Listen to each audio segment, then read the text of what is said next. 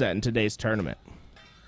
And now both of these teams have been able to make it out into the double elimination format side, but either way, none of them want to drop into elimination. None of them want to drop into that lower side of the bracket, so lots of implications here. And as I say that, Black Hand go 3 down, and the first cap is going to go in favor of Team EXO. And already back into the fight. Love that from Hade, of just showing how confident they are with their BRs today. It's going to be up to Bid to really keep this flag alive for the squad. That heat wave going to be so important to their success as he's trying to get more and more damage down lane. As he's trying to check all these corners. This flag, it's so close to getting to where it needs to be past that 50-yard line, but you have to do your due diligence. You have to find the picks on the map. Another 3 down go Black Hand, and EXO already moving that flag as fast as possible. Maybe a little bit too fast right there, Shakoi. Make sure you secure it. Luckily, there's nobody in sight for Black Hand to be able to stop this flag from going through.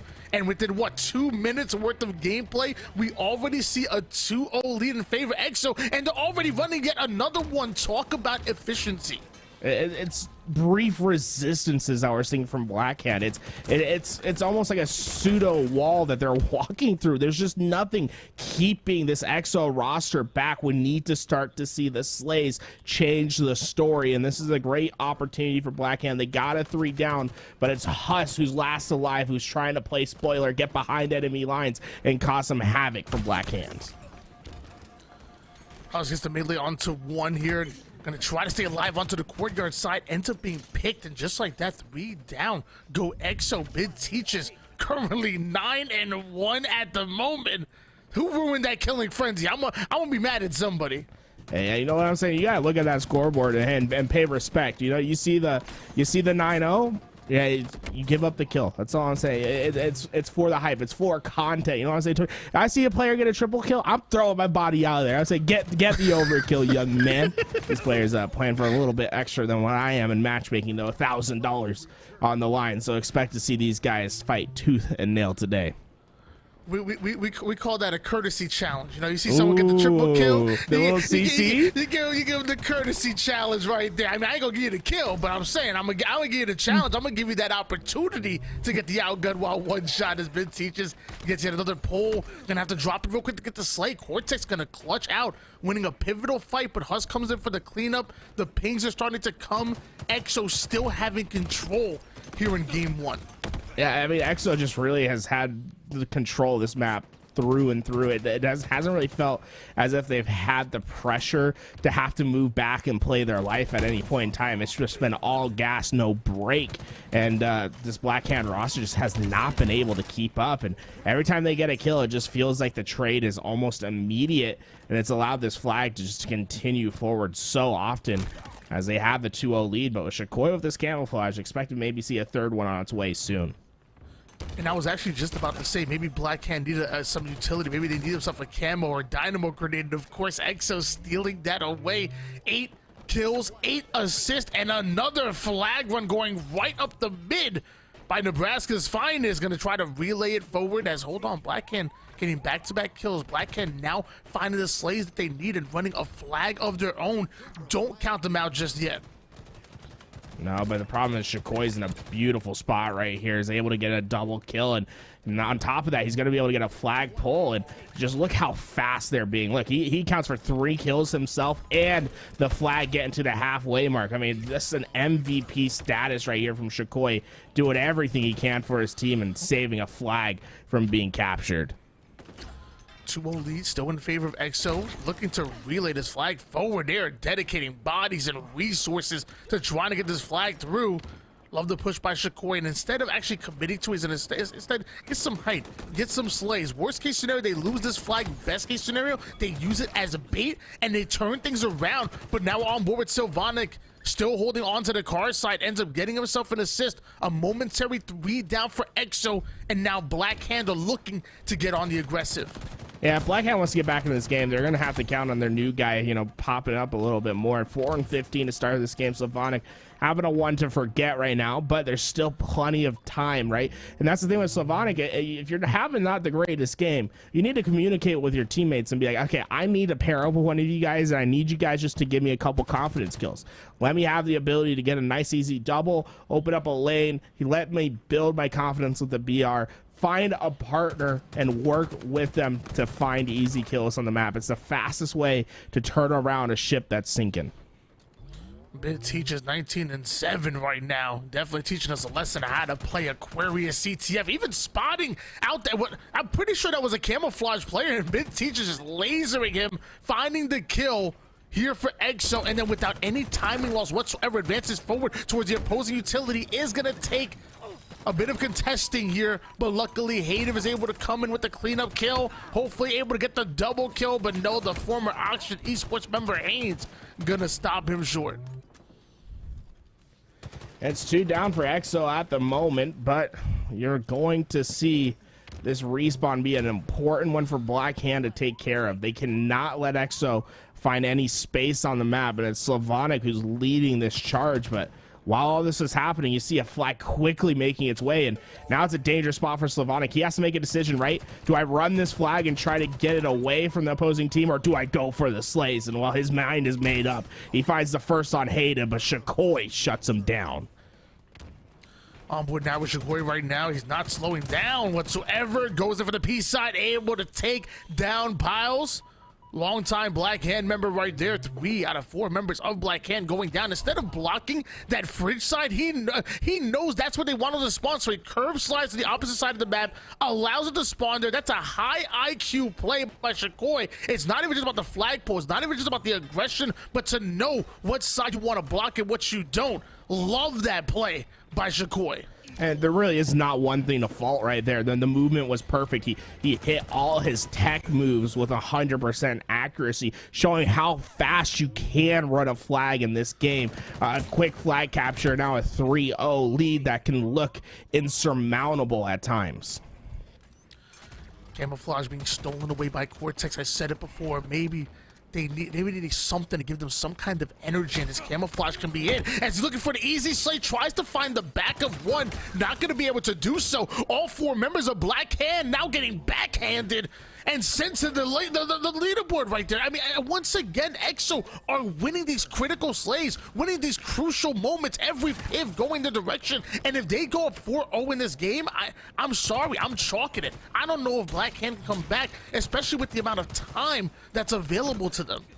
Yeah, this is just a devastating result because you want to at least have a close. You don't have to win game 1, but you got to make sure it's close. You know what I'm saying? You can't be going down in momentum like this. A 4-0 lead for EXO, and everything just looks bleak for Black Hand. And this is a roster that's used to, you know, playing on its highest level, like putting a test to pro rosters, being a force in the top AM scene, and EXO has just moved through them as if they're a hot knife through butter. There's been no resistance, as Shakoi could be putting in the definitive flag cap right here as he pushes it out straight to the halfway mark, and it's up to Bid to keep it alive. You know, I'm gonna chalk up and say, you know, maybe Aquarius isn't their map. Maybe it's not their best. I got my good maps and I got my bad ones. Don't put me on Bizarre CTF. Expect me to put up numbers. It's just not gonna happen. I'm gonna be honest with you. So maybe Aquarius just isn't their best foot forward. I will say, at least Cortex right now, 19 kills. You have a decent amount of assists compared to the amount of kills that are coming out of Black Hand. So there's some things to lean on here, even though they might get 5-0'd. But like you said, this is not good for the mental. It's really not. Black Hand getting absolutely swept in this game.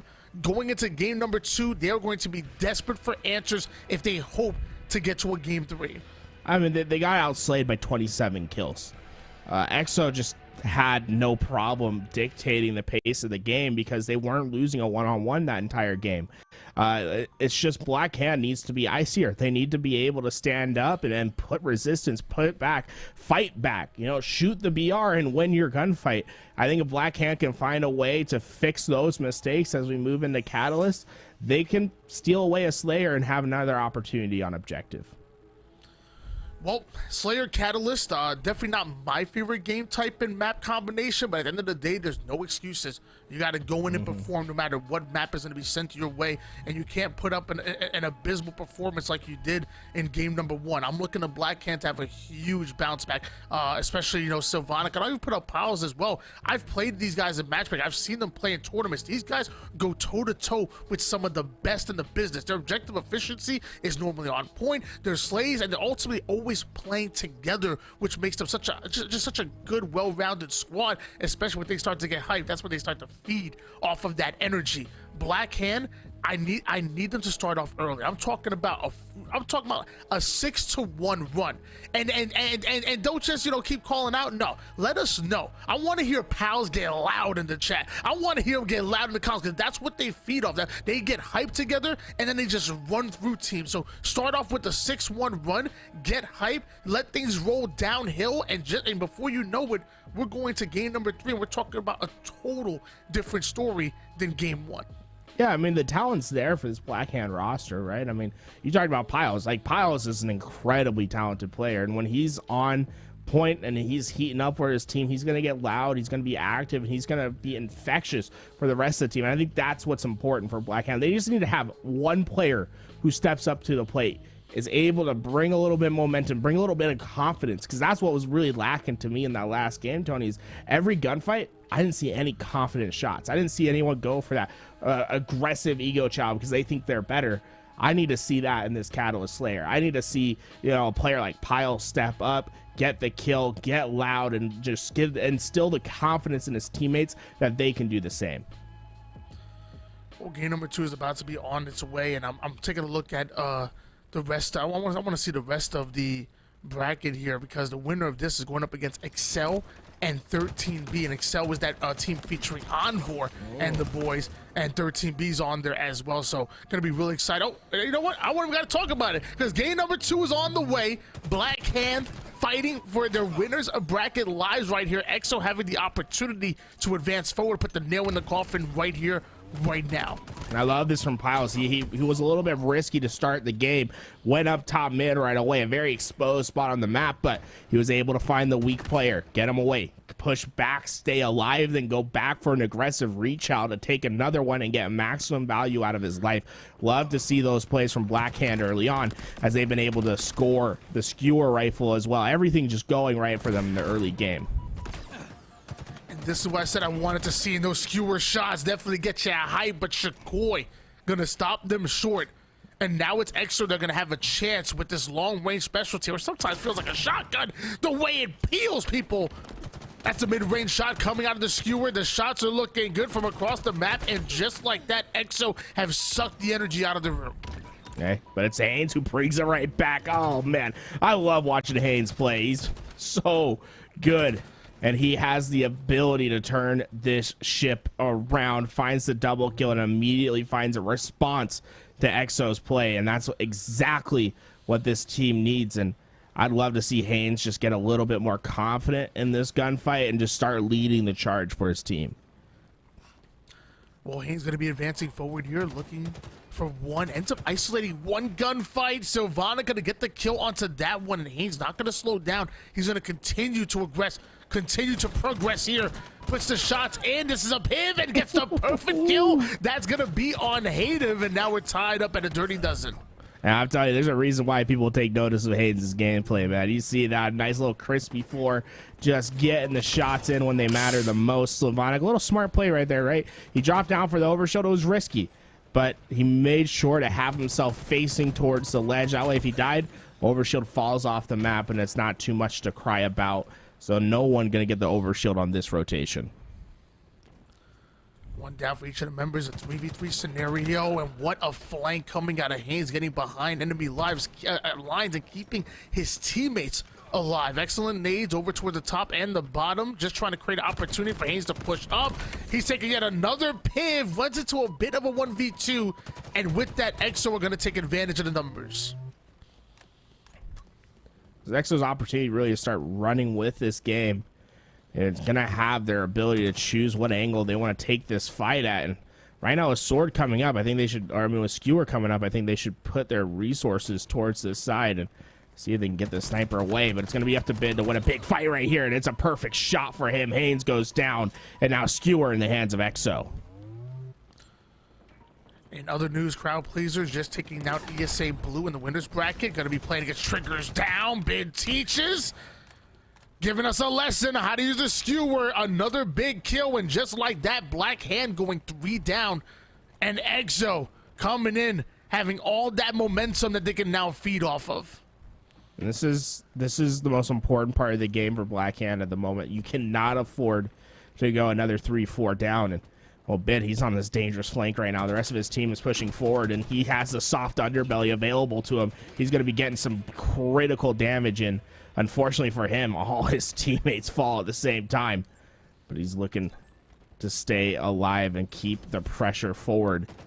The Skewer's a big part of it, able to find another shot. Hey, you know, a little observer glitch right there, Tony, because I think it looked like it was a country mile away, but I'm sure on his side it was connecting. Yeah, that observer mode sometimes be a little wonky there. I don't know if he curved that bullet like that, not able to stay alive with the Skewer, but the Overshield player was able to get out, now on board with Haynes. Haynes, I love this spot right here. So many times so Savonic uses himself as bait, and then have a player just overextend, and it's an easy backsmack. It's easy numbers. But with Hate of having the sword, these might not be too easy. Yes, sword and Overshield combination, things can go from bad to worse real quick. Yeah, no, tell you about that spot. I was talking to some of the developers over at 343. Oh my, Hate of. This little double kill for him, and now he's got the little grapple to work with as well. Oh, he's going in for more. Ooh. Yo, I hate him getting aggressive. But you see this spot right here? I was talking to him, and do you know what they modeled this map after, Tony? What's that? What's that? New York City's streets, because there's so many ratty spots. You know what I'm saying? When it's infested with rat spots, there's so many spots for you just to hide, play a little bit ratty, and get easy kills like Hate him just is right here. The double kill. It's a long-range map with long sight lines, but the sword is so powerful because of all these tight corners that you're able to rat around. See, I don't think that's true, because there's no way that you can clean house in New York. There's no shot. But as of right now, EXO are exterminating here on Catalyst. 3 down for Black Hand, a 41-29 lead. EXO continue to run. I mean, at this point, if we're playing chess, this is check and about to be made. Yeah, I mean, this is the end game, right? All you have to make sure is you don't blunder away a piece, and you will find checkmate and victory in this series.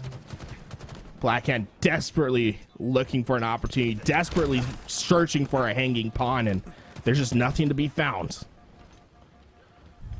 We're going to back down momentarily. We do see some numbers go in favor of Black Hand, getting very creative with the repulse and the double backing right onto Powell, stealing that kill. Shakur was one shot, and the confidence to make the play like that was absolutely insane, and probably a reason why he's 17-11 right now.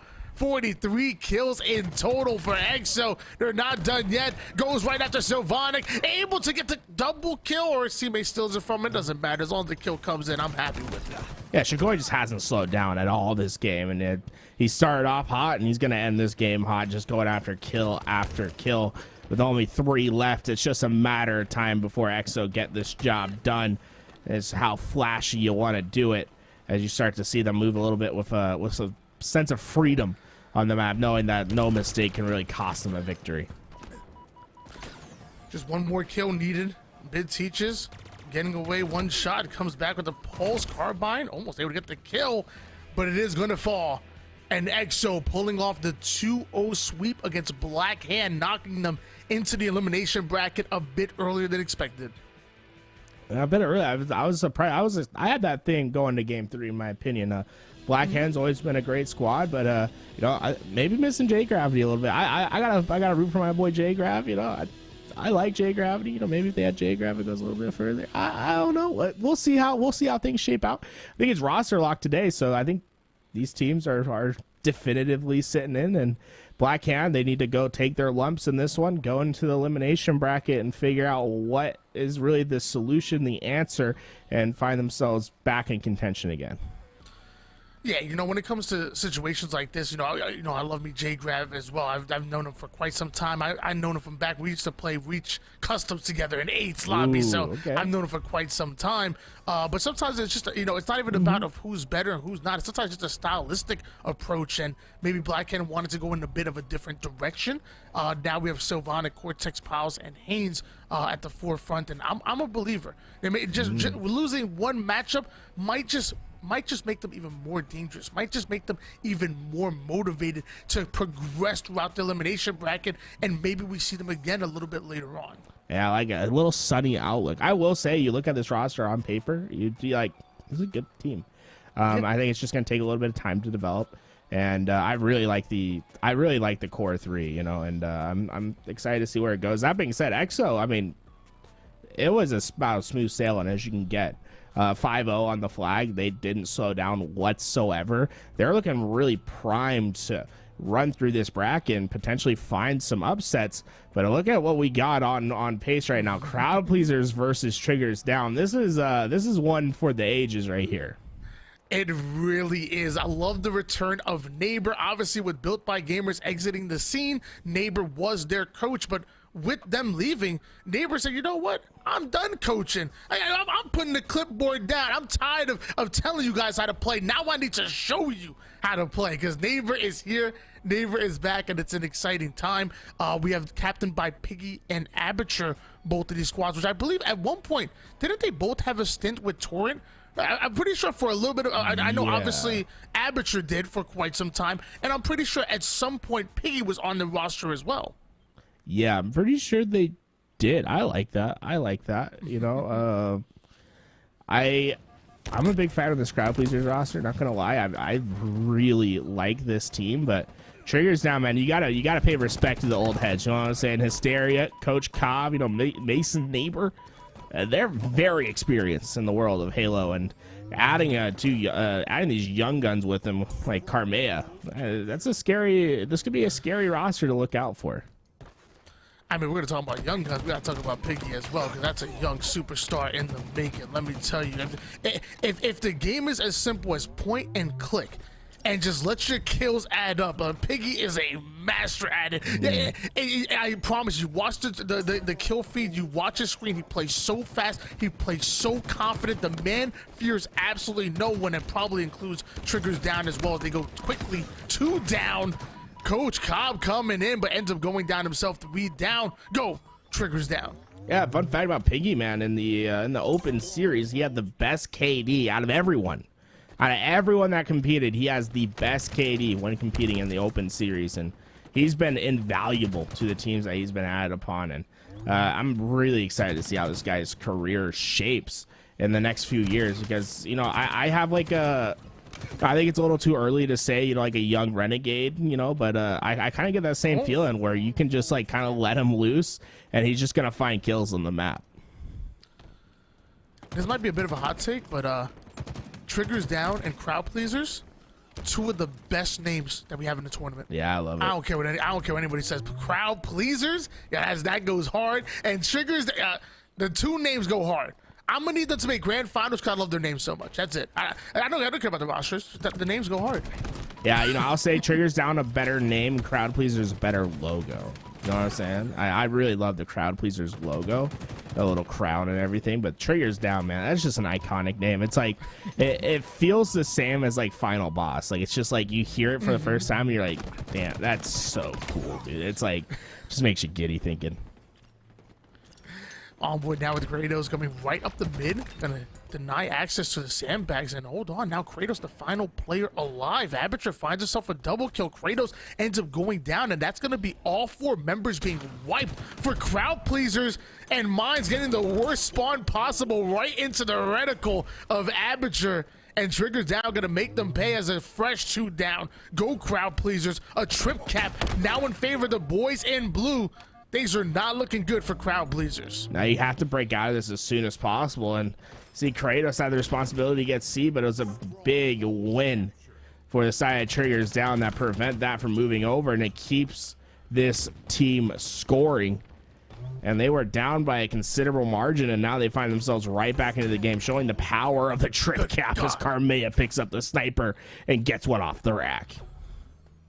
And he's not done yet. Has the repulsor as well to try to get some movement in there. The quick scope right to the body as Aperture steals the kill. Alpha gonna be stolen by Triggers down. And now Mine's the only player available to defend the B side. He's being collapsed on. He's being surrounded by Mines and Carmea. He's gonna go down as well. Triggers down now, working on Bravo after C gets stolen. Piggy almost loses his head. Triggers down, not slowing down whatsoever. Carmea is playing like flow state level Halo right there. He's just been hitting some great snipe shots, even though they're not all heads. He's getting some great damage in. He used that repulse to send that grenade away. He's been hitting every single movement tech. He's been flying across this map, and it's made a huge difference for his team. I mean, Carmea, although he's not like lighting up that stat sheet by any means, he's definitely being flashy on our screen. And while Carmea is changing the attention of crowd players over towards him, it looks like Triggers down. We're able to steal away that overshield in the hands of Aperture right now as he gets over towards B, uses the repulse of his own, get creative to dodge a grenade. Aperture gonna find himself a killing spree. Can we talk about that 17 and 6 right now, putting up 2K numbers, is the former Torrid member. Yeah, I mean, this is unreal. Like the slaying output that Aperture is putting out is something that can very rarely be replicated. 17 kills in this game before anyone's even at 120 points is just incredible to see, and I don't expect him to slow down whatsoever. He's just looking for an opportunity. As soon as someone exposes himself, it's going to be like a shark in water, smelling the blood of the enemy team. They're going for the challenge onto Kratos. Kratos plays on a fairly low sensitivity, so those long-range shots hit, and they hit hard. Aperture forced to back down immediately. Coming back in for the reach out, but little does he know, Kratos is already rotating over toward the C side of the map. The repulse gonna send Piggy to the skies, but going down to one shot, and somehow Aperture able to put his 18th on the board. I would have died 12 times over in that scenario, but you gotta get creative, you gotta value your life, and man, clearly Aperture does, only has died 6 times. Aperture got the sneakers on, you know what I'm saying? He's making some cuts that you just cannot handle. Great positioning, great timing on the re-challenges right there. He's able to steal away that kill, and just him being alive for this long, even though he hasn't been getting that many kills since we switched on to him, you can see how much of a difference it's made. I mean, they have to keep respecting him, and when they do take the challenge, it often ends in disaster for the other team. Piggy was the first victim, Kratos is the next, and now Aperture is searching for a third. And if you don't offer that respect, he'll just take it, he'll just earn it. And that's exactly what you're seeing on Aperture, taking down one, hasn't gone down since. I would love to get somebody else on the screen right now, but I can't. My eyes are drawn to it. The man hasn't died yet, and he's already put his 20th on the board, and with that, you're now seeing Charlie being stolen away. Triggers down, working on a trip cap, absolutely collapsing and engaging, and just going at crowd pleasers in every turn.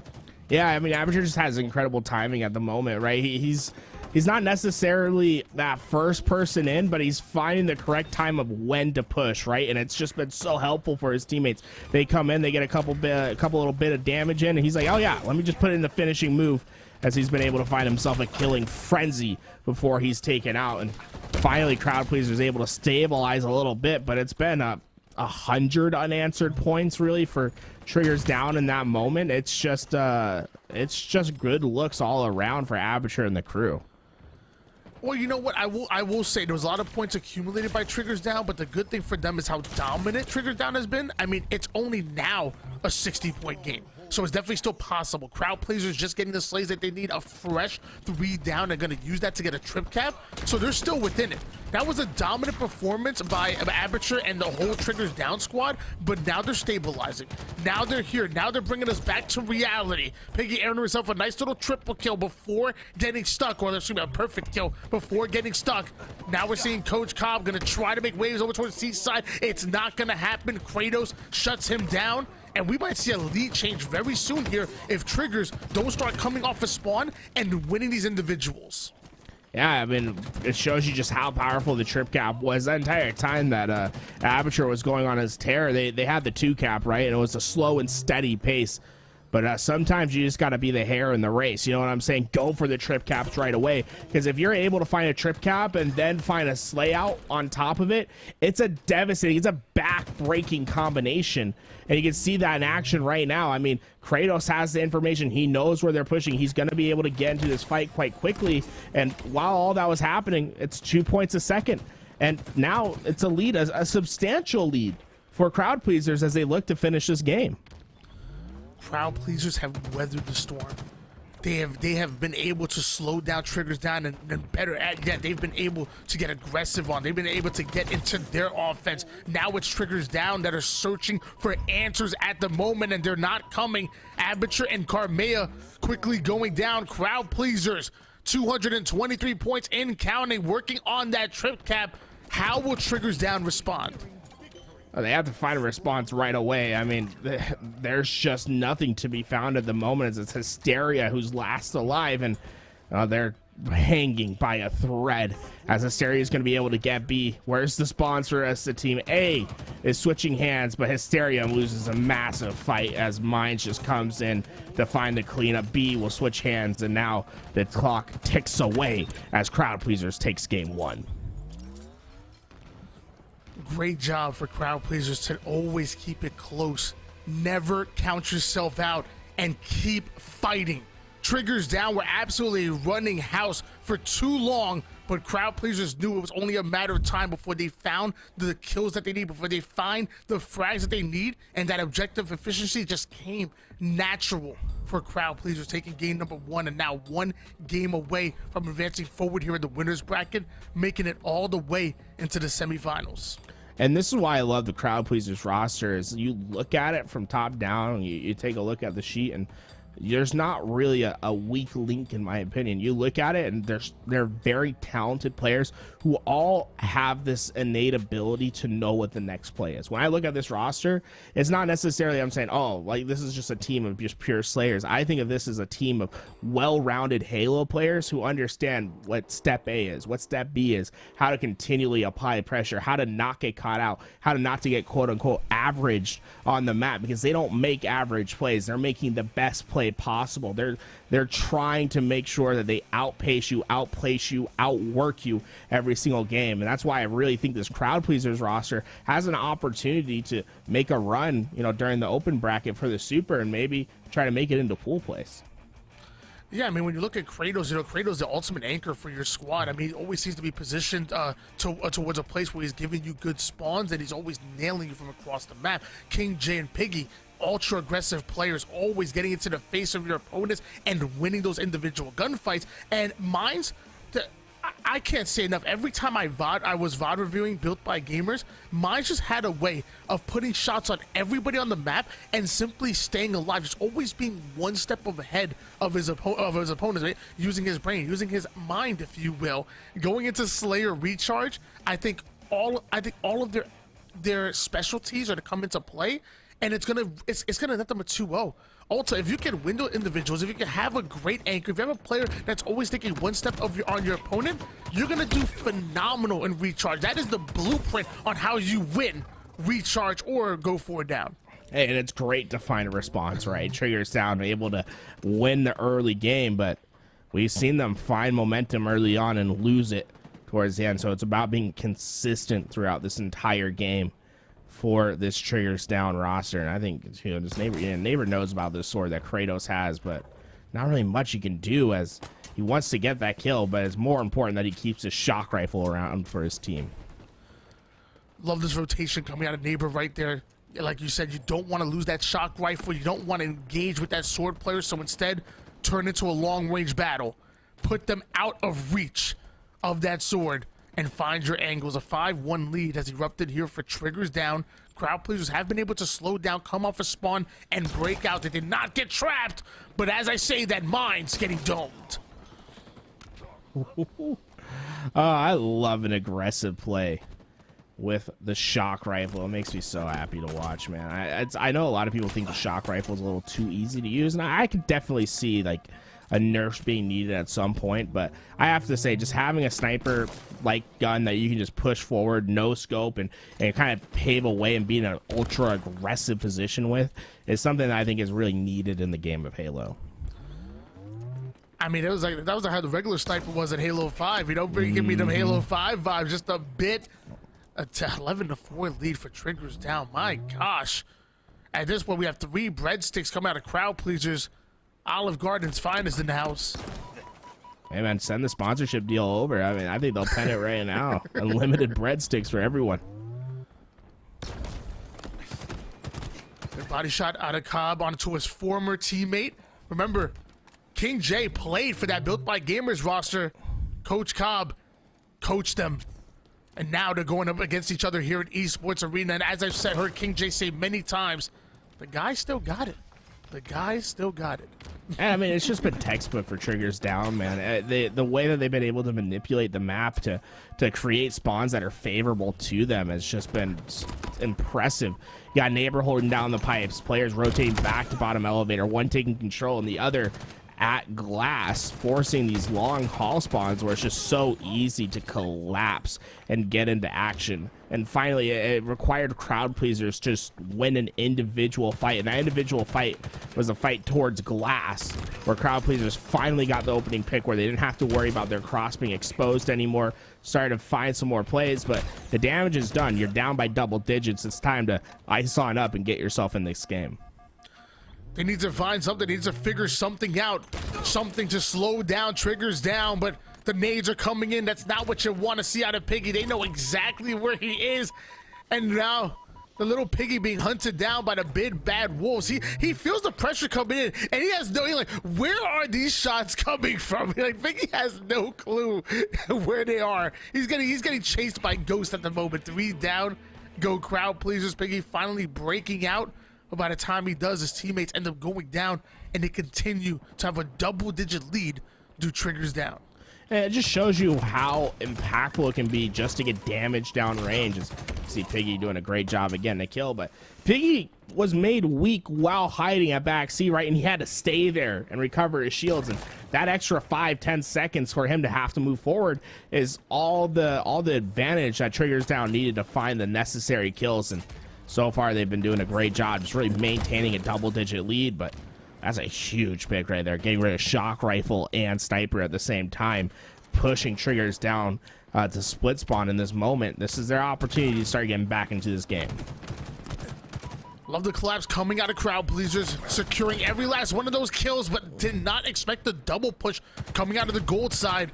Carmea gonna net himself 1 easy kill, and now there's 3 players stuck here toward the A side. Hysteria is sneaking in on the control. Carmea getting right into the action. Aperture comes in for the bait and switch, but he's gonna get shut down. King J finding 1, looking for 2. Great shots by King J to slow down the entire Triggers down roster. Yeah, and King J just showing it's important to get shots down range, right? Stay forward, stay aggressive, don't let them breathe. As he was on a mission to chase them down like the hound dog he is, barking at the door, he was able to get the damage necessary, keep Triggers down on their back foot, and suddenly this game looking more and more attainable for Crowd Pleasers. You know, often the idiom is, Tony, that the Slayer game doesn't start till 30 kills, and well, you know, Crowd Pleasers quickly approaching 30. They're getting ready to step their game up. Crowd Pleasers looking to lock down the entire map here. Watching the A side, you have Kratos anchoring over towards that glass. Hysteria's going to try to break through, but he's going to be met with some resistance. Every inch of this map is being watched here by Crowd Pleasers, and luckily, Triggers down do have the lead, so they don't have to force the action. They can allow Crowd Pleasers to try to make a mistake here and get that first pick, or Coach Cobb can try to fly in, ends up getting caught out. Kratos gets the kill from across the map with the commando. Hysteria ends up going down as well, and then the King J coming in, crowning Aperture, and just like that, this is now a 3-kill game. Oh, but it's Neighbor who needs to come up in the clutch, and although Neighbor goes down, he did an important job, right? Keep the camo out of the clutches of the King. Jay has been on an absolute tear with his shock rifle, and that camo could have made all the difference. Instead, he's going to have to do it with just the BR, a killing spree. here for King J as he's lit up the scoreboard at the end of this game. Now just a 3-kill deficit for Crowd Pleasers to overcome. Disruptor in the hands of Aperture, gonna mark that grapple for the rest of his team. Carmea trying to find an entry point over toward the glass side. Him and Aperture could work a 1-2 combo. This could be a nice double push and force Piggy and Minds out. But looks like there's a change in pace. Looks like a change in plan. The call-outs are coming in, and instead of going towards that glass side, they're going to try to make it towards the A here. Kratos getting some extra shots in him. Hysteria trying to poke with that shock rifle, looking for the opening. And everyone's just trying to find that first pick, right? And you start to see pressure build. It's Carmea who went in heavy. He was able to make a player one shot, and the trade comes in through Aperture. Now Aperture trying to get his own, but it's the spate and switch. King J and Kratos make the punishment happen as Piggy finds the next, and suddenly you know that Crowd Pleasers wants more as King J goes in for an extra one. Hysteria gets the team kill. Now we're tied up 37 all. You gotta love that play by King J right there. Goes in and challenges Hysteria, know that he's stuck, so instead of backing down, he just advances forward. He makes Hysteria commit mistakes with that grenade, and it ends up turning that stick into a betrayal. I love that play by King J. A heads up one, high IQ.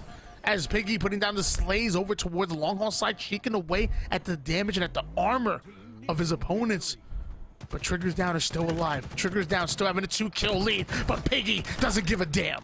I love this from Piggy, right? Staying back in the long haul, knowing that even though the rest of his teammates, he doesn't really have direct help for him, that he can reap the fruits of their labor. His teammates get a couple players weak. They try to go to the escape routes that they think is safe, but it's Piggy laying in wait and has quick answers for them, keeping this game close. But Triggers Down awfully close to finding a finish, and then you just find another clean wipe.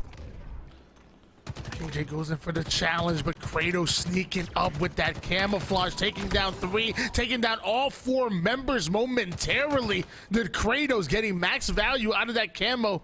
He's currently 13 and 11 at the moment. Has even chalked up 3 assists, and a large reason why Crowd Pleasers still in it, only down by 5 kills. Unfortunately, I mean, it was a great effort from Kratos to get that 4 down, and he comes back up and is the first one to go down, and that leaves Triggers Down an opportunity to start applying pressure that Crowd Pleasers really just cannot handle at the moment. 48-42, and now it's game point for Triggers Down. No mistakes can be made, but KGX not able to get away as Triggers Down will finish the game with ease.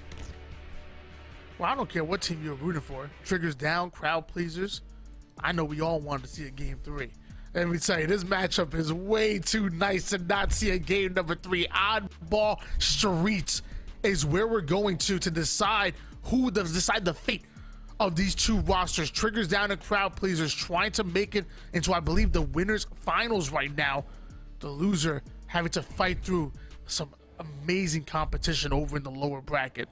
I'm gonna take a look at the bracket right now. In fact, I mean, right now you have Black Hand, ESA Blue, The Breach over in that lower bracket. The winner of this, like I said, coming into that winners finals. EXO waiting in the semifinals. There's a lot of implications with this one matchup here. Yeah, it's gonna be a very important game for this for these teams to clutch up on, and I'm very interested to see who can just keep the consistency up, right? Because there's gonna be a lot of peaks and valleys. It's gonna be a long fight on Oddball and Streets, right? There's so much to go through, and to me, it's whatever team that can just be consistent that'll come through. You know, you can't really focus on the big impact plays of every single game because you have to be able just to do your job, respawn in, respawn out, right? If you're gonna have an incredible, you know, overkill one game but then die the next 5 times in an average way, you're gonna lose the game. So to me, I'm looking at this Crowd Pleasers roster to really just step up, because I think they came out a little bit flat in game 2. I want to see them step up, be a little bit more consistent, and give us a hell of a game 3 to watch. And with that consistency comes the ability to lock down the entire map due to a nice setup. I think of like when you get that ball over towards the the subway side. You know, if you're not looking for that great play, if you're not looking for that amazing play, instead you're like, let's look for these consistent slays and let's just work and let's just have our teamwork control. At that point, you know, there's 3 entry points. Coming over towards the purple side, coming over towards the mid, and coming towards the Bravo side. At that point, it's all about small talk. You know, when you're calling out, when that player's coming over B side, how many of them are there? Because that's going to decide whether you start to man the truth, try to move them over and dedicate resources to blocking off that angle, or is it a feint? Are they sending a 2 and 2 or 3 and 1, and now you just move resources and created an opening for your opponent to break the setup? So with that consistency comes, I would say, a great, you know, an easy way to just lock down the entire map by watching every single angle and always keeping your eye on the prize, if you will. I totally agree. I think that's one thing that you brought up that's really important, is just making sure that you're dotting your I's, crossing your T's, making sure that you don't leave anything unchecked, right? Making sure your angles are covered on this map, because there's a lot of routes. This is a small map, right? And there's a lot of quick routes to get to places to find, you know, the soft underbelly of the defense. And if teams like, you know, players like players come to mind, like Piggy, Kratos, right? If they can find a way to go through and make their way through the middle of the map, not be seen, and get behind a couple players, you know, they'll take advantage. On the other side, you know, I think of Karmea. Like Karmea, if you give him an opportunity to sneak a little bit too far in and not be seen, he's going to punish you every single time. So it's very important for these players to be on top of covering their angles, make sure that they truly have map control and that no one's lacking on their spot. But I love the shot from King J right there. It's a quick 4 down, as triggers down, come off respawn, and King J is just this consistent shot that you love to see. Really just a steady one, and you know that he gets first shot on you, it's very rare that he's gonna miss the next and you're probably dead. Well, this is game number 3 and we're on the streets, and if you're gonna fight, you better come in with the proper artillery. Make sure you're controlling those rockets, make sure you're controlling that bulldog, and don't forget about the stalker rifle either, man. Lots of people running over that stalker rifle, I don't know why. As Hysteria ratting it out over towards that purple side, there are 2 members coming toward the B side. Coach Cobb teaching a lesson, taking one down with the rockets, even seeing 2 members going towards purple. That is valuable information that's being fed throughout the rest of Triggers Down.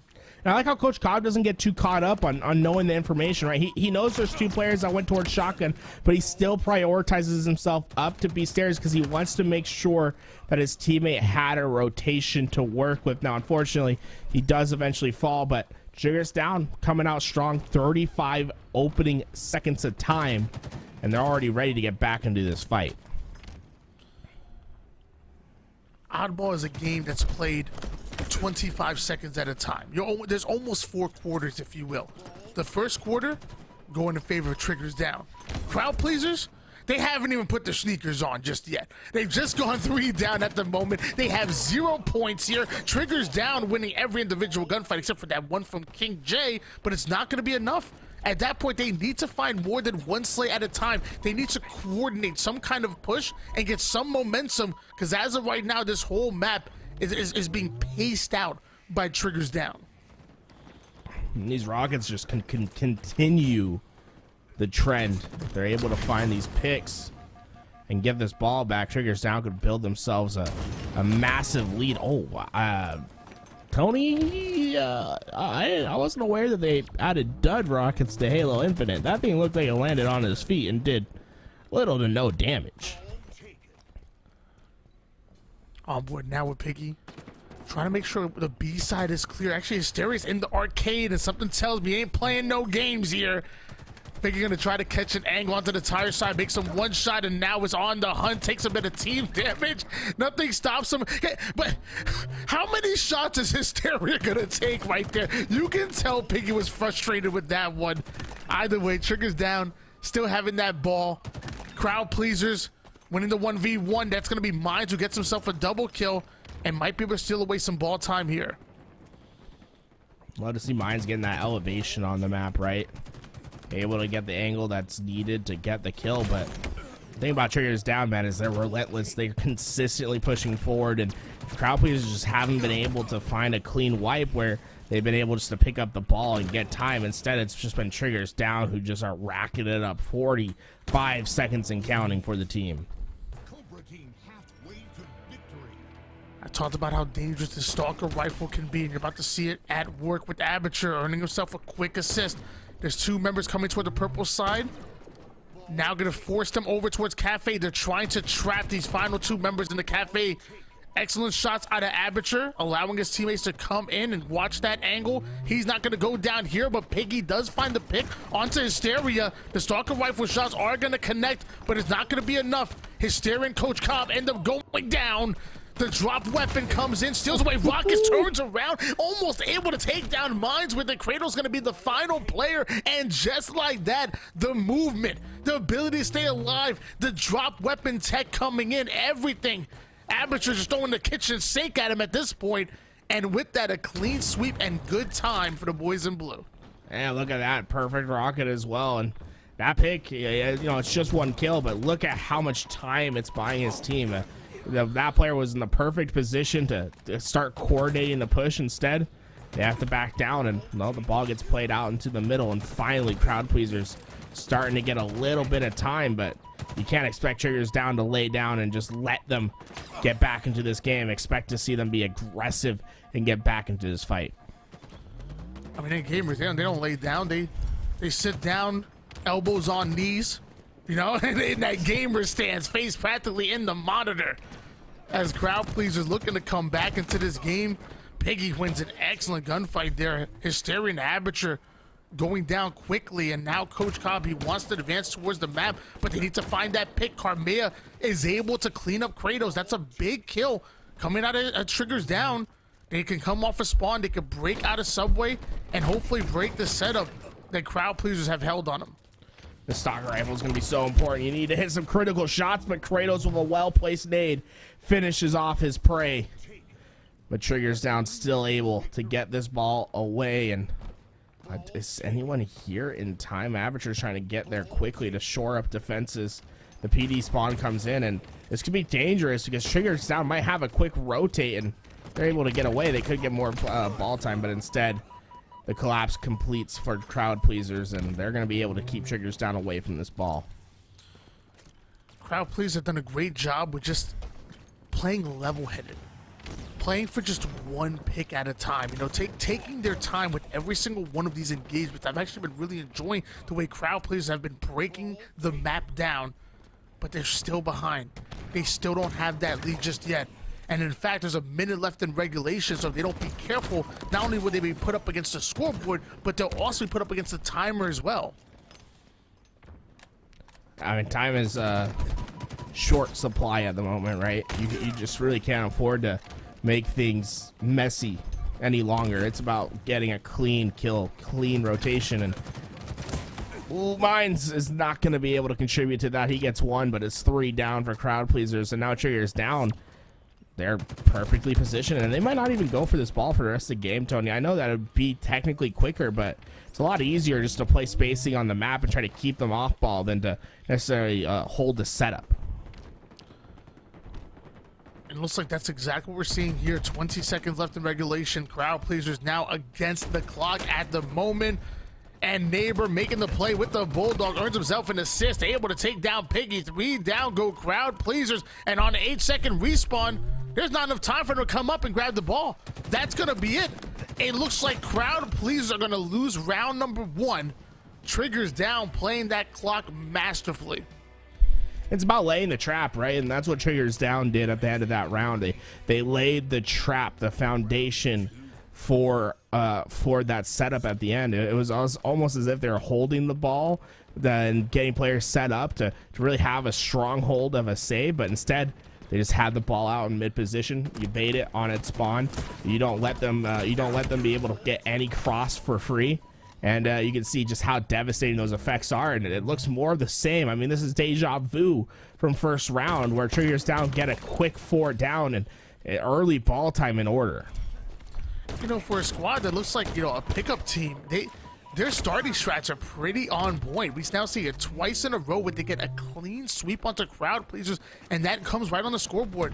The first quarter being won here in oddball by Triggers Down, But as I say that, 2 members going down. Crowd pleasers finding a bit of slays. Now going to rotate that ball over. King J going to go back for the reach out. That's going to be a wingman medal being earned by Kratos. Ball time hasn't been accumulated just yet. And in fact, a bit of an over challenge. It looks like Triggers down, going to win a bit of slays, and 4 down go crowd pleasers. It's time to give the gold medal right there to Hysteria and the play that he made.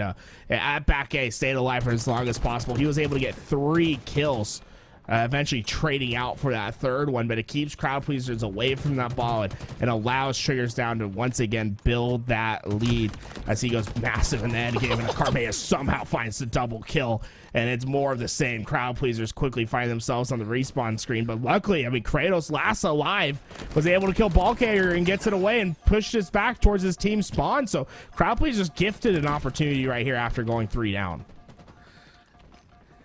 I don't know what that move was called by Carman. To back up the balcony, the 180, ends up landing the melee. It looked damn pretty. We're now with Hysteria. 21 kills right now, but don't have any teammates at the moment. So he's going to get a little sneaky with it, but spotted out by Mines. A Commando not going to be able to take him out. But hold on, Aperture gets a God Spawn, but Aperture goes down as well. And now Hysteria is going to try to stop Piggy with the rockets. Cannot connect with all the commando shots, but crowd pleasers still end up having 3 players onto the black screen, and Triggers down have those numbers, and once again that objective efficiency coming in. More ball time being soaked up here by Triggers down. Yeah, Triggers down just been out working crowd pleasers when it comes to objective efficiency in this game. I mean, the slays, they are in favor of Triggers down, but it's not like it's been this huge margin that you couldn't overcome in a game. I've really just noticed that every time Triggers down gets kills, it seems like they're immediately right on top of that ball, getting it away. Whereas crowd pleasers have had to try to steal away ball time, you know. It reminds me of Kratos, like he's last alive. He somehow finds the kill, gets the ball away. And that's how they get ball time. For the first time, we're really seeing crowd pleasers kind of set up and have an opportunity to get some prolonged time. They can't let this opportunity escape them. Triggers down, working smarter, not harder, and it is netting them positive here. Round number 1 was taken masterfully by them, and round number 2 seems to be the same. A 30-second lead right now, and in this game, that feels like 70, feels like 80 seconds with the way that they've been playing at the moment. Kratos going down once again. Crowd pleasers find the slays that they need. Coach Cobb ends up going down himself. Hysteria gonna find a slay, but now Hysteria being left by himself. That ball was now played towards the middle of the map. It's now stuck on the Stalker rifle. Maybe Triggers down can use it as bait, but crowd pleasers can do the same. See, Mines, he's the first player that's really in position to try to make a play, and the question is he gonna go for slays or try to get this ball away? And oh man, he takes some heavy damages, but King J lights up the scoreboard. 3 kills for him as he dissects Triggers down. They go 4 down, and finally crowd pleasers have an important opportunity here, right? Ball setup, they have spawn control, they have rockets. This is everything you need to win a round. You cannot let this opportunity escape you. King J able to find the kill onto Carmea without wasting that rocket, letting the BR do the work. And now he just has 2 still in the back pocket. Hysteria coming off the spawn onto the PD side. Carmea is going to follow. And instead of King J getting over aggressive, he's going to try to bait things out. Finds 1 on the planter side. There's a second one onto the statue. Doesn't waste the second rocket yet. Still gets the double kill. And 4 down. Go Triggers down. This is one of the most dominant setups that you can see, right? 2 players shoring up the purple side, working with each other, baiting, switching, and then King J on an island towards B, watching the rotates and has the rockets to work with. So easy kills for him to grab. And even if they do get past the line of defense, well, he has a rocket to work with to try to get him off rotation. As you see him able to find the first kill, but finally the setup is broken, but not before 70 seconds of unanswered ball time goes on board. Triggers down, finding some space here to work with. That ball being tossed over. Here's the movement coming in. Triggers down, still very much in it. But like you said, a 70-point run by crowd pleasers, quite impressive. Now we're going to see if crowd pleasers can break a setup as good as they can hold one. King J coming in, the nades start to fly. Aperture not going to connect onto that one. In fact, Aperture now going to rotate that ball towards the mid-map, and now that ball, instead of being used as time, is now being used as bait. Yeah, I love the awareness of Triggers Down right there. Yeah, being very aware of the spawns, knowing how to get that rotation through, but unfortunately not able to secure the last step of the equation, which is getting kills. They go 3 down, and that's going to make it easy enough for Piggy to grab this one back on up, and I don't think anyone's really in a position. Maybe Aperture can get there in time. Yes, Aperture gets there in time, but can he truly play spoiler? Over 3 down, going crowd pleasers. Mine's gonna try to win the piv, not gonna be able to do so, and Aperture gonna let him know about it. Former teammates now going at it here, and just like that, Triggers Down might have put the nail in the coffin. Hysteria and Coach Cobb able to find the picks onto Piggy and Kratos. 3 down, going crowd pleasers. They had said desperate, and it's not gonna be enough. Crowd pleasers being sent to the losers bracket. Yeah, Aperture plays hero, right? He gets to that ball just in time, able to get that kill and holds the rest of the time. Now, obviously, that Ghost Melee is going to have some people's minds racing on what could have happened if that didn't go that way. But at the end of the day, I mean, Aperture, he had to win a fight by himself. He was able to do that, and it provided opportunity for Triggers Down to get back in. We're talking, what, 3 seconds of ball time that makes the difference. And, well, now we see Triggers Down continuing on towards our grand finals. Yeah, well, yeah, the winners Triggers Down in that winners finals. Winners final. There we go. Yeah, waiting for the rest of this the rest of this bracket to come out, and I mean, he might be right, man. The way they play him, man, they destined to make it to the grand finals with that winners bracket advantage. That was masterfully done. Crowd pleasers, they showed us a little something. I'm not mad at the way crowd pleasers played whatsoever. They just weren't able to put it all together, obviously. And crowd pleasers now gonna wait. Looks like we're waiting on Excel Win Esports Arena Red to finish out their matchup. The winner of that plays against EXO, and then the winner of that makes it a winners final. So there's one side of this bracket that's holding us up a little bit. I don't know what's going on. They go into like a game 13 apparently. I don't know what's happening here. Dude, Tony, you're making me sad over there. We're gonna have Yeso break all this down for us. Couple of great sets there to kick things off. Of course, we started with EXO in Black Hand, and there's not much to say about this one other than EXO came out and they just took care of business. This Black Hand team is honestly solid. I've enjoyed getting to watch them. They come out pretty much every single week. They've been making top 8 pretty consistently. Seen kind of a lot of growth from the team, but EXO came out and were pretty dominant in that 2-0 win. Moving on, and of course, as Tools and Why Not pointed out there, we are waiting for the result of one other series before EXO has their next matchup, but they certainly carry a lot of momentum into that one because they were dominant there against Black Hand. And move on. Of course, the series that we really want to talk about, though, was the one we just finished up, Crowd Pleasers and Triggers Down. And this was one that it felt like Crowd Pleasers kind of had in the bag. They take game 1. We go into game 2 on Slayer. Triggers Down come out kind of pretty hot out of the gate. They built about a 6 or 7 kill lead at one point at about the halfway mark. And all of a sudden, Crowd Pleasers kind of came surging back in that game. It was very, very close. They were down by a kill or 2, but just a couple of mistakes cost them. Triggers Down kind of regain control there, regain that lead that they had been sitting on just a few minutes prior, and it just was too little too late for Crowd Pleasers to get back into game 2. And that takes us to game 3, and then we go to Oddball. And Oddball, a very interesting mode. Of course, there's kind of a lot of ways to stall that game type out if you're behind, to try and kind of get things rolling in your favor. And Triggers Down take the first round, and Crowd Pleasers made it close there. And, Tools made a great point, right? Just 3 seconds essentially making the difference in that entire game because Triggers Down were able to buckle down, get the ball, and get the close in that one. And that was a very tightly contested series, and we'll have to see what both of these teams can do on their respective sides of the bracket because, of course, Crowd Pleasers will drop down to losers. They'll have a little bit of time before their next set, and then Triggers Down move up into winners finals, and they'll have to wait for a little bit for their next set. What can these teams do, right? If we get, an XO versus Triggers down matchup in winners finals, who's favored there? And can crowd pleasers survive on that lower side of the bracket to possibly try and earn a rematch with the team that knocked them down onto that loser side of the bracket? We will have to see as things continue. Do want to remind you of a couple things before we keep the show rolling today. First of all, of course, it is Intel Week here at Series E, so if you're looking to pick up products from our friends at Intel, they are all over at walmart.com/esports arena. You can get stuff from Intel as well as all of our Series E partners over there every single day. Again, it's walmart.com/esports arena, so make sure to go and check that out today. Of course, you support our partners and you support us at Series E. Production says we are not quite ready yet for our next set, so I'm looking forward to getting there here very, very soon. Do we have the bracket? No bracket. Okay, we're going to go to a quick break.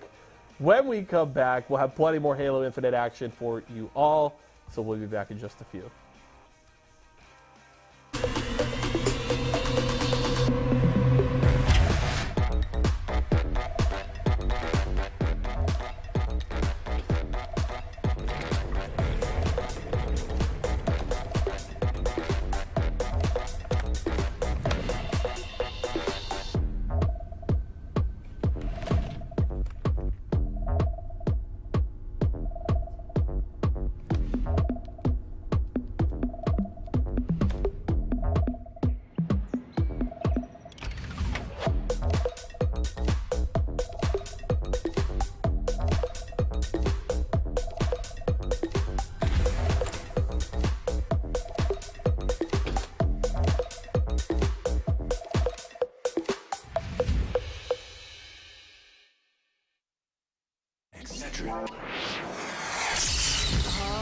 I'm fading! One bad headache can crash your entire game. Excedrin relieves headaches fast. Excedrin, game over for headaches. Kick of flavor, so they're perfect for any get-together. If there are any left when your guests arrive. Tyson Anytizers Chicken. More kicks of flavor, more smiling snackers, more to love. Tyson. What am I to do with this? To the top of the game and it's getting, but I'm finna handle it. Break it down like an analyst. I'll be loading up, they wanna package this. Pray for peace, pacifist. I'm never old enough to give a promise.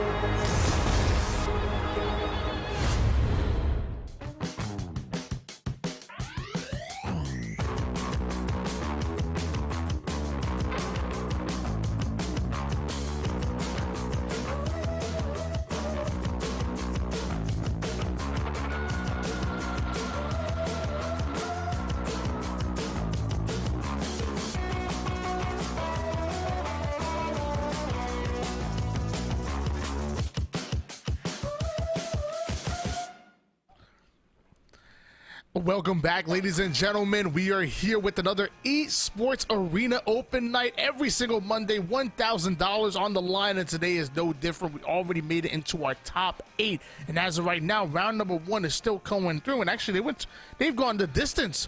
We're in a game number 3. It's Excel featuring Envor going up against Esports Arena Red featuring Two Nice Tools. How you feeling? Yeah, I'm feeling like I want to see what is going on in this series, man. I don't know how they're not through game 3 yet. You know what I'm saying? But we'll have to see. ESA Red, a team that just is sneakily good, man. They consistently find upsets. If I think if someone looked at this on paper, they'd be like, oh, yeah, onboard, like for sure. Pen them in at 2-0. But no, ESA Red consistently makes things a little dicey. Now, I'm curious whether they're playing with Gunplexion today. Playing with Gunplexion yesterday during the super qualifier. Yeah, I was very impressed with them. Obviously, Aperture playing triggers down this time around, so maybe not today, but we'll have to see as Stronghold Streets is coming up. Stronghold Streets, we talk about all the time. Those power weapons will run this game, and not just the rockets. And when I say power weapons, people instantly think of the rockets. No, it's not just that. Stalker rifle and that bulldog. That bulldog has so much ammo into it. If you're able to value your life, if you're able to get that maximum value out of the bulldog, and getting those one-shot melee kills, getting those 3 shots from that little bit of range that has a bit of it, that bulldog can be your absolute best friend. Which I've heard bulldogs. Isn't that man's best friend? Isn't that the same? No, Yeah, I'm bull, pretty. bull. It's like 2 things: bull and dog, right? So bull's like America's favorite food, and then dog, America's best friend. Man's best friend. Like Perfect. Yeah. All right. I think we got nailed it. You want to bark? You want to bark? Are you asking to bark, Tony? Are you wanting to bark on stream? No, I gotta feel it. We'll see. If someone drops a triple kill with the bulldog, I'm gonna let it loose, foaming at the mouth and everything. All right. Who do you think has the best bark in the Halo right now? The best bark in Halo? Yeah, World 2. Not even For a doubt. Sure, bro. I keep seeing people like, I got a better bark. Nah, bro, that's not even close. Royal 2, I love watching the video of him just jumping up on main stage, just barking at his opponents. That cracks me up every time. My gosh, Street Strongholds, game number 3, ESA Red going up against Team Excel. And I'm going to take a look at these rosters while waiting for the matchup to come in. See here, so Team Excel made up of Envoy, Tony Two Turnt, Shock, and Mortally. Okay. Ooh, like that. Mortally actually qualified yesterday under Anime Demons, I want to say. I believe he was on that roster, yeah. Fantastic. Good for him. Shock, formerly of Red Wolves. They reverse swept Oxygen Esports in Kansas City to make it into pro bracket. Tony Two Turnt, formerly of G1. And at one point, I believe he was a COD kid. Envor, formerly of Fnatic, and still looking for a home right now, so maybe get some eyes on him. Meanwhile, Esports Arena Red, sporting a little bit of a new look. We have Stan, Paradigm, and Too Nice joining Gunplexion, and then Gunplexion's former duo, Persecute, over at Villain. So, all right, Persecute making his Esports Arena Red debut. I'm not gonna lie, I just got really excited for this matchup real quick. Yeah, all of a sudden I can see why they're having some problems dealing with this roster. I mean, Persecute brings a slaying power that you just cannot buy with other players, just raw talent. But we're seeing Excel come out pretty strong. Tony Two Turnt with the double kill, which is gonna allow them to get to C right away. We're now with Tony Two Turnt having 2 players in front of him, so instead of challenging from long range, he's going to quickly back down and try to catch up to Mortally, but Mortally ends up going down. That's going to leave Tony a bit out to dry, but doesn't matter. Wins the piv, takes down Stan, then immediately changes angles as Esports Arena Red go 4 down. Excel's just been able to have their way so far, controlling the spawns, not really allowing any freedom for ESA Red. It's always just been a consistent 2, 3 down for this team. They just have not been able to have the 4-on-4 numbers to really fight in this game thus far. Stalker rifle now in the hands of Tony Two Turnt. This weapon can be absolutely deadly. 3 shots for a perfect kill, or 1 shot to a one-shot player like Persecute. And just like that, the triple cap now being held here by Team Excel. And we have a bit of difficulties as one ends up going down for Esports Arena Red. By the way, you guys are probably wondering, Esports Arena, that's the name of the Twitch channel. Esports Arena, that's the name in front of Why Not's name. And we have an Esports Arena Red. So while we're waiting for that player to come back into the lobby, I'll break things down for you. Series E is a semi-professional competitive league where we have qualifiers to come in the beginning of a season. 2 qualifiers, 2 teams end up being sponsored by Esports Arena Red, get themselves a nice little salary that they earn monthly, and then on top of that get to compete in open events where you're invited to play too. Anybody of all skill levels more than welcome to come in. And then Fridays, that's where things get serious. That's where you bring the cream of the crop. It's invitation only, a 4-team single elimination bracket where they get the ultimate practice, and that's for $500 or opens for $1,000. So, I mean, if you're a good enough team, you can get yourself a nice little bit of cheddar. Yeah, absolutely. If you guys, if that sounds interesting to you, make sure that you're signing up for Monday tournaments, or if you just want to be involved, I think there's a current giveaway because it is Intel week. So if you go check out the Esports Arena Twitter, you'll find a pinned tweet there. It'll be right up the top. It's pinned. You guys can join the giveaway, and you have a chance of winning a gaming PC. You heard it right, an entire PC. All you have to do is do a little work on Twitter. I mean, that might be the easiest PC you'll ever get in your life. Wait, I don't think you finished your sentence. You meant to say gaming PC mouse? No. No? Just gaming PC keyboard. Nope, just an entire PC with an Intel Core i5 10th gen processor. This thing's going to be a speedster for you. Make sure you go check it out. You can get yourself equipped and ready to play some Halo Infinite. Okay, I'm gonna look this up because I'm just saying I have a PC right now, but I mean I ain't got a juiced up one like that. As you said, twitter.com/esports arena ESPORTSARENA. You know, I can't spell too well. At the top, wow, 100%. You're right there. Pin tweet. Go check it out, guys. Make sure that you get yourself entered in that giveaway. You know, Tony, I might have to be catch on the. Go on the back end and go retweet it myself. I need a couple spaces for an extra PC in the house. Don't make room, but you know what? Before we get there, we're going to go on to a short break. Don't you guys go anywhere, because when we come back, we're going to have the dramatic conclusion of this game number 3 between Esports Arena Red and Excel.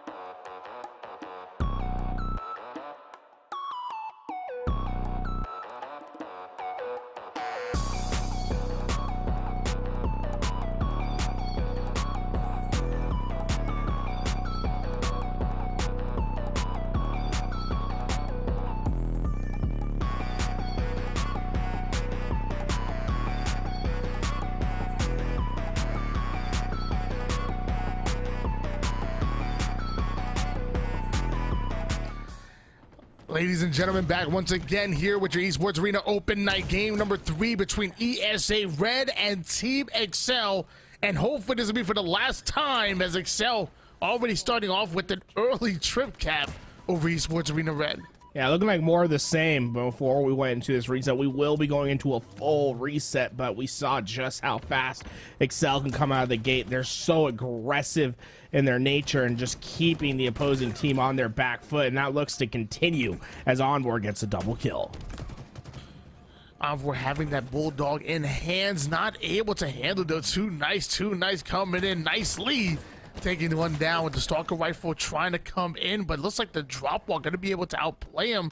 And so that's 4 down goes Team Excel. It looks like ESA Red are going to be able to stabilize from here. Wow, I really love to see that play from Persecute. Just really aware of the spawn cycle right there. Goes bottom mid and gets them right off their spawn. Perfect shots, and now he's going to be able to clean up even more. Love these plays from Persecute. Just getting into spawn cycle after spawn cycle, and he's so deadly when he gets his shot on point. Do not have your reticle not on this man off your respawn. You got to be aware of where Persecute is and how he can manipulate the map in his favor. ESA Red are back in this series. I mean, we saw before they weren't looking very good in version 1 of this, but now they're looking much better here, and they're poised to take the lead. Commando comes in, the BR for the finish. Persecute currently 7-2. That's what you love about Persecute. There's a reason why he was #1 on the leaderboards for such a long time in matchmaking. He has just this ability to find kills and to win one-on-ones that is, you know, not many players can replicate. Just a natural born thing. It's been the surrounding parts of his game that just need a little bit of improvement until maybe he can find himself on that pro roster with so much potential on this ESA Red roster. And I'm excited to see how they can continue forward as we start to see Hills swapping places, as C now in control of ESA Red, but A lost at the same time. They're going to have to find an easy way to push out, and Envor is going to be that first line of defense. Excel holding on to their lead right now with the dub cap. AB setup is in. Mortally does end up going down, but it looks like Tony 2 turns and Shot getting back-to-back kills. Envor needed to get that pick, sadly not going to be able to do so, leaving Tony 2 turn by himself, but a lone wolf strikes onto Persecute, goes in for the challenge, almost able to get that slay with the bulldog. Yep. Fortunately for them, that means Excel's going to have to fight through once again, and Too Nice was able to find one before he goes down. Persecute and Too Nice combining for a nice 18 kills thus far, and well, Persecute's gonna make it 19, man. He's so deadly when he's in the 1v1s. The way he crouches, the way he strafes.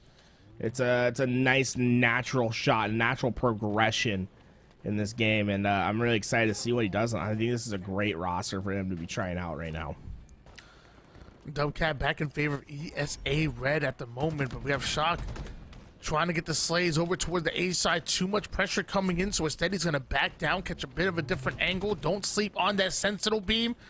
It's a close range specialty, but it looks like this Drock is going to be a little bit better. Off the rack metal, 4 down go ESA Red, and Shot goes right in towards the A side without wasting any time whatsoever. We're about to see a trip cap. Oh no. Oh no. They're in range, and it's a beautiful rocket from Shock. And honestly, this guy is so talented at the game. The way that Shock doesn't waste movement. He's one of those players that just knows the game mechanics like the back of his hand. You won't see him find any mistakes when it comes to hitting attack movement, knowing the quickest route to a spot, and making sure that he's on point with his shot. And that rocket was a great one for the team, able to get that double kill. But ESA Red with a quick recovery. I mean, able to get into B right away. Too Nice finds another kill, and Mortally could be next as he has to try to deal with Persecute. The team help eventually comes. But at least ESA Red, I mean, stabilizing from what could have been a very, very stark position. 126 to 82 lead in favor of Excel, but it's still ESA Red that have that double cap that you need in order to score points. But Tony 2 turn coming in with the double kill. I never met a Tony I didn't like. Shock now advancing forward onto the Bravo side of the map. They have one player to deal with, an Arcade. They're able to get the kill. Can Excel steal away this B base? He's gonna move hands. But now it's the next step, right? You're always trying to push for that trip cap. And if they're able to get a nice 2-3 down here, they could have that opportunity. But instead, ESA Red floods through the middle, and they're trying to get pressure towards C. It's up to Mortally to get into position to help contest, but the nades are too much. C will change hands, and it's an AC hold for ESA Red. A little bit unorthodox, but trying to make it use as much as they can, as they'll be able to find Shock. But A will eventually transfer hands. Was enough done by ESA Red to get some control, and I don't think so. I think Mortally's going to be able to use these rockets to try to clear B and even try to get a little bit more, getting a little aggressive with those rockets, not able to finish his food, and that means ESA Red stabilize and find a BC hold. Shot gonna try to come in. There's only one more player stuck in the arcade. He's gonna try to rat it out, but all rats must die, even Master Splinter.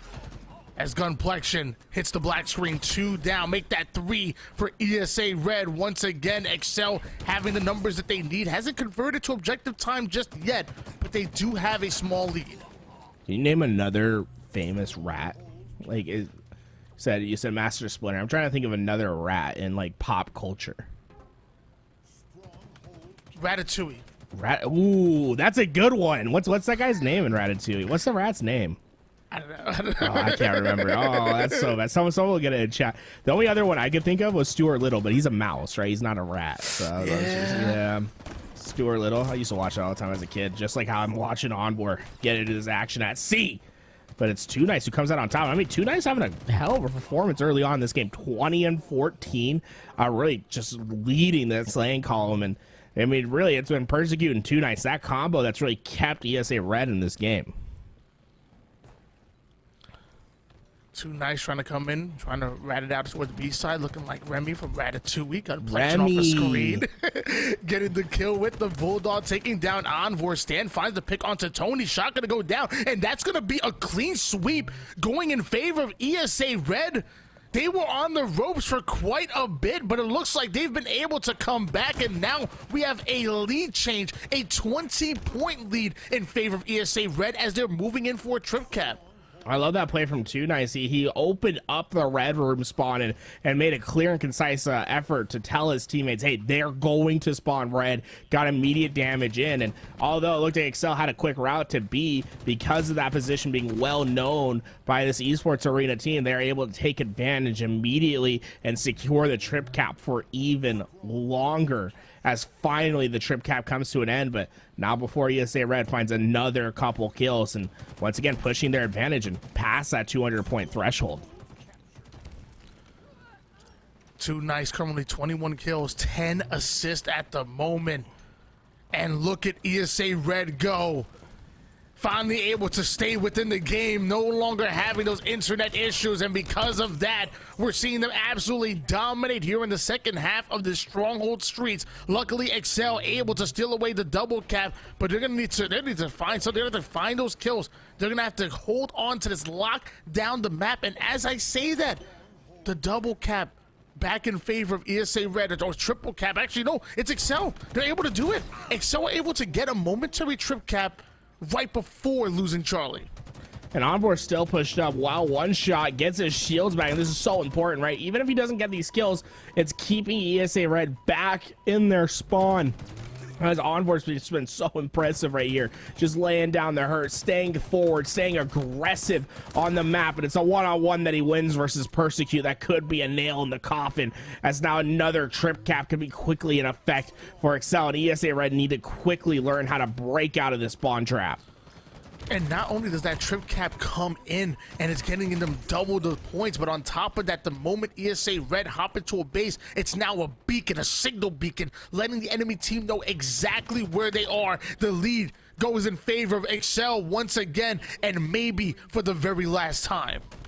Yeah, this could be a big blow to the confidence of ESA Red. I mean, they're looking so good, and then suddenly it was the play by Onboard to stay forward, stay aggressive, that changed this game on its head. And this game is done and dusted. Excel make the comeback and win this match. That was one hell of a game number 3 to start off our top 8, at least for this side of the bracket. Excel going to advance forward, and it looks like it's going to be Excel versus EXO for the right to make it into the winners finals. 1 series away from being guaranteed top 3 and in the money for this tournament.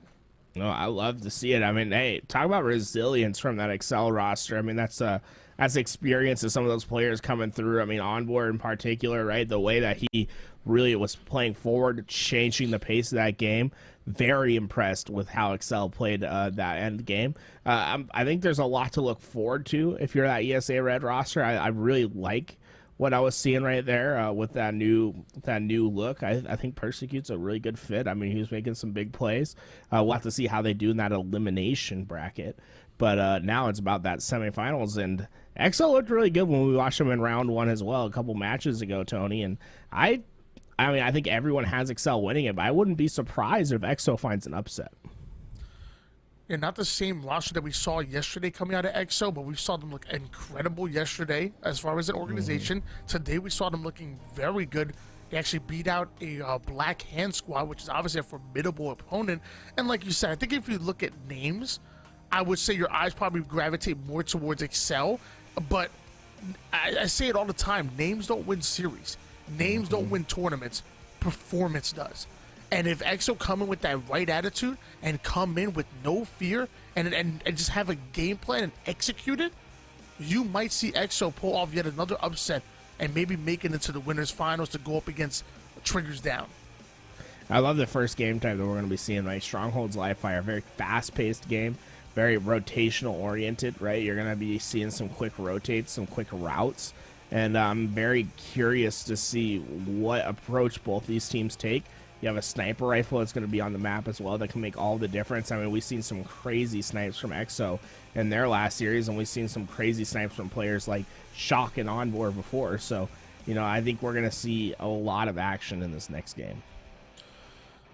Meanwhile, in the lower bracket, the Breach were able to get the big win onto ESA Blue, knocking them down here and out of the tournament onto the lower bracket. ESA Red now going up against a Black Hand. That was that roster featuring Sylvanek, Cortex, Piles, and the boys. The winner of that goes up against Crowd Pleasers. So, this is, like I said, this is your top 8. And only the top 3 are getting paid right now. So that's why there's so much to fight for here in the winner semifinals between Excel and EXO. Yeah, you have to fight all the way through that elimination bracket if you want to go home with some cash. So all these players going to have to put up their best efforts down in the elimination bracket. On the other side, you'll win this game for Excel or EXO, and you're guaranteeing yourself a top 3 finish, which is finishing within the money. Well, so we obviously just saw Excel on screen, but to remind you guys of Team EXO, that's Shakoi, Huss, Hative, and Bid Teaches. When I think of this squad, I just think of some hustlers, some players that just don't cheat the grind, and came into Halo Infinite, maybe not being the most known, but said no, we're gonna put in the work. We're gonna play in these Sonic 8s. We're gonna get our names out there, and now they're quickly becoming respected within the scene. Like I didn't know much about Shakoi. I didn't know anything about Bid Teachers, to be honest with you.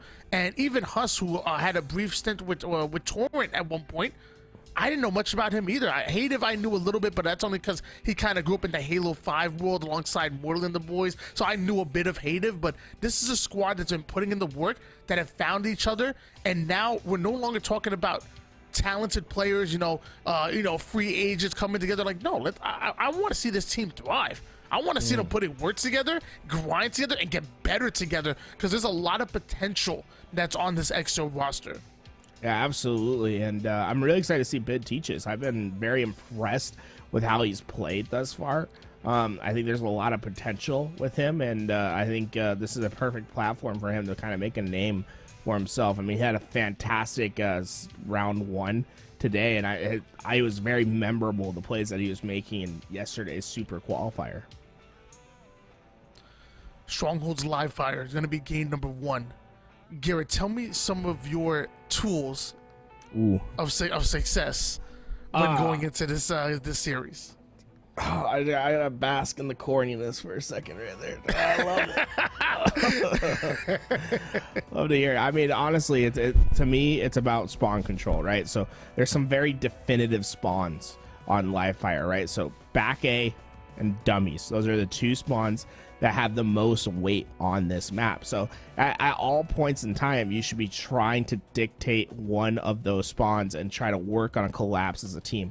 So if you're able to get a 3-4 down, push for a trip cap, back off the A spawns, push a player towards nest, let them have some quick help with a repulse player from B, and then work on finding the collapse and crosses from sandbags to get into C and prevent them from getting any map presence from spawning dummies. I think it's just such a devastating play, and I'm hoping that we get to see a little bit of that. But really, it's about spawn control, spawn trapping on this map, making sure that you're aware at all times of what the next spawn will be, and try to minimize mud spawns, right? I think sometimes like players get mud spawns, and when you have quick access to B, that's when things can get a little bit murky. If you can like get towards nest, block out those mud spawns, spawn them towards dummies, you're going to be in a great position. I would love to know how these power weapons and power ups come into play as well, because there's a lot of creativity that comes with the live fire. And before we get into it, we're gonna go to a short break real quick, and then we come back and have Excel going up against EXO. Winner makes it into the winners finals.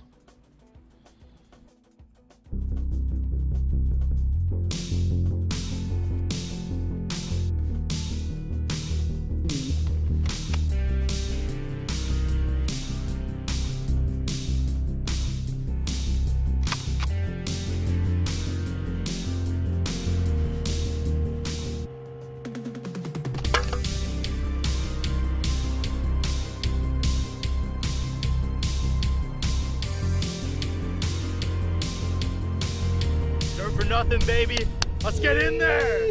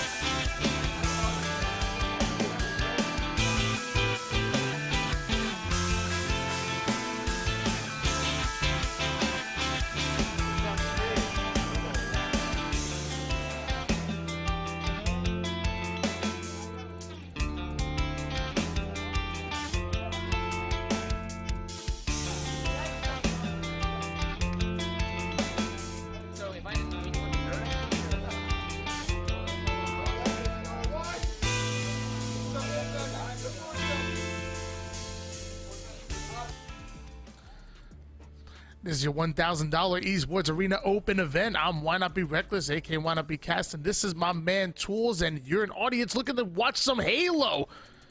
Really excited to be here. Strongholds Live Fire, Slayer Recharge, Oddball Streets is what we're going to be playing here in your winners semifinals. When we get at it, it's Excel featuring Envoy, shocking the boys, going up against Team EXO, captained by Shakoi. Tools, how you feeling? Feeling great. I want to see Mortally really come out today and play at his highest level. I've been really excited to see him really grow into his own the last few weeks and last few months of Halo Infinite. Was really became a really big fan of Mortally when he was on that version 1 roster. I think they did a lot of good work. I don't think they got the placings that they wanted, but I think they all saw the talent there. They've all kind of separated and gone their own ways, but very impressed with Mortally, and I'm excited to see what he's able to do in the future. I talk about it often when talking about Mortally. I was playing in the 8s lobby. It was me and him versus Spartan and a couple of other heavy hitters. And I was able to watch Mortally not only go toe-to-toe with one of the best Slayers, top 5 Slayers in the game, Spartan, but while he was doing that, also IGLing and also manning the troops and moving the chess pieces. And ever since that 1/8 lobby that I played with him, I gained a newfound respect for Mortally, and not only the skill set that he brings, but also the knowledge that he brings to the game too. He's a valuable asset, and he's not talked about enough. Like I said, Mortally is the real deal, and ever since then, I've been watching his gameplay and his matchups very closely. Yeah, I'm very curious to see how he does in pool play when the super does come up. But I think it's about getting the work done today. I think a lot of players, if they looked at this matchup, right, Tony, they'd be like looking at the Saiga, that Excel roster, and be like, should be a pretty easy win for them. But I'm gonna actually, you know, push back a little bit. I'm gonna go with the hot take. I think EXO wins this 2-0. Okay. I'm not mad at the hot take. I'm not mad. I just You sound angry. I'm gonna need you to show your work. Ooh, Remember back in math class, back in middle school, where you come up with an equation. Like, okay, cool. Yeah, show your work. How do EXO win this matchup, and why? Where? They're going to be quicker on the rotations. I think that's what's really going to be key. I think this is a team that is going to be consistently pushing for trip caps, always looking for the quickest route, and I think they're going to win when they have numbers, right? So when they get a player down, they're going to be very quick to getting towards their spots, manipulating their spawns, being on top of the spawn control in this game. I think that's really what is the key to success for them. I just have a feeling in my bones today, Tony. I'm really liking the EXO roster. I was really impressed with how they play against Blackhand. I mean, they look like Blackhand looked like a JV roster. You know what I'm saying? It was a 5-0 on that flag. It was very impressive from EXO, and I think they're gonna ride that. They're gonna ride that wave. They're gonna keep that high. I mean, I'm not gonna be disrespectful and calling Blackhand a JV roster. I'm not saying they're a JV roster. I'm saying EXO made them look like a JV roster.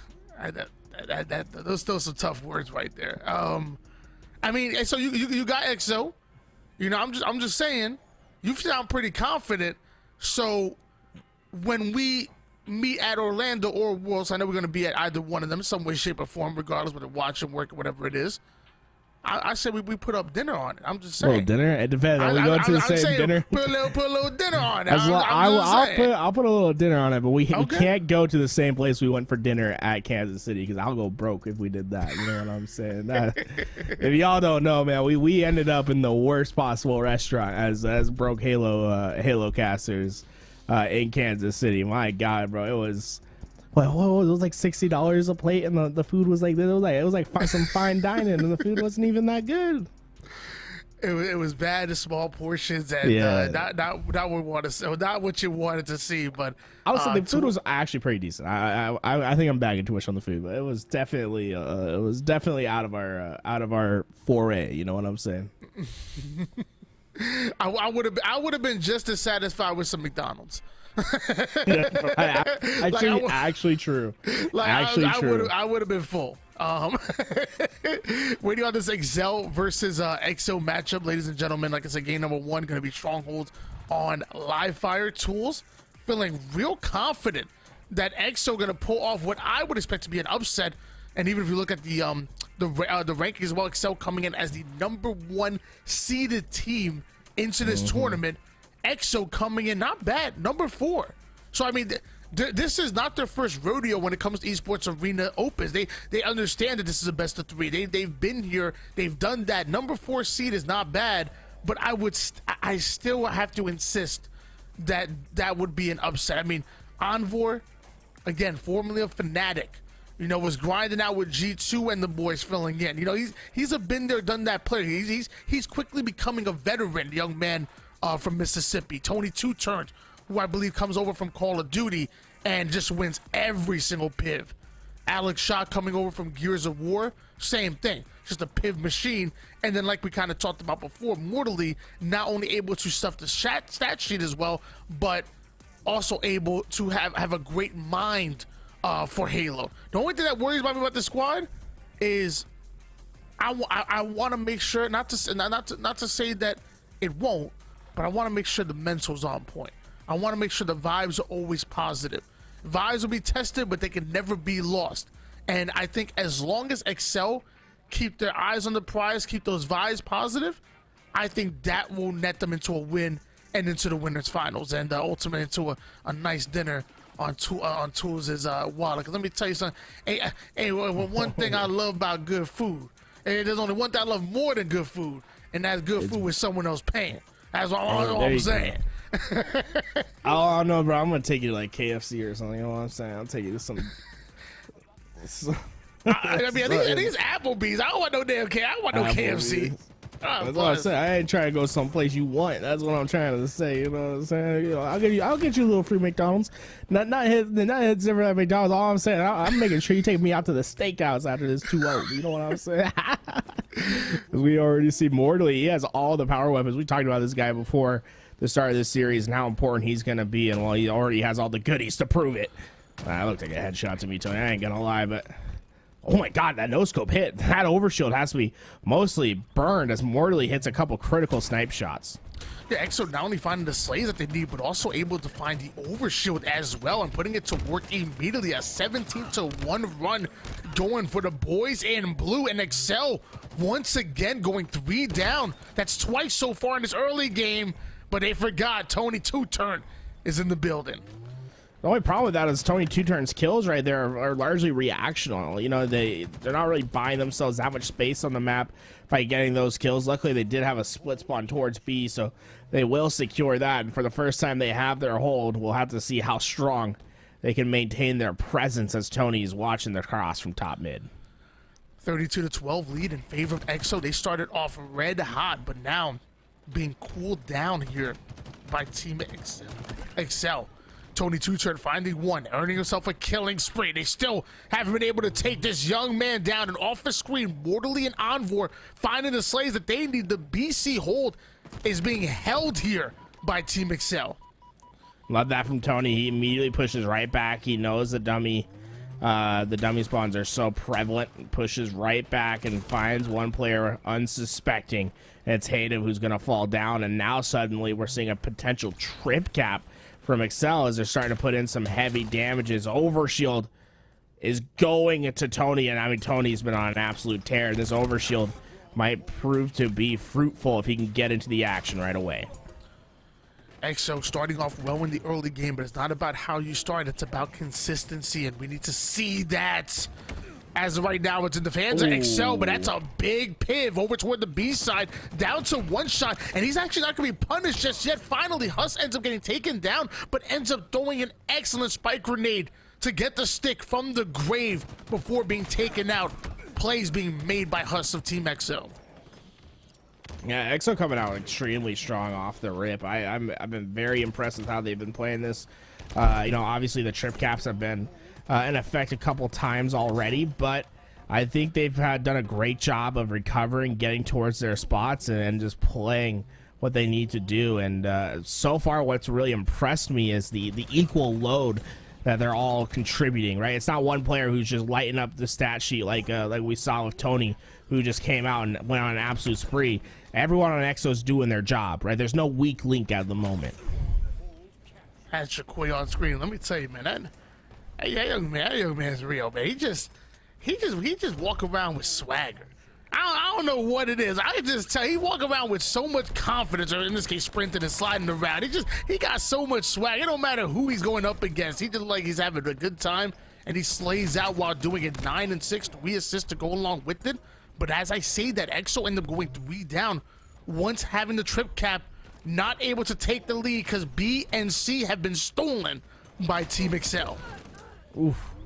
Native not able to get away, and that sniper falling back into the hands of Excel. And now suddenly EXO has to be weary. It's one player last alive, or it's Huss, as he tries to make some sort of play towards the overshield, but you have to be worried about Envor, who comes from over top. A quick flank from him, and it's going to be an easy enough kill. 3 down once again. Numbers going in favor of Team Excel. Tony Two-Turns. Too nice with the shots taken down mid teachers as multiple players now stuck onto the nest side for EXO being trapped. The shots coming in. Mortally and Envor getting back-to-back kills. Now you see a double push onto the A side. The trade is going to come in. And while all this happens, Excel are able to put points on the board, but they just went forward. They just had clear numbers on their side. I blinked twice, and Excel were 4 down. Yeah, they go 4 down, but they're getting the trip cap while on respawn. I mean, hey, that's maximum value. You know what I'm saying? It's about that passive income, Tony. as they're able to sit on that respawn screen, not have to do anything, and still drive home some extra value. And that really comes from Tony Two-Turn, his ability to get right into those fights. I love the way that he plays the middle position, always trying to make sure that he has engagements at all opportunities. Got damage on A, doubled back to C from playing that top mid position, was able to get kills and allow his team to just score just a little bit more. And it's those differences that can definitely make this game for his team. Envoy finding a kill, but not able to stay alive here, and Excel were bleeding resources left and right. Exo having the double cap, but a god spot coming in out of Excel, who were able to steal, or at least halfway done stealing A. They got to be careful. Tony Two-Turn able to take down Shakoi. A will end up being captured, but out rotated onto the C side does Exo.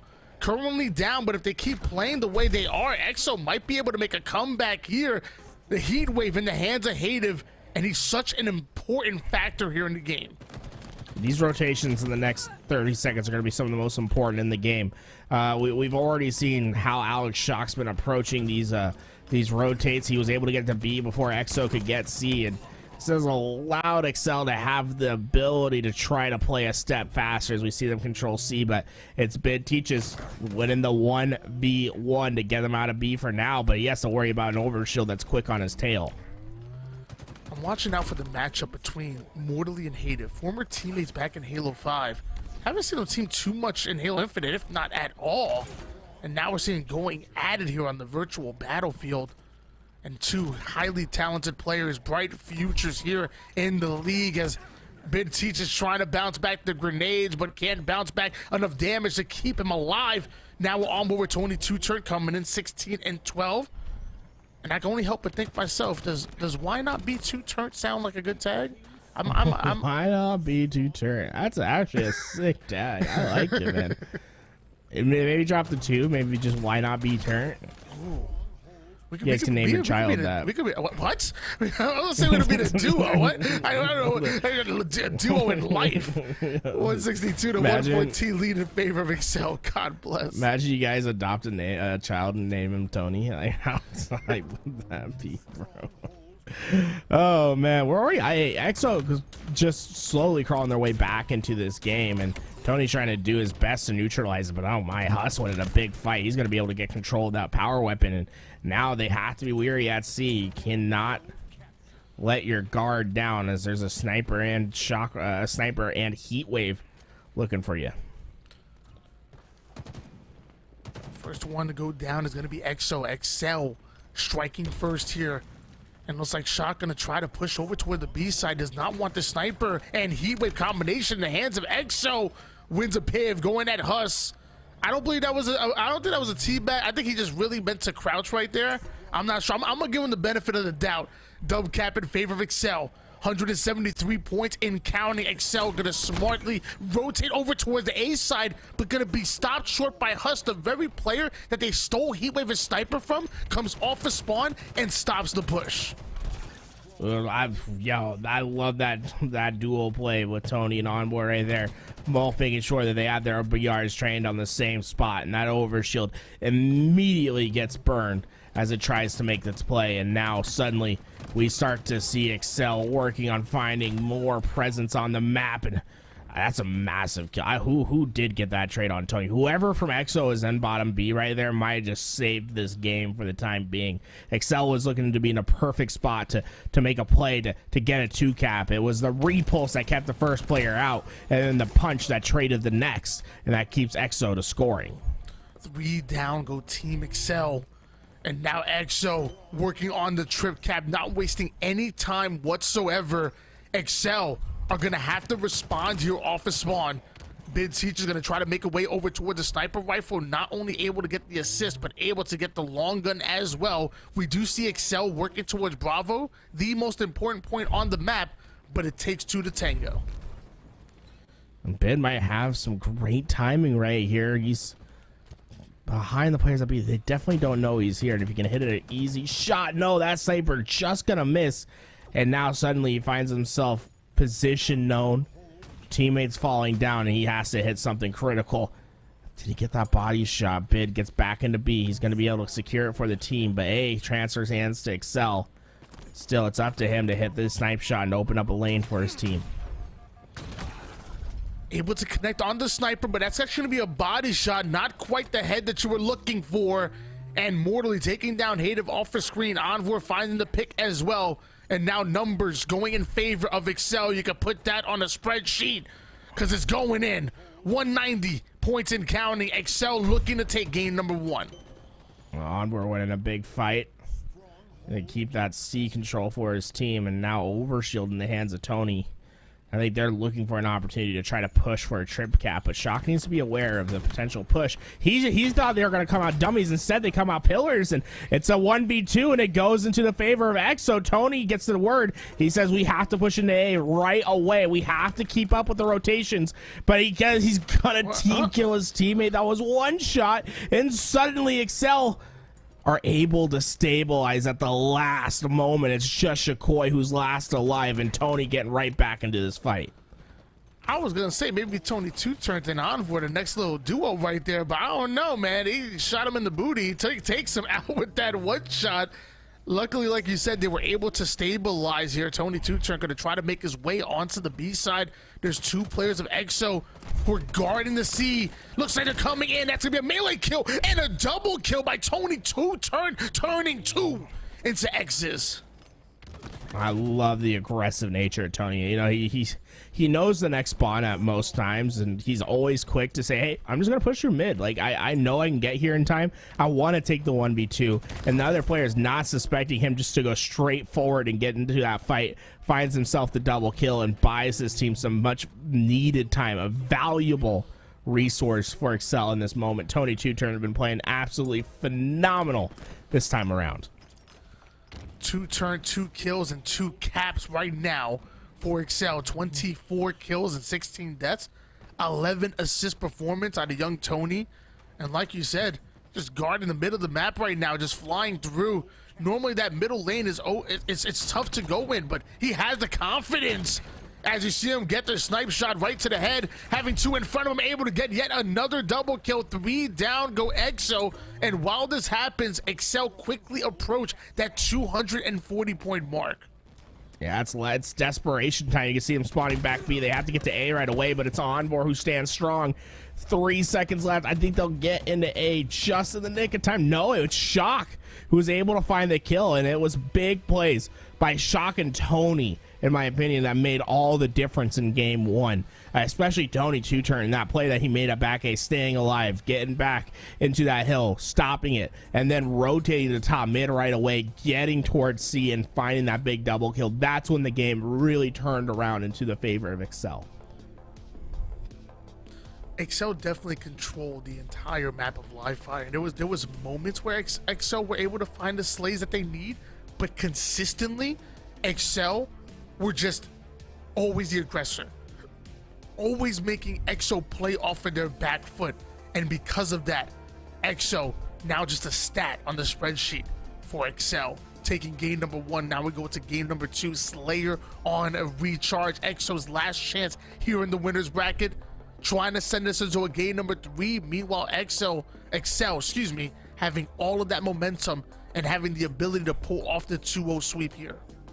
Yeah, I think that momentum might carry them through on this Slayer. I mean, EXO fought very hard to get back into that game. It just was not enough.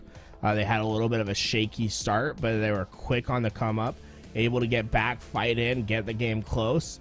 But it was Excel who prevails at the end of the day, and I think that momentum will carry them in this second game. Expect to see them get that sniper. We saw a very confident Shock with the sniper as well, which is a very concerning thing if you're EXO, because you know when Alex Shock is able to pick up that Shock rifle, he's a nasty man.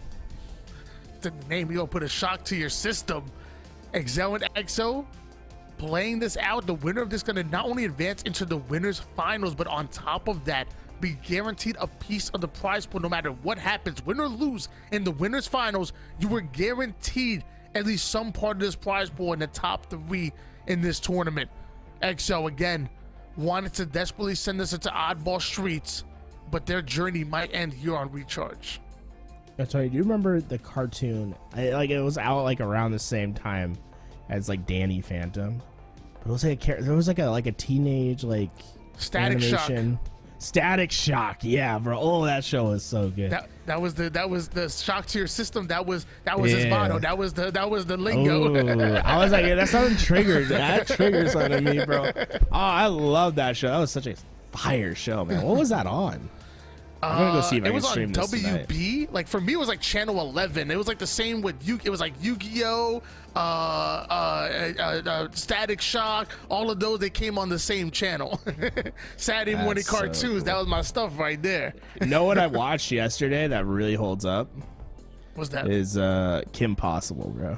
Ooh, Kim Possible was a good show. You ever watch Kim Possible, dude? I loved Kim Possible. I might have seen maybe an episode. That might have been before maybe my time. An episode? That might have been after my time, I should say. Naked mole rats, man. You gotta get in. You gotta get in with the wave. We are into our second game. Slayer is the game type. 50 kills to win. As we see Excel and Exo start to head at each other. It's gonna be that shock rifle that really is gonna be the most important weapon on the map to control. And then obviously the sword can have its own devastating effects if you can get it into the correct spots. And we talk about the grapple and sword combination. It's so deadly, but they spawn on opposite sides of the map, so it's so hard to combine those two utilities. As Mortally jumping off the top rope, landed a people's elbow onto one. Not done yet. Gonna go in for the double kill, taking down Huss. Doesn't get it on the feed. You know what? I'll get it to you. I'm gonna give him the double kill. Hey, give him to him. You know what I'm saying? Sometimes the game just doesn't know what it's talking about. Ooh, look at that. The little remote detonation. A lot of remote detonation spots on this map. I really like how they designed Recharge.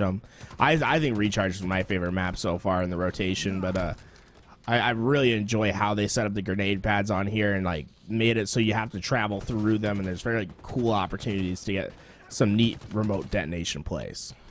Mid teaches on the feed, able to take down Shock. Mortally not wanting to overcommit to that gunfight, tries to get out of dodge, but ends up being spotted by Tony Tutor from across the map, not allowing any weak players to get away.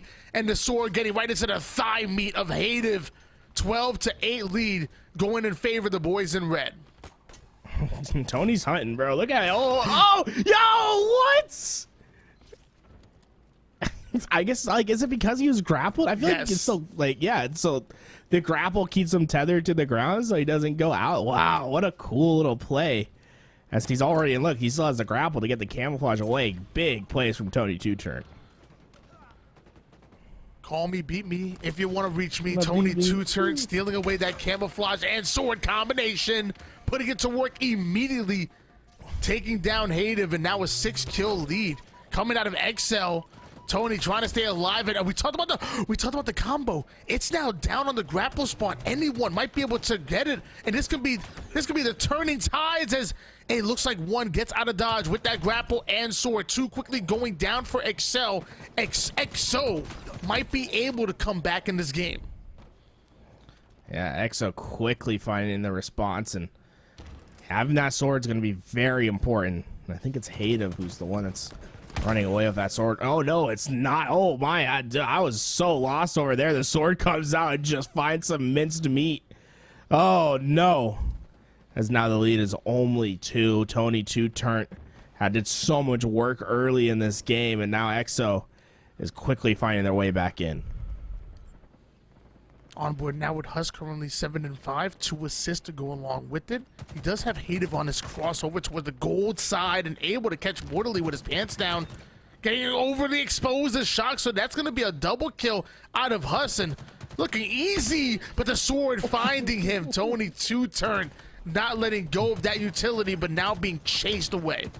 That sword phasing through that pillar. I'm not sure how he got around that pillar, but Tony Two-Turn gets the kill, and all of a sudden we're at a tied game, and this is where things will really start to heat up. Shock rifle in the hands of Exo, and expect to see that be maybe the impact weapon to turn this game around in favor of Exo. 24-piece Hative able to get away with that shock rifle, puts it to work immediately. Envor trying to break through over toward the control side, does spot one who drops in over toward the Mangler pit. Shakoi taking down Tony, and just like that, Excel going 2 down.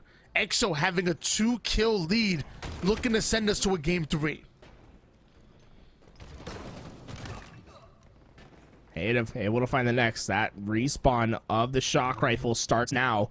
So it's important for Hative not only to be, getting damage downrange, but it's important for him to stay alive in this position, right? Because that shock rifle coming up on respawn, you don't necessarily have to push out too fast and try to find picks. You need to make sure that you get that shock rifle for your team. But it's Tony Two-Turn who finds the break into glass. And now that might open opportunity for Excel to flip these spawns.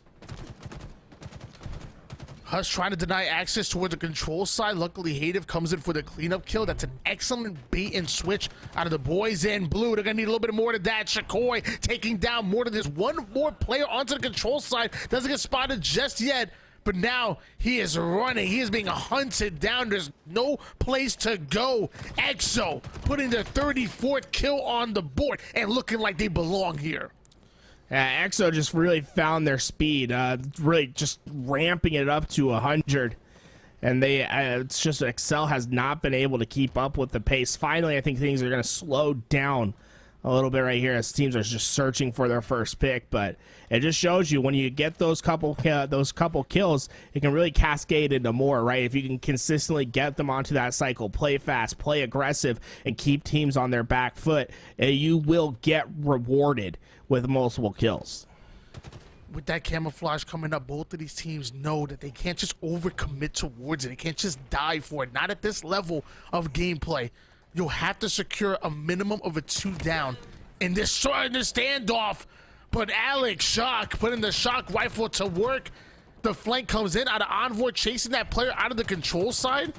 Camouflage does end up being swiped away, and looks like that player might be able to get away with it. Envoy finds the kill, but with his teammates 3 down, EXO get away with the active camo. Yeah, EXO, I mean, that camo was so big for them, right? Because you had Alex Shock with that shock rifle ready to make some important plays. Envoy on the flank, but it's going to be the camouflage that gets away and prevents them from feeling free to move across this map. And although Shakoi eventually goes down, it's helped them maintain a considerable lead as Hative has a parting gift for Bid Teaches as he's going to be finding himself swimming with the fishes. A 3-kill deficit for this Excel roster to make up. And only 10 more kills needed for EXO. You're seeing them chase away 1, but meanwhile, Shock off the screen, going right at Shakoi. Hative throws an excellent denial grenade, can't connect on the stick, but connects onto the one-shot Envoy. The active listening, always looking for the next target. The nade's gonna go in, but finally, Hative goes down, and just like that, just a 1-kill game, still in favor of Team EXO. Ooh, I like this from Shakoi. He saw that player jump, but I think he knew that they didn't see him, and he's just trying to buy time. He wants them to feel like there's no one behind him, and then he's going to strike when the iron's hot and find an opening kill. Bid's going to be able to find one. Morley, we're seeing trade for trade, blow for blow, 45-44. This next slay could be the most important, as it's about finding where the spawns are. You can see all of EXO starting to spawn towards A, and it's going to be Morley who could be trying to make this play. He needs to coordinate with his teammates over at Pipes to push in around the same time, get a pick, but you can't afford to go down like that. EXO staying alive. Shock comes in with a pivotal kill, but it's the trade outs. And now suddenly Shakoi makes it look as if this could be the final moment, as EXO now with only 2 kills left to win this game. All 4 members going down for Excel, and now EXO trying to find an opening, but going all the way down to one shot. Hative ends up going down. Another one's going to go down as well. Just 1 more kill needed for Team EXO. Excel only down by 1, though. Hush on screen. 13 kills, 11 assists. Damn, was right there. No! The environment ends up moving. That little pipe moves and gives them exactly the signal to know that Camo's there, but they're being cut off. Shock ends up getting the kill, but Bid Teaches stealing 1, and just like that, that's a 50-49 win going in favor of Team EXO.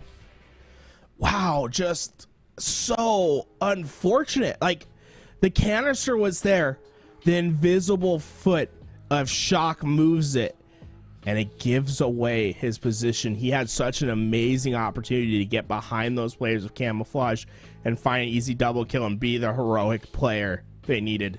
He was able to get 1, but with them being aware of his position, Bid was quick on the response.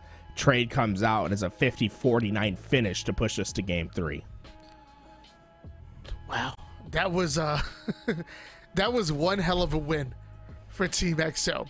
And I will say Mortally and the boys, they did well. I think Mortally by the end of that game were what, like 16, maybe 17 kills. And if one mistake goes their way, this is a 2-0 finish. But now we're going into oddball streets. And I said it before, this is where the mental is going to be tested. This is where the vibes are going to be tested. Are you chalking them? Or are you telling your team, like, hey, look, we can come back in this game. We can steal it away. It's only one game. We feel good on streets. How it's going to happen? Will Tools win a free dinner to his favorite restaurant, Arby's? Or will Excel able to excel here in this map and game type? I think I've had Arby's like twice in my life. You love it. They have the meats. They have the meats, huh? Oh man, I'm excited, man. One of us is getting some dinner tonight, huh? We'll see. I'll keep back. Okay, hey, how about this? Do you want to switch, Tony? Are you want to switch over to EXO? Or you have an Excel for this game? I'll give you the opportunity. No, I'm switching. He said no. He said no. Okay, I like it. I'll keep EXO. Oh, and when man. I win, I don't want dinner. When I win, okay, give me some Mike and Ike's. Give me like 20 packages of Mike and Ike's. That's what I want. I want a nice snack when I'm watching you cry yourself to sleep. How about if I win, I want you to go on Twitter and record you singing the Kim Possible theme song. And you post it on Twitter. It's not and you can about have your food mic and anymore. Ike's with you. That sounds good. Yeah. You want to do that? Do you want to make that the thing? We'll have the whichever team. So I'll take EXO, you take XL. So whichever team wins this, the other one will be singing the Kim Possible theme song on Twitter later today. Envoy and Tony 2 turn back-to-back kills, and with that, an early lead going in favor of Team XL, and 3 down go Team XO. The final player decides that's the time when he's gonna go for the ball, tries to move it out, maybe tried to play it, but there was nowhere for him to go. And this is looking great for XL early on. They got they were able to get the shotgun. They have the setup, and XO has to break through, and it's about finding an opening pick, right? They have information on one player. They're trying their best to get towards purple, but Onboard's going to shut down Shakoi, and Mortally with the shotgun, not going to be enough. And still go down. Shock trying to clear the way for a rotation, but it won't be enough. It's just a play ball for Tony as he desperately tries to stay alive. Tony 2 turned, able to get a hold of that Stalker rifle, going to try to put it to use immediately. Goes out to the BR to try to finish off that kill. Shakoi going to come in for the cleanup. Mortally getting himself a double kill and playing that ball towards the mid-map. Slays going in favor of Excel. They might want to get that ball back. Yeah, it's a tough look for EXO. They did a lot of work to get into that kill, but it was the time that Shock bought his team by staying alive. You don't see it on the stat sheet, right? 2 and 3, not the most impressive, but him staying alive for a prolonged period of time allowed his teammates to come back off respawn, get in position to get to that ball, and now they've built themselves a 40-1 lead in round 1. Team Excel showing us that the best defense is a damn good offense. They are always on the aggressive, looking for those spawners and punishing EXO for going multiple down. And with that 3 down, once again, go the boys in blue. Rockets now in the hands of Alex Shock. And finally, we start to see them slow down for just a moment, as Shock does not want to waste these rockets. He wants to get value out of every power weapon. He just doesn't even have the BR. I love it, man. Oh no, he couldn't pick up the BR in time. He was trying, and it just couldn't get into his hands, and unfortunately has to go into a fight empty-handed, and it's going to come at the cost of his life. But his team has just been able to rack up this ball time, and finally Hayden finds a big kill. Excel goes 3 down, and it's going to be EXO who finally have a setup that they can hold. Great job for EXO for breaking it. Now they get into a setup of their own. They have to watch every single angle. Do not allow Excel to slip through the cracks. Love that play by Shakoi, looking right down the mid, getting that initial damage, and then immediately pushing out, putting the shots on the players, not allowing them to escape here. Shakoi making himself as one player feel like multiple, and now the ball move going to come in for EXO. The Bulldog going to come in, but somehow not able to get the kills. I can't help but think he might have gotten a jam right. I'm telling you, man, watch out with the ball. Once you drop that ball, sometimes you get a bit of a jam on these weapons. Yeah, it's very, unfortunate. I mean, it looked like he got a jam and then a ghost belly too. It was just like nothing went right for him in that position, and suddenly you see Excel take immediate advantage. They're going to be able to get a clean 4 down as they're only 20 seconds away from taking round 1. Shock rifle, should be shock on screen right now. No shock rifle for this map, but we do have a stalker rifle in the hands of an EXO member. Shock gonna grab himself a shotgun. Gonna find the backside of the player over to where the B stairs. That's 1 kill. Hative goes down, trusting his teammate to take out the second one and grabbing himself rockets and Bulldog. 4 down for EXO, finishing out round number 1 in style, and now they're just 1 round away from not only taking this game, not only making it into the winners finals, but also making Tool sing on social media. Hey, we still got 2 more rounds to play. EXO. 1. I need them to get back into. I know 2 for sure. We're going to get round 3 right here. We got to see the performance right now as we see. Oh, look at that, 2 down right away. Mortally lasts alive. He tries to get value from the rockets, but it's 4 down, and a stark contrast from what we saw in round 1. It's almost the exact opposite, where we see EXO get an immediate hold, getting a 4 down, and now having an opportunity to get 20, 30, 40 seconds of unanswered ball time. Great job by EXO. This is a great start. We talked about this before in the earlier rounds. EXO start off these rounds so well. And look at that. As I say, if in a round that goes to 100, oddball is played 25 seconds at a time. In the first quarter, going in favor of EXO. Now Huss having the stalker rifle in hand, going to try to deny access over towards the B side. Shakoi ratting it out over towards Planter. So look, Huss gonna be bait. He's gonna draw this player in for Shakoi to get the easy cleanup. That's gonna be the assist. Perfect bait and switch out of EXO.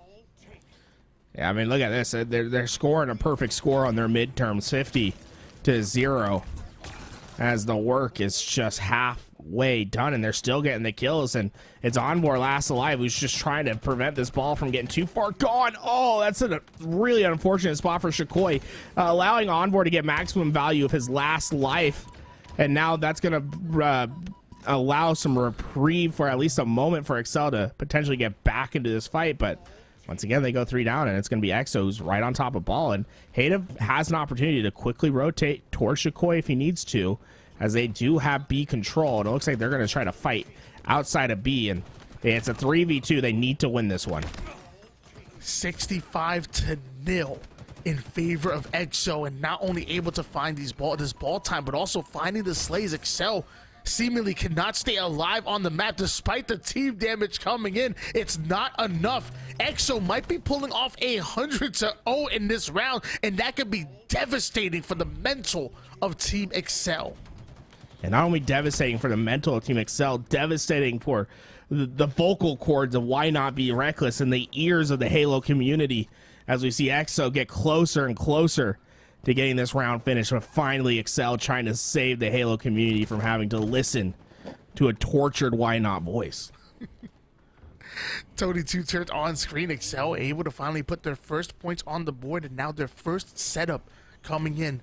Tony 2 turn sitting towards the PD, and his presence hasn't been known just yet, so if anyone tries to overextend, they might get caught. But the prediction nades are going to come in, going to put Tony down to 1 shot, but the Slay is still going in favor of Excel, finding 2 members of the boys in blue. Hative answers back with the stalker rifle, and once again EXO having the ball, and now Excel needs to start to desperate a little bit. They need to start play a little more aggressive. They need to get the ball out of the hands of EXO. Ooh. You know, that stalker rifle is just making a difference right now. Hative finally goes down, but this ball now only 1 second away, and it's a round 3 to decide the Halo community's fate. Who will ruin the eardrums of the greater Halo community? Is it going to be me or Tony? EXO or Excel? Let's go to round 3.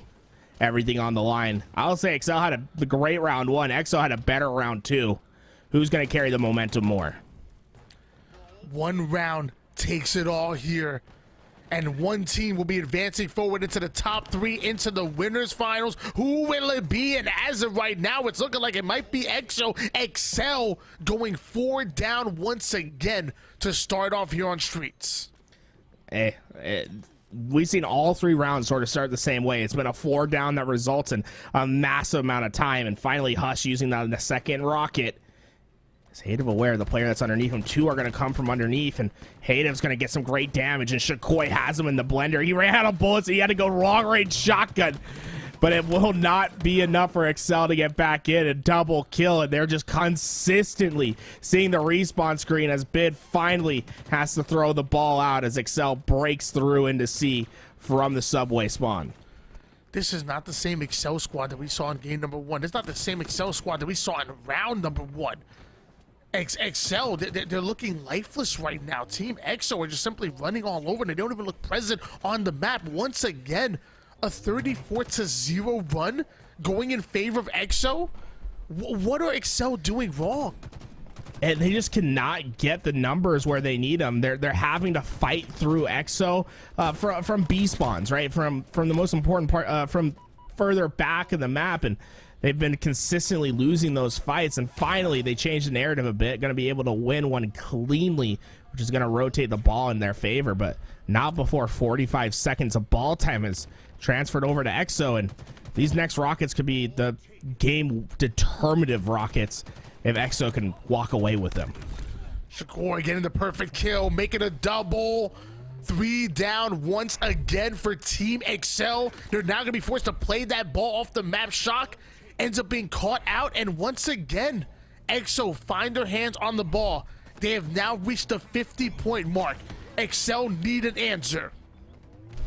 Shakoi needs to win this fight. This is one really important one. It's a trade, and that means there's still a pair of rockets that are down at back C, and it looks like Huss is trying to get to them, but it's going to be a fight that's won by Shock, but Shock not able to get towards those rockets. I believe Bid's going to be the one that picks them up, and Hadev quickly moving towards that ball, and this is important. Ooh, okay. Ooh, I got nervous right there, Tony. I thought we might have had a crash, but we're back in, and this is an important life for EXO right here because they have a rocket to work with as well, right? So this should be an easy enough hold. Shakoi makes it over to the top C side. You do see 2 members of Excel trying to break through the B side, and 2 right up the mid. They need at least 1 singular slay on a perimeter player in order to break through, and Bid teaches putting the Bulldog to work, taking down Tony. Shock ends up going down as well. Excel have now gone 3 down, and the 4th one is being hunted. And at that point, that might just be the nail in the coffin. There is one final push that Excel can make, but EXO are already grinding forward. EXO are already putting that pressure back on Excel right off a spawn. And when it rains, it pours, man. It's a desperation moment, and now it's Onboard who's last alive. He does have a position to potentially get the ball, but it's the shotgun that comes back, and it's Tony's vocal cords that'll be fried. A comeback in game 3 from EXO. Team EXO clutching it out when it matters most and stealing a 2-1 victory, pulling off the upset against the number 1 seeded team coming into this tournament. EXO will be playing against Triggers Down in your winners bracket finals.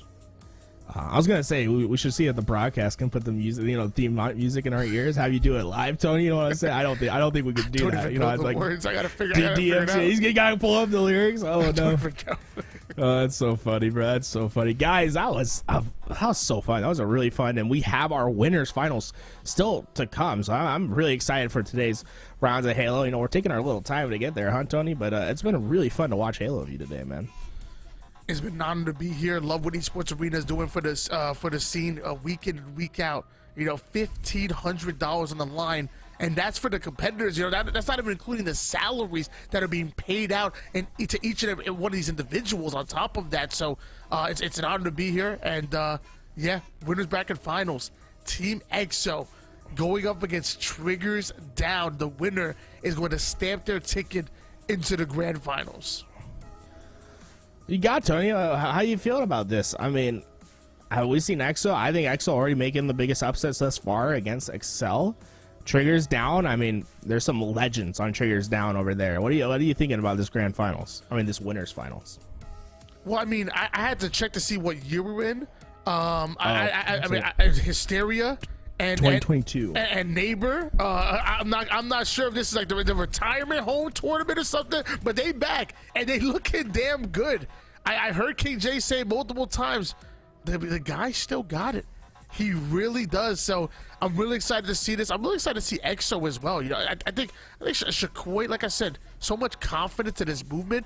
Bid teaches. You know, he's mastered the mechanics. I've seen his gameplay. Hative coming back and Huss formerly of that Torrent roster. I can't wait to learn more of him. Man, let me tell you, this squad, they're looking dangerous. That squad looks absolutely dangerous. When we come back from our break, we'll have it. I think we're going to go to Yeso first. So let's go see what Yeso has to say. I gotta say, Wana, if this is the retirement home tournament, we gotta hurry up because I think it's just about past everybody's bedtimes here. Welcome back into the studio, everybody. XO taking a big win there against XL, and Tools and Wana correctly pointing out a big upset over the #1 seeded team in today's event. Of course, Envor brings a ton of memories of incredible performances, especially here in Series E. We've gotten to look at Envor a lot over the last couple of years, and crazy to see him going down to the losers bracket before winners finals. But we'll see. I imagine that the XL squad will be able to do great things down there. But EXO, in my opinion, seemingly playing their best Halo when their backs were against the wall. XL comes out in game 1, takes the win to take the lead. EXO now in a do-or-die game 2, and it goes all the way down to the wire, as down to the wire as it can be. But EXO pulls out a clutch win, closes out the game, and then you go into game 3.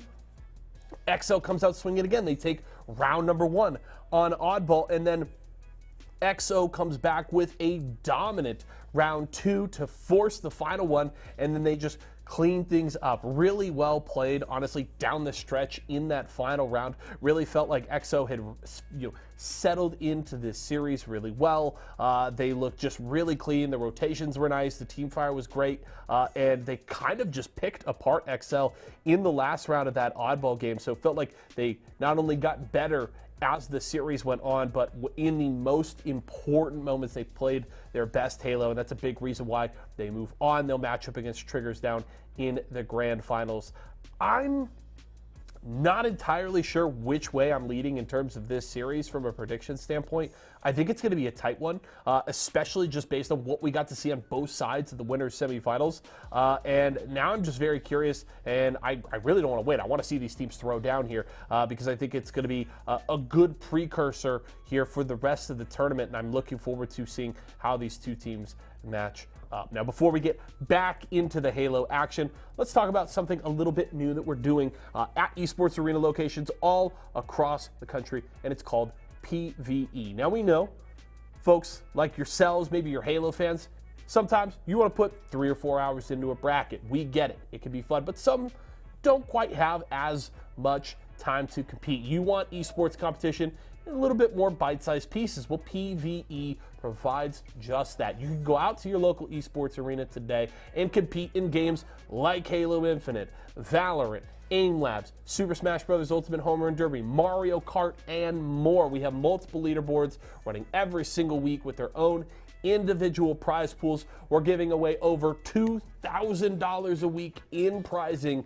in PvE. All you have to do, use exclamation point locations in Twitch chat right now. Find your local esports arena. You can go in, purchase tokens, and use those tokens to enter in the different leaderboards. You put up your best scores, and you can win. You can keep track of the leaderboards 24/7 over on our YouTube channel and show us what you got. So go to your local esports arena, put up your best scores today, win cash, and enjoy PvE. Again, exclamation point locations is the command that you need in Twitch chat right now, and that's how you can go out and compete in PvE today. We're ready to go to a break. When we come back, we'll have more Halo Infinite action for you. Winners finals on the other side.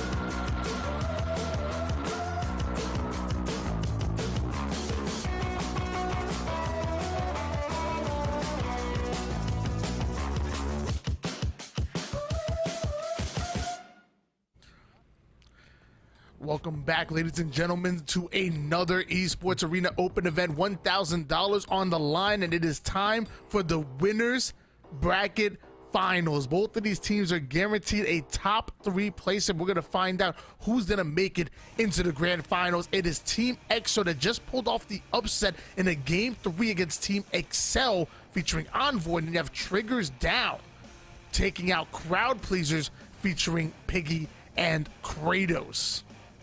Yeah, this is going to be super interesting, right? I think like two, like what many people would consider upsets in the last round, right? Like Triggers Down and EXO. I think both probably like most people would see them not winning those matches. Now meeting in the winners finals, guaranteed their money for today. CTF Bazaar to start, so you know that these teams are going to have plenty of time to feel each other out in this first game. Very rarely do you see a Bazaar flag end with flag caps instead of time, so plenty of opportunity to see what action is going to unfold. Yeah, I know a lot of people know that I'm personally not a fan of playing Bazaar CTF. Like, I'm not a fan of playing it as far as ranked, but I will say this kind of, it's really fun to watch at a, you know, semi-professional and professional level, at the top level of gameplay, because it really is a map that's a game of inches. You know, you have to earn every single position on the map. You know, you have to fight for that midpoint of the map, then fight to get into your opponent's base, and as you pull the flag, you need to get another round of slays to secure it. So it really is kind of beautiful to watch in its own way. Everything is about patience on this map. You can't get too ahead of yourself. Like you said, Tony, you have to control every aspect of the map. When you pull the flag, you have to control the enemy base. When you're on the way back, it's about controlling the mid-map.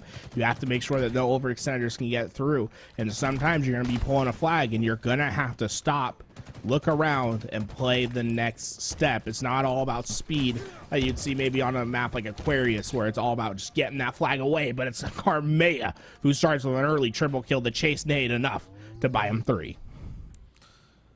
Carman makes his way over toward the Bulldog side, but doesn't know that Hative ratting it out, waiting, baiting, and getting himself a back smack. Now we're on board with Neighbor, who, if I remember correct, I believe Neighbor actually played under the EXO banner. It might have been at Raleigh or maybe a couple of tournaments before Raleigh, but I think at some point Neighbor played under EXO. Ooh, really? I didn't know that. I'm like, man, that's some nice little knowledge right there. As we see, ooh, well, great job by Neighbor, just waiting patiently, finding his opportunity. He's gonna get 2, and I love the aggressive nature. And look at him doing the jiggle peek. He's always pushing forward. His teammates are there, but he's staying forward, so confident in his ability. And that means now they have control of the base, and suddenly his job's changed, right? Before, he was getting all the kills, leading the charge. Now he's on the rotation back. He's making sure that the base is clear by the time his teammates get there, and these next couple kills are going to be pivotal for Triggers Down. They were able to secure the kill onto 1. Can't quite get the double kill, but that flag will be relayed forward by Aperture. But he's not able to get it out to the palm trees easily. Not only does he want this, but he also wants that overshoot as well that they have to fight for. So we have a bit of a flag standoff over towards the mid-map. Overshoot is stolen away by Triggers Down, but the flag still on EXO's porch. It's fine. The flag can be there. You just have to be able to get the touch when it matters most, and that's what Aperture's up to. Look at that.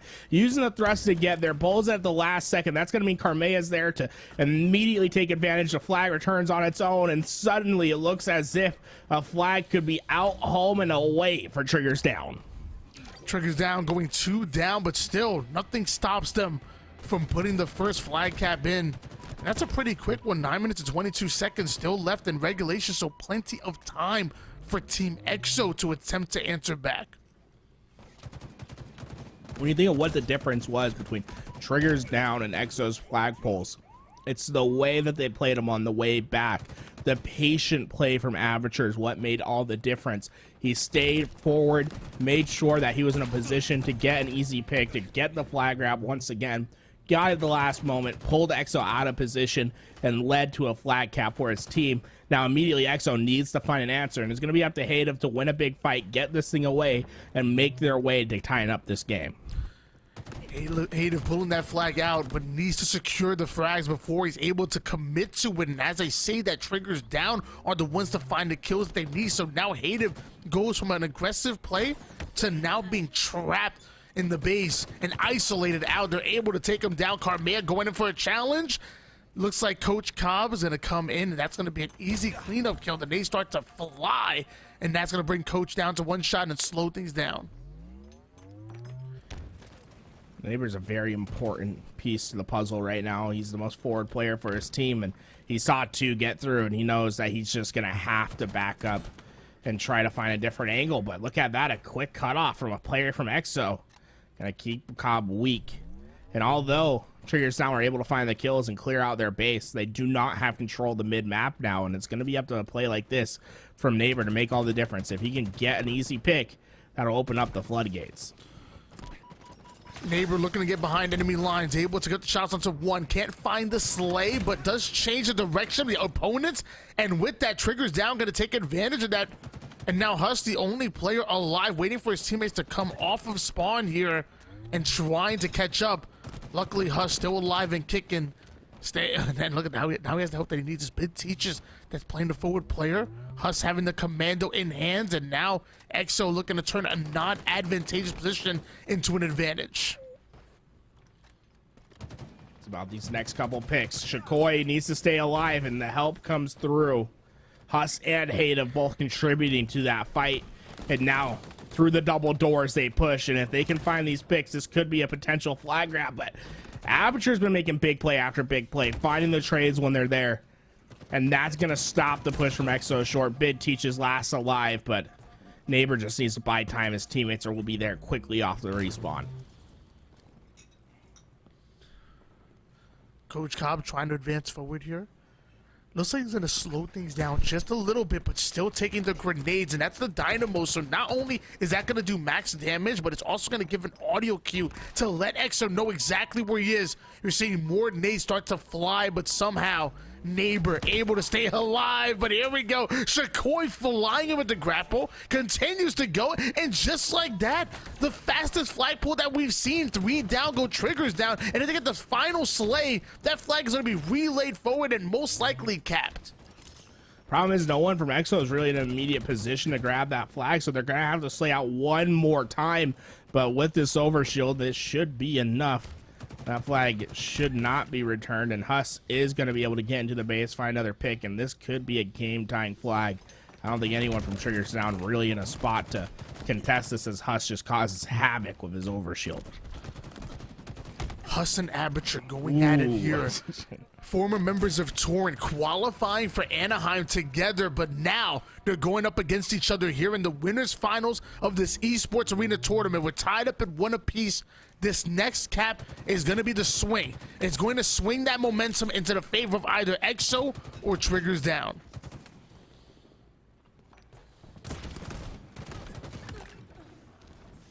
Great pick by Carmea, opening up the cafe for his team, getting themselves towards BR, and look how the way he comes back, doubles back out, able to take down the rocket player as well, and now Triggers Down in a great position to keep the pressure forward as they're able to find kill after kill. Triggers Down need to take advantage of the spacing that Carmea bottom.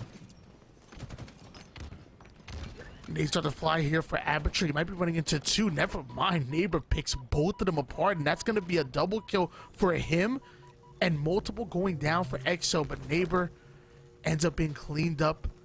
Not sure if EXO know where Aperture is, but with this plasma pistol might be the difference maker into a quick gunfight. Not able to surprise opponents, so instead going to back down right into the hands of another EXO member, and he is angled out and taken down. This grapple can be all the difference in this game, right? It provides you so much utility, quick escapes, quick pushes, the ability to reposition quickly. It's all gas. Oh my, Neighbor. Oh, Neighbor was in a perfect spot right there. He's able to damage 3. And eventually Bid, last alive, has to try to buy as much time as he can, but they've given up position for overshield. And now Triggers Down have a great opportunity right here. But this is interesting, Tony. Look how he's just trying to overextend. He got the shotgun, and that's going to open up this alley just to purely overextend and maybe try to make a flag standoff. Bid Teachers now going towards the mid-map. The nades start to fly here.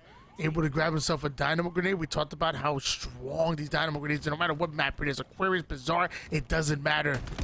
They're absolutely deadly, and so is the Bulldog. Bid Teachers able to take down one.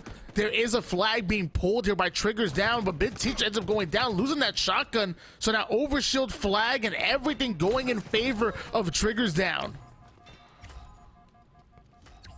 Wow, Triggers Down just waited, right? They waited for the numbers necessary to get through.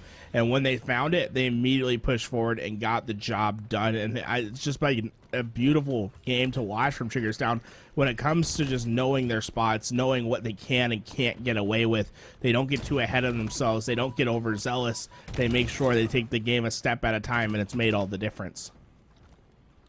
3 down, go Triggers Down immediately. Bid Teachers now looking for the final player. It's in the palm side, being an absolute nuisance. Luckily, Hadev was there to get the cleanup kill, so Hadev gonna run that flag in, but Aperture getting the God spawn over towards the lockers and able to push them out. 2 down, go EXO. Triggers Down once again, having the numbers that you want to see. A 2-1 lead in just 2 minutes and 22 seconds left in the game. And the first part of the equation for getting a successful flag grab is the kills, right? The second is timing. If you get the kills, but you're not fast enough to get to the flag in time, you'll often see players spawn right on top of you and have quick access to the flag routes. And that's really been the difference between EXO and Triggers Down this time. Whenever EXO seems to get a flag grab, it's a quick response from Triggers Down. On the other way, Triggers Down, whenever they've been pulling the flag, it seems as if they always have an opportunity to capture it. Carman puts down a couple of shots, and the confidence to disengage from that gunfight and pull the flag over. No. Almost able to get it through, and no wonder he has that confidence. Aperture having the overshield, almost able to get the double, and Hysteria gonna advance that flag towards the mid-map and possibly beyond. The Dynamo Grenades coming in. Land on the onto one. It looks like Coach Cobb being chased down, but his teammate, longtime duo, not gonna allow that to happen, and that flag moving in once again. You saw there, like, Hysteria had an opportunity to keep running that flag if he wanted to. Instead, he disengaged and tried to find the overextenders. Now, one of the few times that you'll see, EXO getting that back base spawn, and I don't think Triggers Down expected it. There was no players to find really on that overextension, and, well, that timing loss is going to cost Triggers Down as that flag gets returned at the halfway point. As we said before, timing is critical, and especially on Bazaar. And with that, there's not much time on the sides of EXO. There was one overextender looking to pull an early flag, but it's not going to happen. So now just 49 seconds for EXO to try to make something happen. Husk going to be the first one to go down. Aperture waiting for anybody to try to push toward the palm tree side. At this point, it is all defense for Triggers Down. Aperture's so patient. He's just like, he wants them to get ahead of him. That noob combo won't connect, but his BR certainly will. Perfect kill for him. Carmea gets the cleanup as he tries his best to stay alive, and it's a last-second effort in the last 20 seconds for his flag to get away, but Hysteria, a line of defense, says his nade does connect as he gets the kill, and this flag, I can't imagine staying alive, as we're going to see a last-second desperation from EXO to try to keep this thing alive, but no one is there, and Triggers Down will win game 1. And just like that, game number 1 going to Triggers Down. 22 kills out of Carmea, but I believe we saw a little bit of a response by Bid Teachers. He might have ended with about 24-25 on his own. Still not enough for EXO to take that game, but hopefully it's enough for them to gain some kind of momentum going into Aquarius Slayer, their final chance to make it into the grand finals through the winners.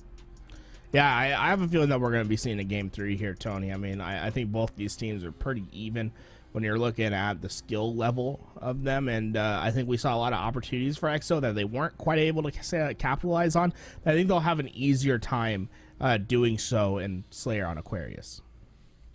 Meanwhile, the lower bracket, Crowd Pleasers was able to pull off the 2-0 against Black Hand. Excel were now going up against the Breach at the moment for the right to make it and play against Crowd Pleasers in the elimination semifinals.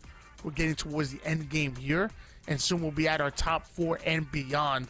Like I said, game number 2, Aquarius Slayer. What is something that you want to see out of either one of these rosters in order to secure success here for game 2?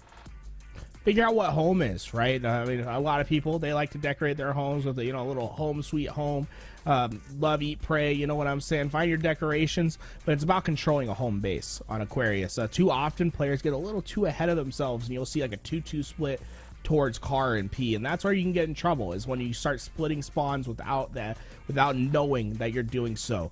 Making sure that you control a top base, have that presence there, get cross map shots, and having that player give information at all times, letting people know, hey, I have this base controlled, this is our home, we're spawn trapping them there, and then finding those spawn cycles, rinse, repeat, get the job done. And then the other aspect I would really say is controlling the heat wave. It's so important on this map. So make sure that you're on top of the heat wave. Get that power weapon in your hands. Triggers down, looking to pull off the 2-0 here in your winners of bracket finals. And with that, they actually go 2 down themselves. So we have 2-0 going 2 down, giving that advantage towards EXO. And just like that, a 4-1 start for the boys in blue.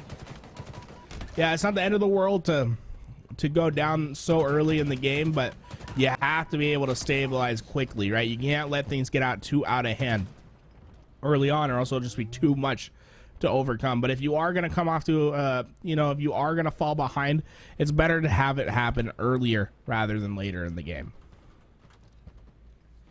Big Teachers advancing over toward the B side, or toward the P side, catching the backside of one, earns himself an assist, just like that. 2 down once again. Going Triggers down. Bid Teachers on screen gets into yet another engagement, and look at the shots. That's a perfect kill forward, right to the dome of your friendly neighbor. We're already seeing this game speed up quite a bit, and EXO's been able to take advantage. Now a 6-kill lead for them, as we see Triggers down find the respawns, and Aperture's been the only player that's really been able to keep up with the slays, but so far EXO just finding their angles, working their angles, and not really having much of a problem keeping up with Triggers down, as they've consistently been winning their 1v1s. 7-2 right now, having half of his team's kills literally by himself. No wonder Triggers down having a bit of an issue, but Aperture finding the kill onto Bid Teaches. There's 2 members pushing for the utility side, and Aperture is aware of it.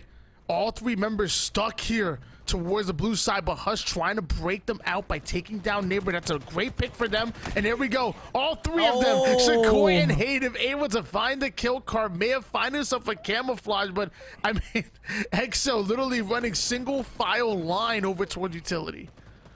That's so unfortunate. You have to at least get one there, but they weren't able to do so, and the camos quickly traded out as well. It's a disastrous sequence for Triggers down, as EXO getting away with murder right there. I mean, they had 3 players that were weak in that base, but 3 BR is greater than 1. It doesn't matter if you're all weak if you can get the shot to go at the same time.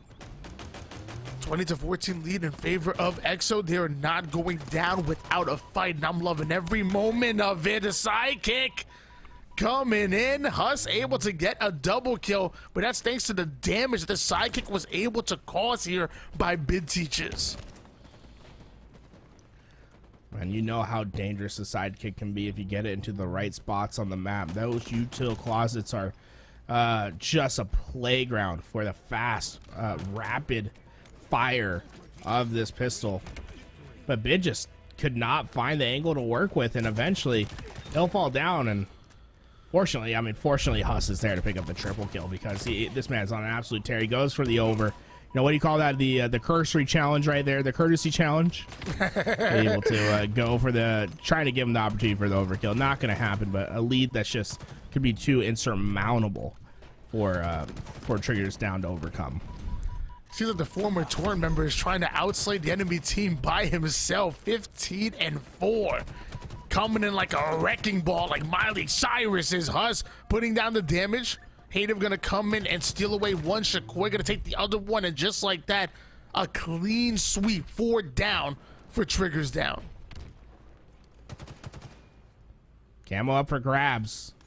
If Triggers down wants to get back into this game, they have to find a way to get a clean 3-4 down, get away with camo, and none of that's gonna be reality. Camo spotted. Huss gives the ping, and this is just a matter. I just cannot see a way for Triggers down to really get back into this game after losing this camouflage. Mid Teacher's able to use that camouflage to conceal his presence, puts a couple of shots over toward the P side, and then once again backing down, keeping Triggers down, guessing, and that's the back onto one, finding the second one as well. The double kill is gonna connect, goes in for the triple. Not quite able to connect onto that one, but love the play coming out of EXO. And I mean, this is just such a confidence boost for EXO. I mean, Triggers down had a pretty firm grasp on game 1, right? So coming out and punching back just as hard in game 2 is so valuable for this EXO squad as they set their eyes towards game 3 and a potential ticket to grand finals. Huss, the man of the hour, the man of this game, 18-7 in a Slayer, unprecedented. Never do you see numbers like this, especially at a winners finals, a match of this magnitude. But there's no light too bright for this young man. 2 kills away from sending us to a game 3. EXO refused to go down. The ultimate comeback, kids. I mean, yeah, it's so impressive. 19-8 to finish off a Slayer like tournament. I mean, your winners bracket on the line, you have to go clutch. Like, you can't buy ice like that. You love to see that from Huss as they finish the game 50-35. It was really never in doubt for this EXO squad as they're able to take down Triggers down. Once again, game number 3 gonna be on streets. This time it's they say King of the Hill. I read King of the Power Weapons. It's going to be game number 3. EXO going up against Triggers down. Can EXO win yet another game 3 matchup, pulling up yet another upset against Triggers down? Yeah, I like the odds for EXO. Like, I think they have a really good chance right here. I mean, just the momentum they got from that Slayer alone has to be fueling them just a little bit in today's game. I hope to see them. I hope to see them play this close. I think we're gonna be going down to the wire. I don't think this one's gonna have a clear cut. You know, you have a clear cut game 1, clear cut game 2. That means you're gonna have a murky game 3. You know what I'm saying? It's the equation that makes sense. Street Slayer, man, I'm sorry, so Street, King of the Hill, I should say. It's tough. It really is. Those first 3 caps or 4 caps are okay, but that final cap that's in the middle of the map, it is no man's land. It is so tough to capture that bottom mid hill that lots of times you'll see if a team has like a lead going into that final hill, like say it's, you know, a 3-2 lead or something, they literally just play the time. They play for slays. They don't even attempt to go in for that hill and just play for the time and just play 2 minutes of Slayer 2.0. It is so tough to capture that bottom mid hill. To be honest, I wish they'd take it out. Yeah, it's like, and they added one of those hills on each map. You know what I'm saying? It's kind of odd, like how there's like there's just like the last hill on every map just feels like it's a giant bait hill, and it's like, okay, like you're playing for time most of the time because of just one hill in the game. Very interesting how they decided to do that, but you know, I think in season 2 we might see a change of where the hills are situated. But we see Carmea come out strong, already getting the double kill. Triggers down, trying to find a quick response in game 3. We have Carmea on screen here, using the hill as a bait a little bit. Meanwhile, Shakoi able to find a kill, not able to stay alive. The Red Room player is hunted down. That's Carmea stealing it away. And now those first few seconds of hill time going in favor of Triggers down. EXO, 3 out of 4 members hitting the black screen. That's from Carmea. He wants to get aggressive into the spawn. He's going to find 2 players, and unfortunately not able to find the finish, but he'll get the double assist as Aperture's there to clean up the mess. And the shotgun going to be so important in this game. Like you said, it really is the king of the power weapons. They make all the difference in this game. Getting the rockets, getting the shotgun, getting the stalker rifle makes your life so much easier when you're trying to hold or break hills. The driveway side push ends up being stopped. Triple kill. Oh, baby, a triple. Going in for the overkill is Carmea. It looks like that first capture is going to go in favor of Triggers down to start off our game 3.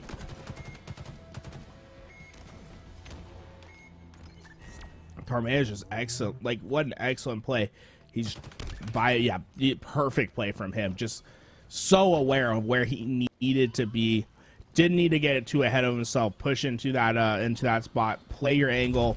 Get a little bit ratty. Get the easy back smack, and Triggers Down looking incredible to start this game, especially Carmea. 8-1 to start. Multiple going down for EXO once again.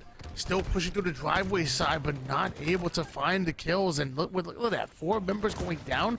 Once again, one off a spawn immediately for the reach out. And the entire Triggers Down roster are just allowing this to happen for EXO. They're dying staggeredly right now. One at a time, they need to coordinate a push to break the setup. It's just so hard, right? They have to find the opening pick to start. Well, Avature, he's going to feel some damage. I'll at least buy EXO some time, but the slays aren't going in their favor. And now it's just Shikoi who's last alive. And although he has a push on Hysteria, it won't be enough. Hysteria comes out on top, and this is going to be a 2-0 lead for Triggers Down to start, unless some miraculous kill comes in the matter of seconds, and that won't be happening. Triggers Down performing right out the gate. Triggers Down looking very comfortable on not only streets, but also King of the Hill. They capture these bases, then they advance forward. They're already moving and rotating early. But it looks like EXO able to find the kills that they need and hopefully the momentum that they need to get back into this. As of right now, they seem out of it. As Huss finding one. Carmea gonna break through the pink side, taking down Shikoi, finding one on the 8th gen. But there's another one. I don't know if he's aware of it. He might just get taken down. Oh, I think Carmea saw him. Carmea finished the job. He's like, hey, I'm gonna be your savior, and it's an easy break for Triggers Down.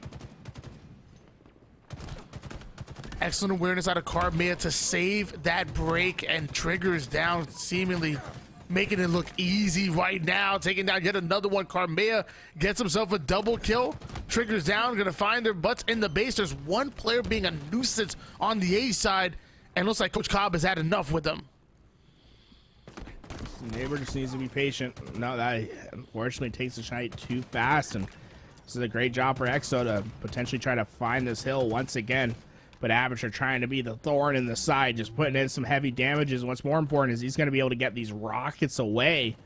And now EXO are going to have to fight through a rocket player. Ooh, I thought Avature was going to blow himself up for a second, but reserving his rockets for the opposing team as he'll find the first kill. And there's just nothing that really EXO can do to get a clean break at the moment. They're struggling right now. Forget the points, forget the hill. They're struggling to find the kills. They're struggling to stay alive on the map. Everywhere they go, they are met with resistance here from Triggers Down. Carmea putting his 17th kill on the board. 17-7. 5 assists to go along with it. Carmea is loving this game 3. Looking for more in the back street. As Hysteria tried to just do his best to stay alive and buy his team enough time to get in position. And it might have been enough as Avature's able to find the first pick. We see another one fall. And now they have to worry about blocking the spawns in time as Avature finds one more to deal with. It looks like it's going to be up to Neighbor, but great awareness from Shikoi right there to know where the push is coming from, immediately find the angle, get the kill, and prevent Triggers Down from getting any clean hill time. EXO needs to play this like it's their final hill. They cannot fall 0-3. They need to find some kind of answer. They need to figure things out, and it's not going to happen. There is no saving grace coming here for EXO. Triggers Down are done playing with their food. They are looking to end this. And look how far away EXO is spawning and how far push Triggers Down is. And it's just showing you how dominant this position can be. They're spawning all the way at bottom C, but they have no recourse to get back the hill. And if they want to push, well, they're going to have to deal with the players that were set up towards Cafe and Purple. And then on top of that, those players that are set up Cafe and Purple, well, they're set up for next spawn. They already have the setup for the next hill. And as long as they can get away of rockets, they'll have an easy hold, but the rocket does go over to EXO. This is their opportunity to find the break, find control, but it's Avature who's trying to play spoiler.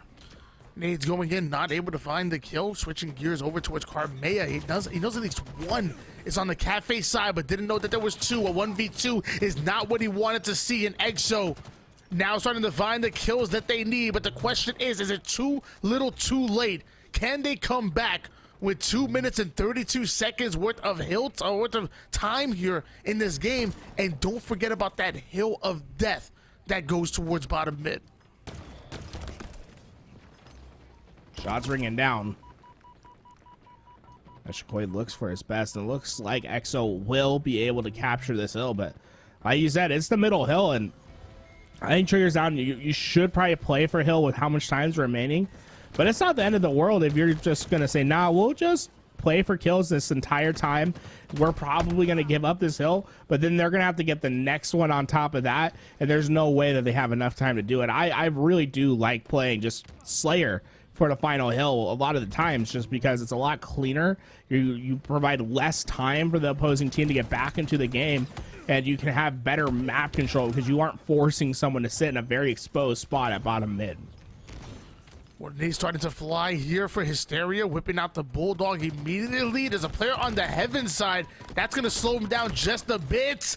Able to put 2 down to 1 shot, but cannot find the pick onto EXO. Time and resources dwindling for EXO, because that's 30 seconds of time where they've barely put anything on the board in this hill.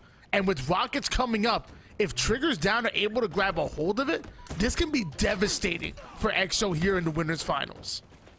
Some big kills from EXO though, right? These are the massive ones because rockets are coming up at the same time, and it doesn't look as if Triggers Down has any recourse to stop those rockets from getting too far. And yep, Shikoi's going to be able to find the first pick. And now I believe there's still one more rocket to work with, but I believe Karmea finds the critical kill, and great job by Triggers Down. Now they can force a bottom C spawn, and that's perfect for them because they have a direct angles into hill. They can keep them out pretty easily, and they can nade the common rush spots. And you're noticing this is exactly what we were talking about before. From the moment this started, they have not stepped foot in this zone except to pull for power weapons. Triggers Down are baiting this hill. They literally are playing 2 minutes and 32 seconds worth of Slayer right now, and EXO are really on the ropes. Not only would they have to take this time, but then they would have to move it on to the next one. And luckily for EXO, whenever they're in the zone, it stops the timer. The bad part is they can't find their way into the zone. No, they have to go through a litany of soldiers to get there. I mean, the map control alone from Triggers Down is just so overwhelming, right? And in order to get towards that hill, you're going to have to go through multiple BRs, and that can just be a tough task. And not only that, you have to be aware of your flank, and Karmea takes immediate advantage, a double kill for him, and no one to be found. There's only 40 seconds remain in game time. And in case you're wondering how Karmea has 27 kills and 10 assists, it's plays like that. The flank comes in, takes down 2. There's a player in front of him. He doesn't care. Absolutely shredding him with the Sentinel Beam. 3 down go EXO. And it looks like, although they played absolutely lights out, their journey here might end in the winner's bracket. It looks like they're going down to elimination. Yeah, Sentinel Beam, so strong, especially when you pair it with that thrust. And now you have a neighbor who has a stalker rifle to work with as well. And this is the thing, like, they could even give up this hill, and it's not that big of a deal because Trigger Down can just play the next. Rockets coming in. Excellent slays coming in. They're able to steal away this hill, it looks like. Whoa, hold on. Trying to get in there. And looks like a 3-2 lead, still in favor of Triggers Down, but just 15 seconds to work with. And it was a few seconds of that zone moving in that cheeks away at it. Hayden has to dive in, but he also has to slay at the same time. And it's tough to do with Triggers Down baiting. And now 8 seconds left for EXO to try to tie things up. Triggers Down just has to play their time. They don't need to get too ahead of themselves. Play slow, get the picks, and there's the first 2. And now time clicking away. One player pushes in. That's not going to be enough as it's a clean wipe. Everyone gets out of the hill, and the final seconds tick away. And Triggers Down will find themselves in the grand finals. Your top 4. Triggers Down, EXO, Crowd Pleasers, and Excel. These are the final 4 squads. Only top 3 get paid, so there's going to be one team that might be a bit upset, but it's not going to be Triggers Down. Guaranteed top 2. They have an advantage no matter who makes it out of the elimination bracket. They will have to take Triggers Down in 2 best-of-3 series. Meanwhile, Trigger's down, having that advantage of only having to win 1. And I believe our next match in the elimination bracket just got queued up as we see Excel win 2-0 over the Breach. So it's going to be Crowd Pleasers and Excel that are going to be going at each other to see who's going to finish in the top 3. In case you guys didn't remember, it's Crowd Pleasers that's featuring Piggy and Kratos. A star-studded roster. And then Excel, who were upset by EXO earlier, coming back for a vengeance 2-0 Breach, and now trying to fight their way into the top 3 in the elimination bracket. That's that Excel roster featuring Envor and Tony Two Turns. Yeah, I'm curious on what are you thinking about this matchup? Who do you have winning this one? It's tough. I never want to doubt Envor and the boys, but you know what? Give me Kratos and Piggy. Yeah, Kratos, Piggy, Mines, and King J. I actually like that roster a lot, and I say they pull off the upset. It feels weird going this way, but I mean, Kratos top 5 in every category. Who am I to deny it? And when we come back, we're gonna have these two going at it to find out who's gonna make it into the money and who's going home a bit empty-handed.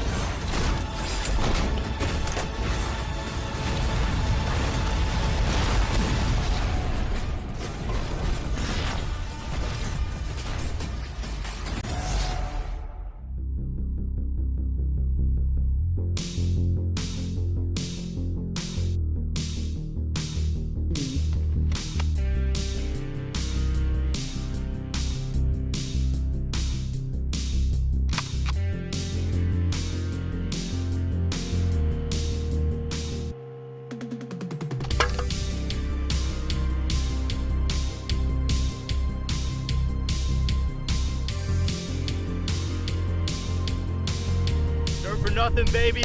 Let's get in there. When the chicken is this crispy and this tasty, it doesn't matter what else is for dinner. Tyson crispy strips are so delicious, they'll be your favorite part of every meal. More crispy chicken, more family faves, more to love. Tyson.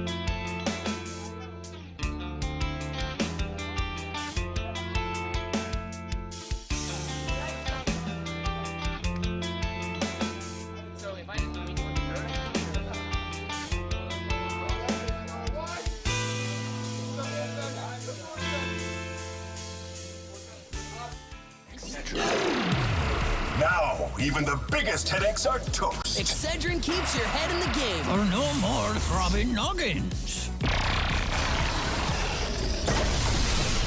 Excedrin, game over for headaches.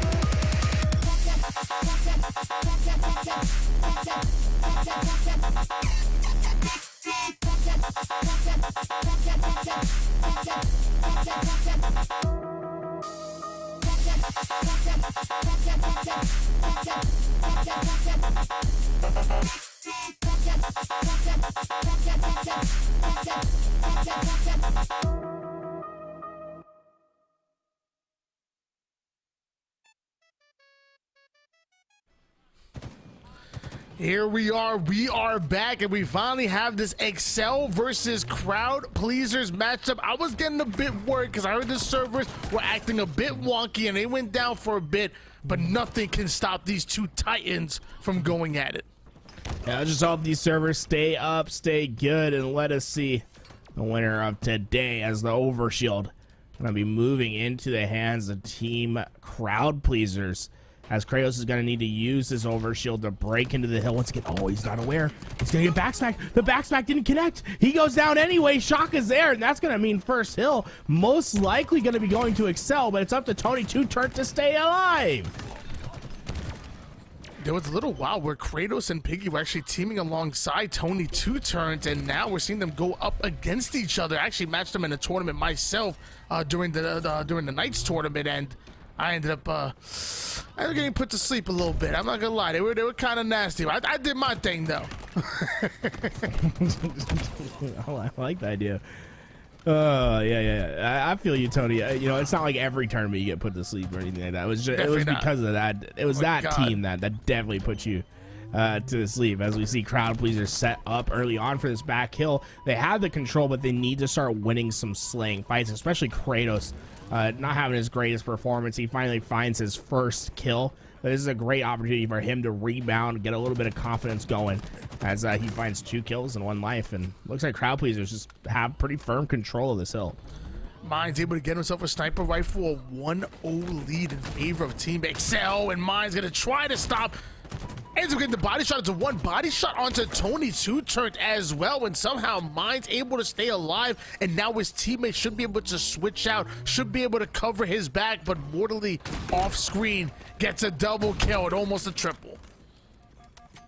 Able to stay alive is Tony. Still 1 shot, but he's got the sniper, and now he can maybe find some opportunity for the rest of his teammates as he's playing towards his Overshield. Oh my God, Kratos with some beautiful nades right there. I was gonna say he's pushing out that spawn, so the rest of the team of crowd pleasers was probably going to spawn towards B, but it was Kratos, the last player who could really put some effort towards this overshield, who finds the kill and then finds the next, and now his team spawning on that overshield and just showing you how impactful that those nades were from Kratos. They bought this team not only the hill, but now the overshield to work with. The heat wave getting put to work by Kratos, taking down Tony Two-Turn. They're now going to try to work onto Envoy. The first shot is going to hit, but not able to finish this out. Meanwhile, Mortally advancing forward, pushing crowd pleasers away from this side of the map and allowing Excel to soak up all this new hill time. This next hill, I find this to be one of the more important hills, right? Because if you're able to get this one, get nice control on the map, and you're set up for the next, and having a 2-1 lead going into a hill, an overshield is so important, right? Because it just lets you have a little bit more breathing room. You don't have to worry as much about getting into that hill and securing the next one, because you can never go down 3-1 in a series. To me, that's basically a death sentence when you give up a 2-hill lead towards the end of the game.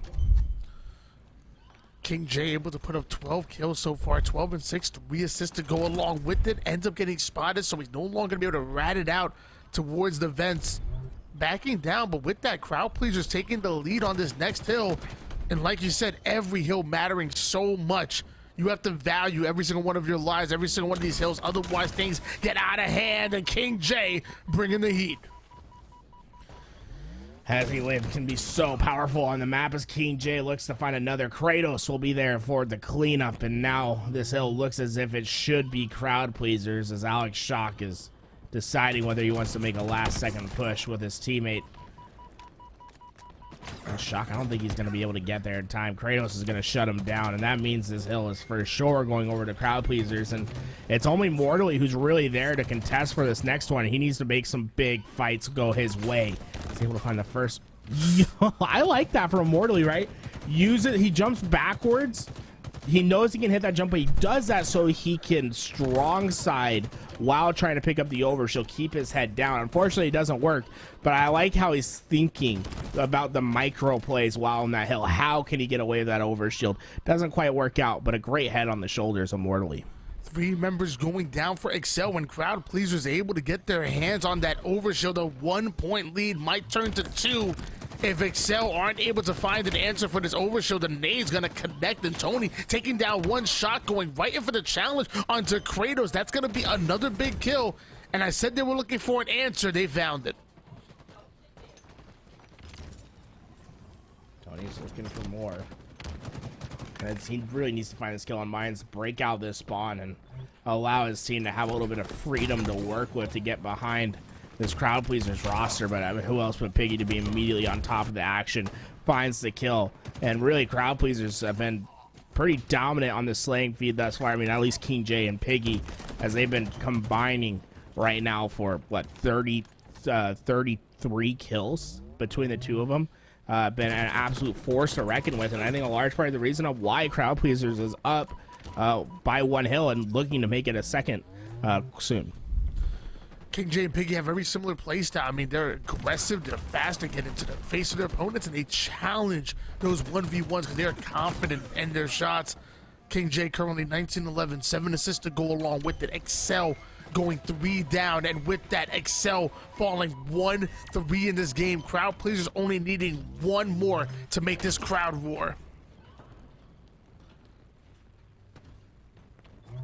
Jay looking for an opportunity to get this overshield away and to have some freedom to work with, right? And now with this overshield, he should be able just to come get a quick pick, get this hill for his team, and he doesn't necessarily have to do any more than that, but he's going to opt to do so, a double for him. But it looks like the rest of Excel is quickly there to find the trade outs, and it won't be much of an impact in King J's kills as Excel still capturing this hill. The combination of King J and Mines forcing that player out of the hill and forcing Mortally as well. Mortally now going to double back with the heat wave in hands. Kratos throwing the denial grenades early. That's going to do the heavy damage. And Tony and Shockto going back-to-back deaths. That's not what you want to see for Excel as crowd pleasers are starting to heat up. They're commanding this space here. Mines taking down 1. Envoy going back in. and crowd pleasers still seemingly in control. Just trying to find the wrap, but there's just so many players to deal with, and Onboard Tony Two-Turn get right on top of each other, and they're going to be able to stop any sort of momentum that King J can provide on the other side. And so far, Excel has played this hill wonderfully. You know, usually that top mid hill is a very tough one to get, right? Very baity, a lot of angles to be looking after. But the way that Excel has been able to expand on the map has been wonderful thus far, but we finally see Kratos and the crew break open the setup and now have one of their own to hold. Saw a bit of body disrespect coming out of Kratos right there. Not happy with, I believe it was Tony Two-Turn, his former teammate, letting him know about a 3-1 lead. Still in favor of crowd pleasers. Minds looking for that body shot with the sniper. Just barely gonna miss. Can't connect on the second one either. So Tony Two-Turn gonna get away with not only that kill, but no damage whatsoever. Crowd pleasers go 3 down. A 3-2 lead in favor of crowd pleasers, but Excel having a lot of momentum and now soon an overshield.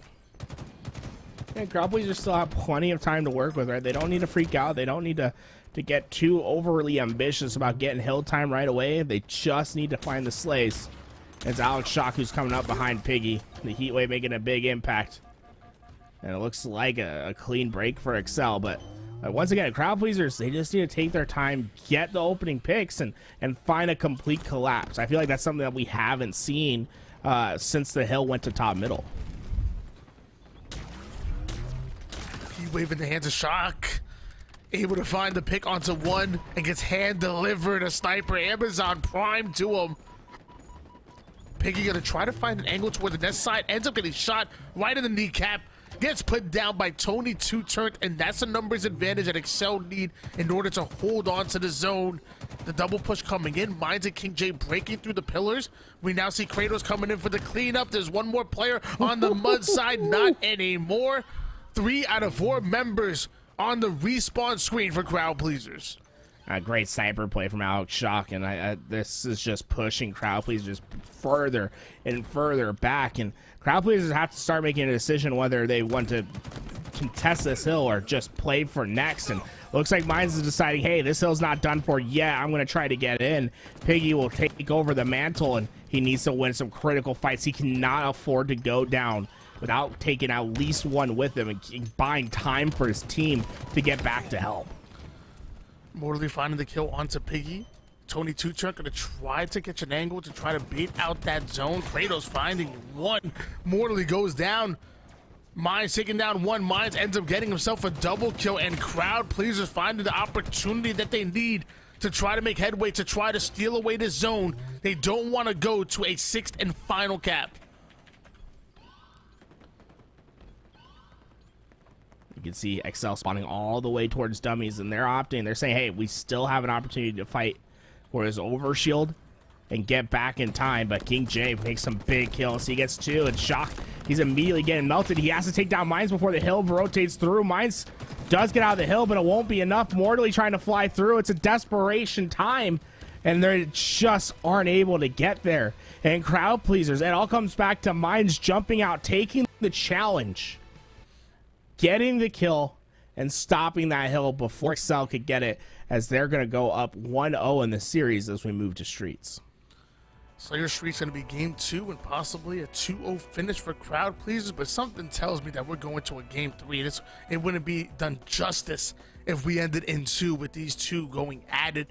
Excel playing lights out towards the middle game, but eventually crowd pleasers realize they only need one more cap, and a couple good round of slays go their way, and they absolutely steal game 1.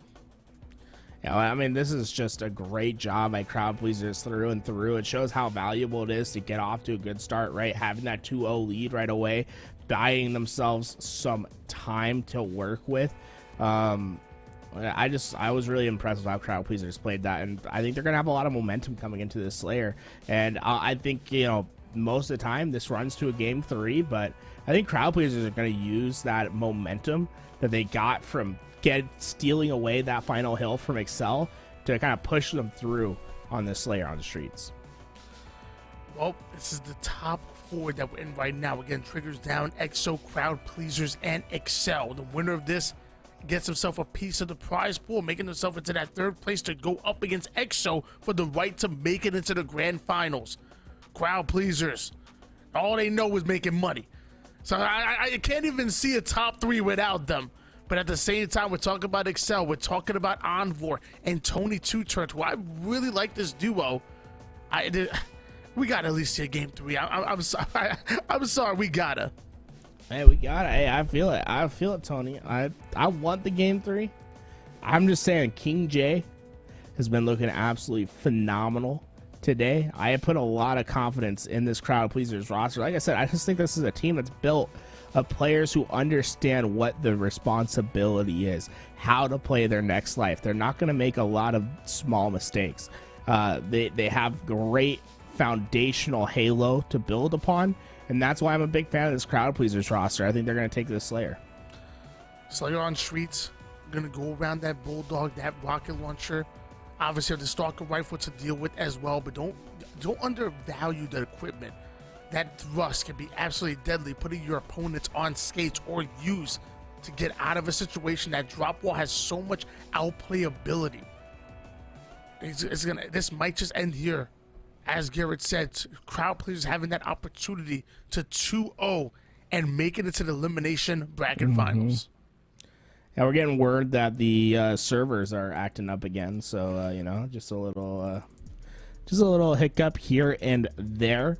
Waiting to see if we can get that resolved as soon as possible, so we can get ourselves into game 2. But in the meantime, Tony, you know, we've been watching some great Halo. If you had to, okay, we were talking about our favorite childhood shows in the break time. If you had to say Crowd Pleasers, if they reminded you of one show, what show would it be? What childhood animated show would, or I guess it's any childhood show that you watch? What is Crowd Pleasers to you? What is Crowd Pleasers? Crowd Pleasers are Beyblades, and they're fast. Beyblades. They're durable.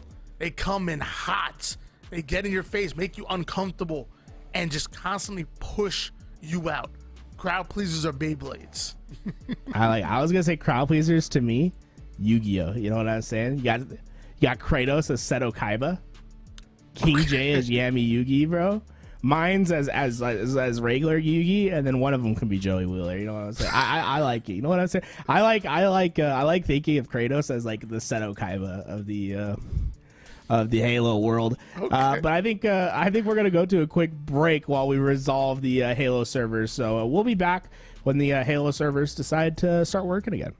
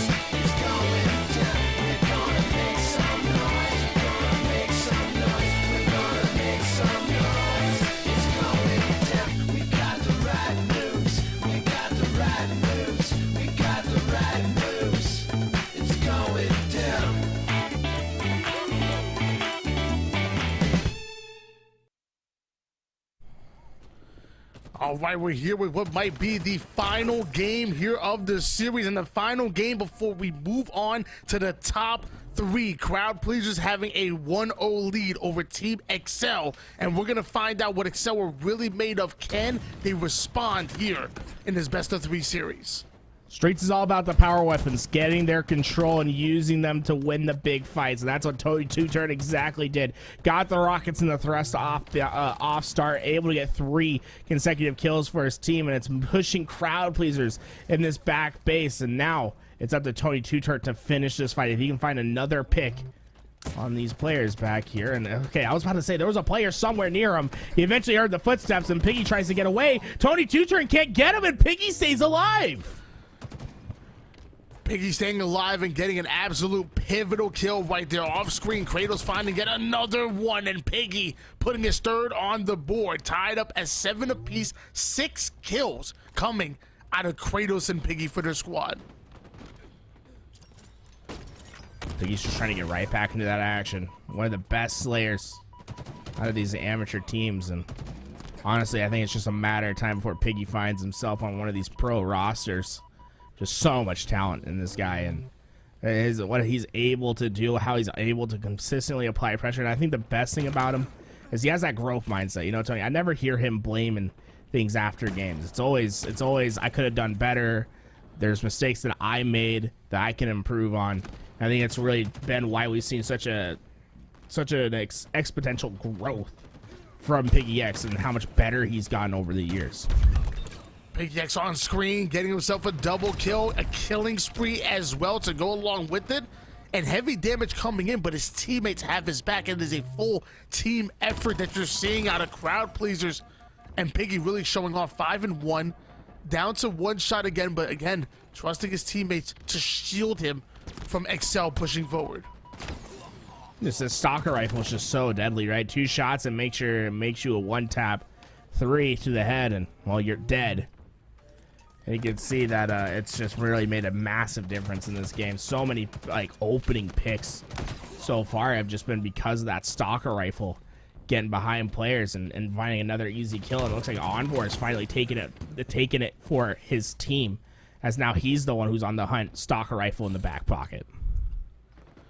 His teammate is shocked, did die over towards the cafe side. Kratos trying to extend to pick the player off of the subway benches, but ends up going down. Luckily, King J breaking through with a double kill of his own. The brew grenades connecting and mortally sneaking away with that bulldog. Gonna go right after mines. The shot gonna connect, but Kratos coming in for the cleanup, and now Kratos chasing down Shock and taking a little bit of team damage. Ain't nothing wrong with that. I'll wake you up a little bit. This bulldog, man, it wants to bark. It needs to find its way into this action, and it looks like Kratos is gonna have to win a critical fight. And unfortunately, Shock gonna find him before Kratos really had a reaction.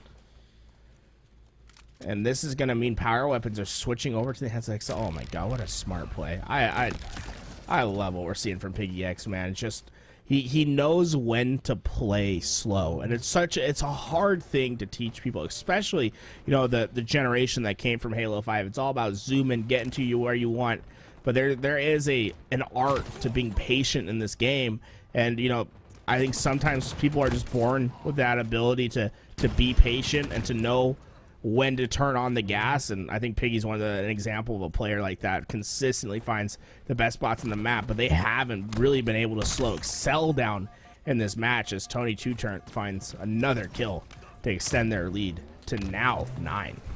Patience is not a virtue, it is a weapon, and to be used calculated. And we're seeing Tony Two-Turn end up going down. That's a pivotal fight going in. 3 out of 4 members of Excel now stuck on respawn, and the nades start to fly over towards the spawning Shock, and that's Piggy going right into his face. Goes in for the challenge, but Shock willing to accept it.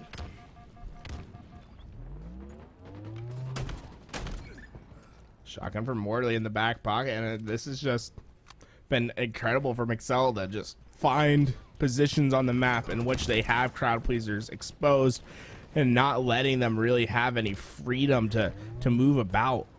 Power weapons have been such an impact on this game, and now this is this is do or die time for crowd pleasers. You can't afford to get wiped one more time. You have to find a critical kill, but it's Mortally who's quickly trying to shut that down. And if things keep progressing the way they have been, Excel might be able to send us into a game 3. And this, I mean, I said it, these two are too good. These two were too evenly matched. We have to see a game 3. I don't care who you're rooting for. Mortally trying to get access with the shotgun, not able to do so, instead gonna catch a grenade. Meanwhile, Envoy trying to go toward the back A side. Piggy puts him down to 1 shot. King J should be able to come in with the clear. King J actually gets to go down. Yeah, I think that's just been the story of this match so far for crowd pleasers. Is Excel just they make every single fight so hard fought. There's nothing that's free in this game, and you can see it's come at a stark cost for these players over at crowd pleasers, not able to keep up with the slays, and it's just a matter of time before this one's over as Piggy tries to do his best to stay alive, but Mortally has just been able to find spot after spot as he gets his 12th kill of the match. 1 more kill needed. King J and Kratos getting back-to-back kills, making it as hard as possible for Excel, but it feels like it's only a matter of time before they're able to find it. Not enough of an advantage for crowd pleasers to work, but they are now trapped towards the P side. Tony gonna find the kill onto his former teammate, and just like that, we are going into a do or die game 3. Yeah, Excel gonna have a huge momentum boost from that Slayer. Like they really had control for most of that game. Never really slipped out of their hands at any point.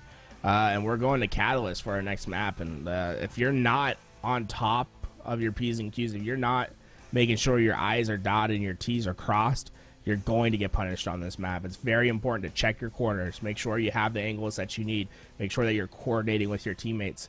And whatever team can do that best is going to be the team that remains victorious and gets a top 3 finish. Catalyst, the newest map that was implemented here in Halo competitive, and I will say one of the best maps to get creative with the equipment. That grapple, you can get behind enemy lines by going all the way outside of the base. If you're getting shot at towards that grapple spawn, you can literally go under the base onto the skewer side and end up all the way on the opposing side onto the sword just by grappling under the entire map. You can get so creative. Don't get me started on the repulsor as well, that can not only counter the sword but also be used for movement tech as well. Catalyst CTF, that's really become a likable game type. Wasn't a huge fan of this map, especially not for Slayer, but CTF, I get a shot. Hot take, Tony. I have a solution on how to fix this map. People are gonna say that I'm crazy, that I shouldn't be able to spout these opinions, but you should spawn with a grapple.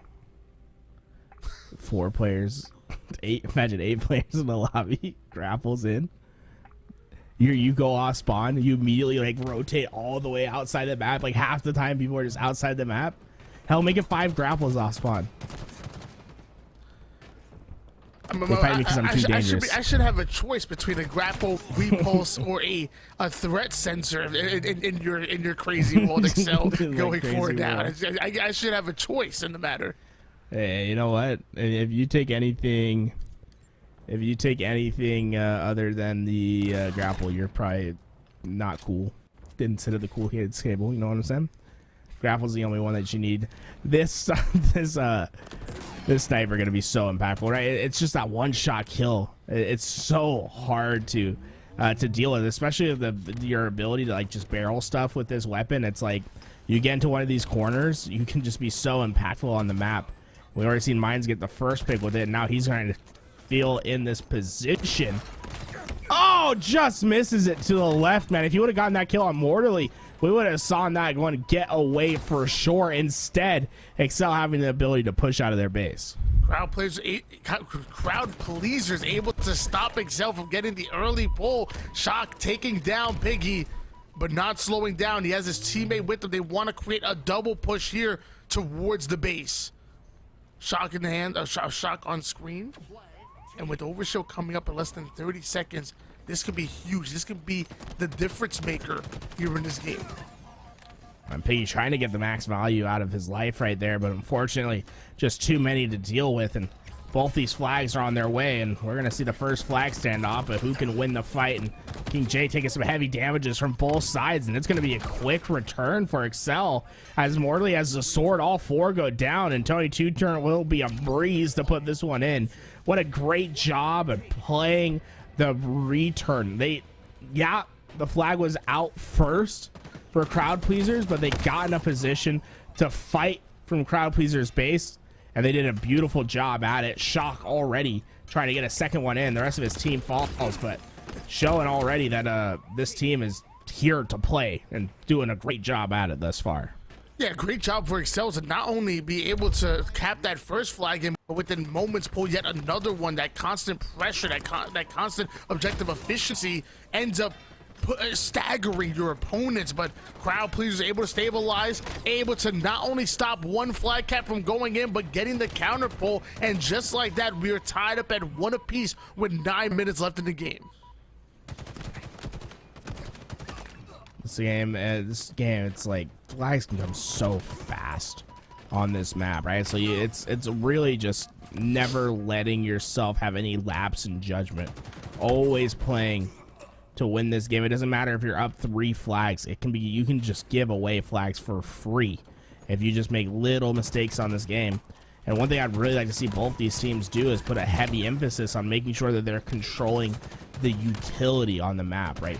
The grapple, the repulse, they're really important to having a successful map control, because you're going to have way more options on movement, on rotations, on how you're approaching fights if you're able to control that grapple. Morley trying to create an opening, able to survive with that grapple. Gets right behind Kratos, tagging him up left and right, slowing down the pull from coming in, because now they have to deal with them. They cannot advance this flag forward until they secure those kills. So big plays come in. Kratos ends up going down. Cross map shots coming out of Morley, and Piggy trying to inch that flag forward. Wow, what a play for Morley, man. He just slides on in the curb slide, and he's looking for the next one on Kratos. Kratos will eventually stop him, but not before the overshield changes hands, and that flag is going to be returned, and a second flag cap on board for Excel. I mean, somehow the point blank noob combo misses, and Shock is able to get 2 kills in his team's favor, and they're just continuing to push forward. Just an onslaught from Excel. Excel are mowing them down at the moment as Shock finds yet another one. Mortally taking off Kratos off the screen, and just like that, half of the members of crowd pleasers no longer on the map of Catalyst. We do see a bit of a rat play by King J. I love that, but Shock, the final player alive, still able to push this flag in. He will be met with some resistance here by Piggy. The commando comes in, making Piggy one shot, finishing off the kill, and looks like his teammates coming off the spawn might be able to relay this forward, but they have to defend their base. They have to clear out that base.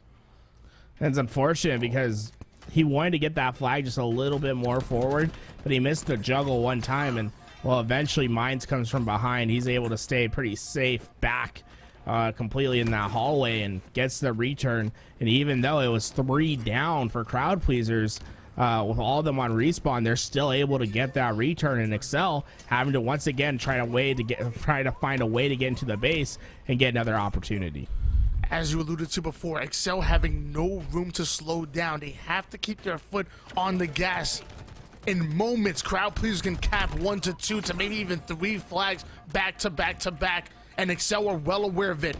We see another pull going in favor of the boys in red. Piggy spotting out Shock and able to hunt him down.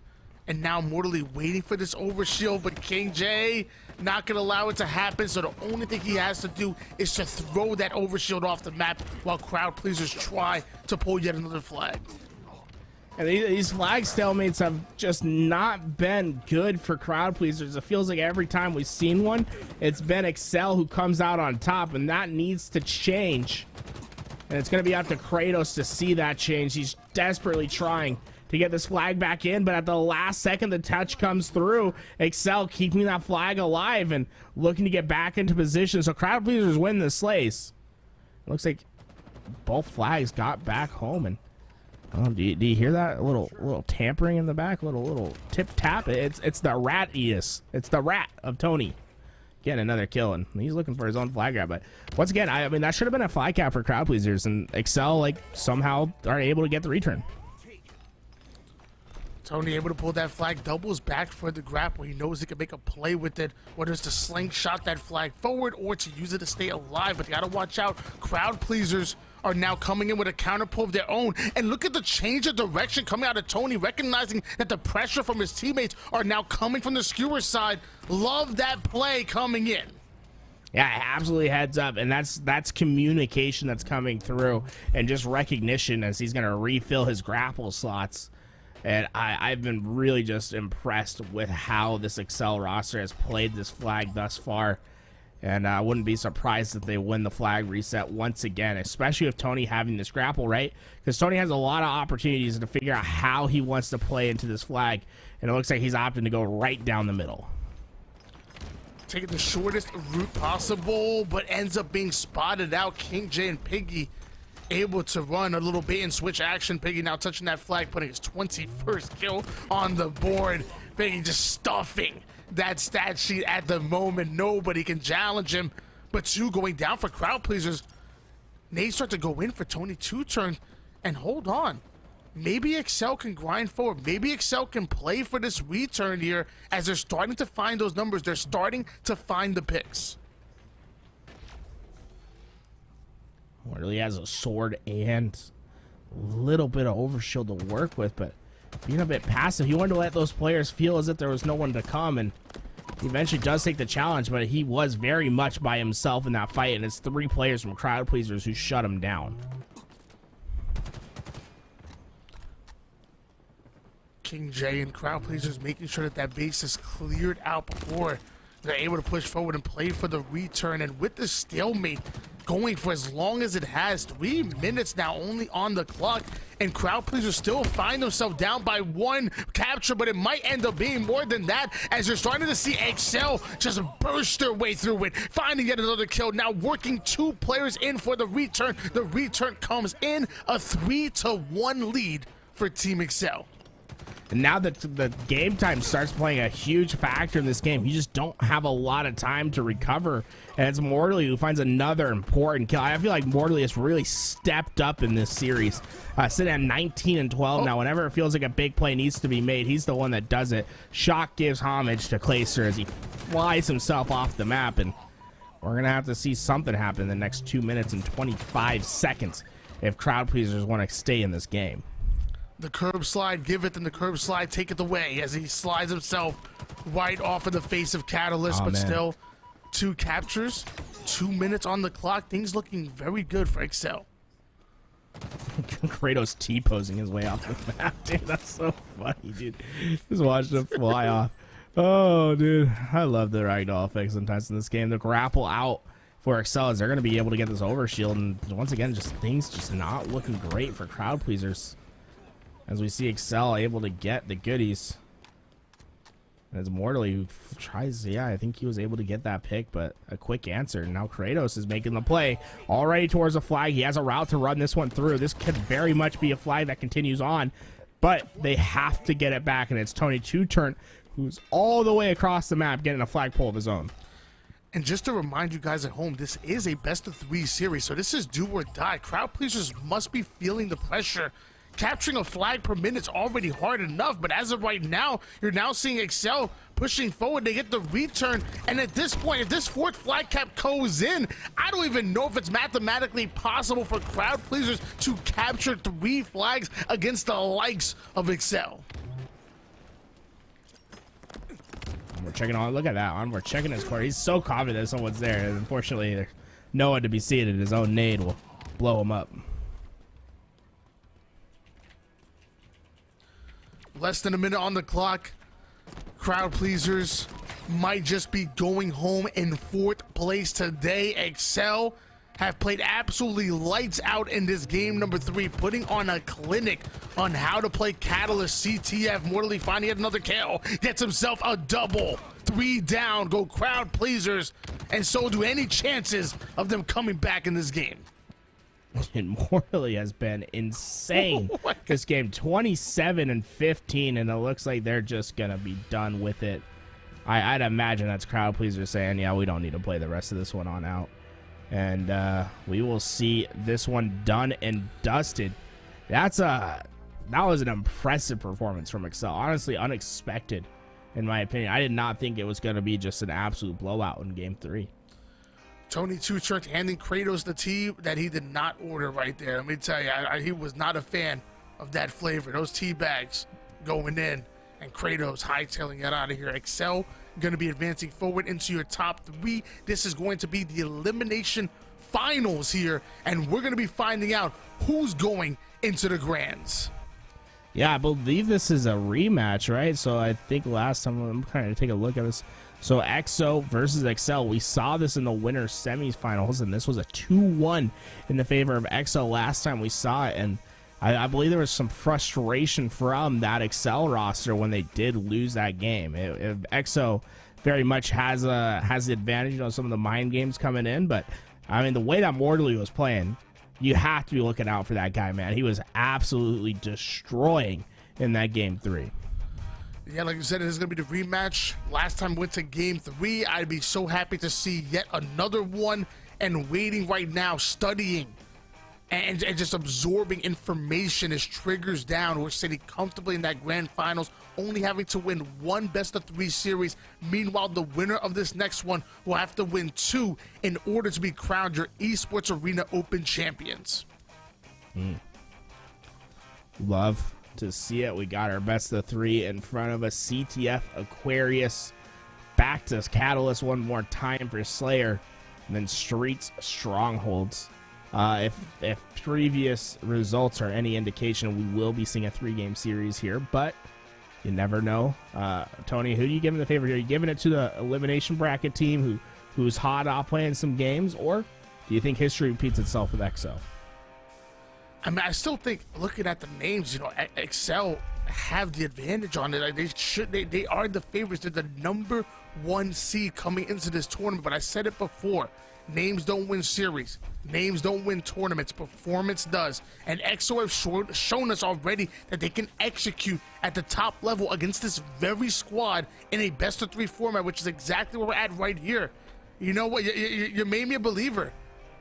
Give me EXO. I can't stop saying this. Give me EXO. Yeah, give me EXO. I like it. I like it. Hey, I honestly could not tell you. I'll take Excel just because it makes it. Oh no! I'm going back with Excel. I thought we were both going to EXO. No, I'm going back to EXO. Okay, no, I'll take EXO. It was all bait the entire time. I have 100% confidence in EXO. I cannot believe you fell for that. Oh my gosh, lock it in. Lock it in. Totally lost. No, I honestly cannot tell you who's gonna win this one, but I think history probably repeats itself. I think EXO is a team that's built to last, bring these upsets. I think they're gonna get it done.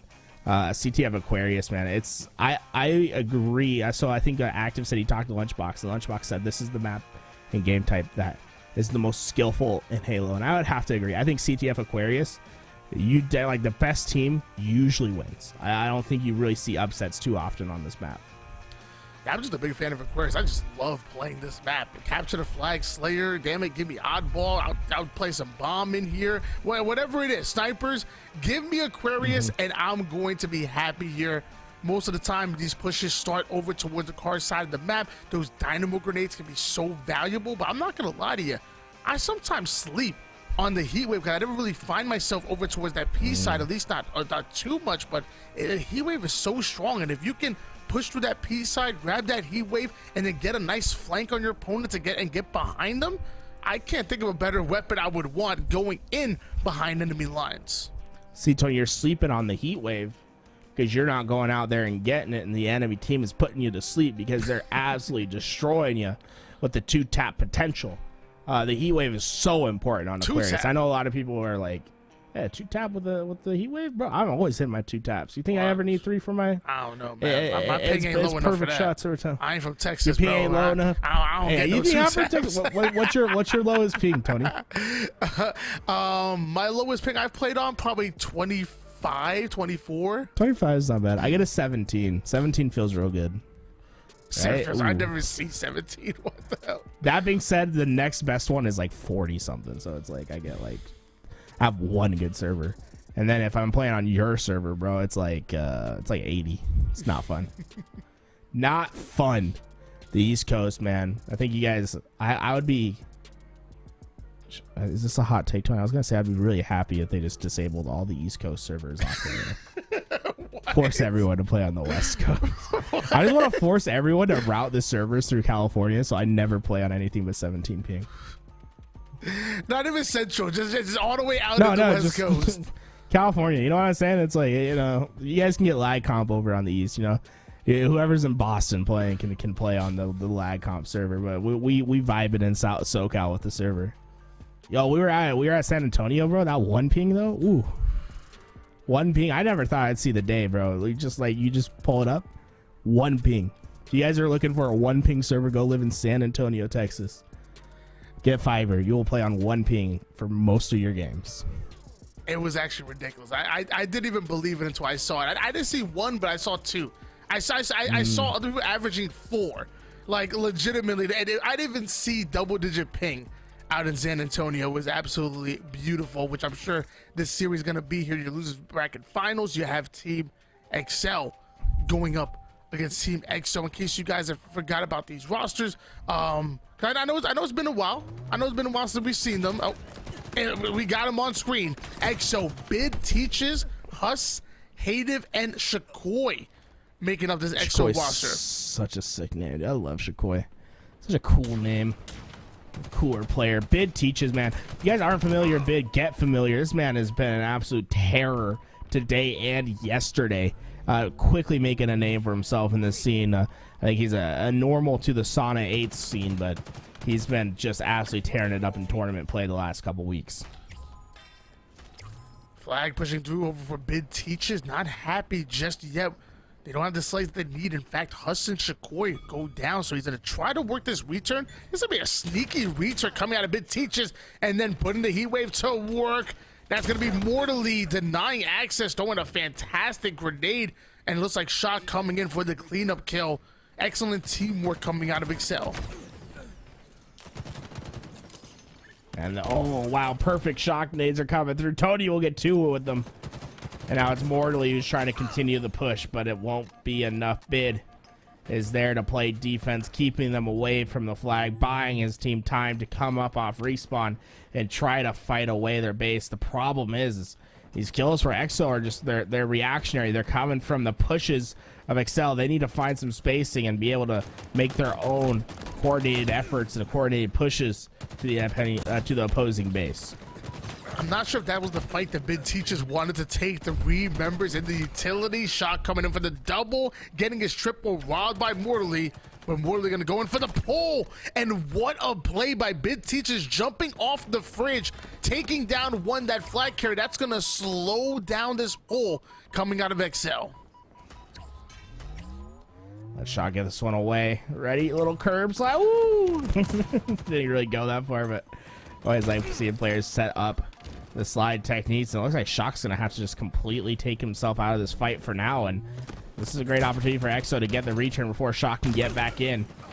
And that's a great job by EXO. They're able to find the spacing, get the return, and it's gonna be up to Tony to once again lead the charge with his teammates to get back and pull another flag. 22 turn taking down Huss, having another challenger appearing, able to get the double kill. That's going to be on Shakoi, and not slowing down whatsoever, making towards utility side and looking for the spawning players onto fridge. That flag makes it to the car side, but half shields is on for the slide, gonna come in and not taking any damage because of it. Wow, I mean, resilient efforts from Excel, right? The third time's a charm, consistently getting into the base, getting flag pulls. To them, it's just a numbers game. You know, as long as you're able to keep applying pressure, eventually it's going to work out. EXO, on the other hand, they need to be able to get off their back foot. It's been a defensive effort this entire game. We really haven't been able to see them put together a push to take control of the base, and it's causing EXO to quickly find themselves instilling defensive habits that are hard to break. You know, sometimes when you're just consistently getting your team pushed over and over and over again, you kind of forget what it's like to get a 4 down and make a push of your own. EXO coming off a spawn, going to try to coordinate some kind of push, but as of right now, all 4 members huddled up together. Nades start to fly here, and Excel going to try to isolate Wonder, able to do so, taking down Hative, Bid, and Husk, getting back-to-back kills, and what a pivotal fight going in favor of Bid Teachers, putting Excel 3 down, and the defense comes in. They're able to wipe the entire Excel side from their base, and now this defense going to look to convert into some offense, because now it's Excel that have to stop EXO from pulling their flag. Ooh, Camo just getting away. Shock's last bullets did not connect with the head. And that means Camo's on his way. I think Tony might have been able to find that kill. So Shikoi going down. Hus last alive. They'll know his position. So although he's very pushed forward, it's going to be 2 players from Excel who come hunting. And they're going to be able to take care of the last straggler. Oh, no, Tony taking care of another one. Oh, my God. Tony's been going off this tournament, man. EXO going forward down, and it's tough.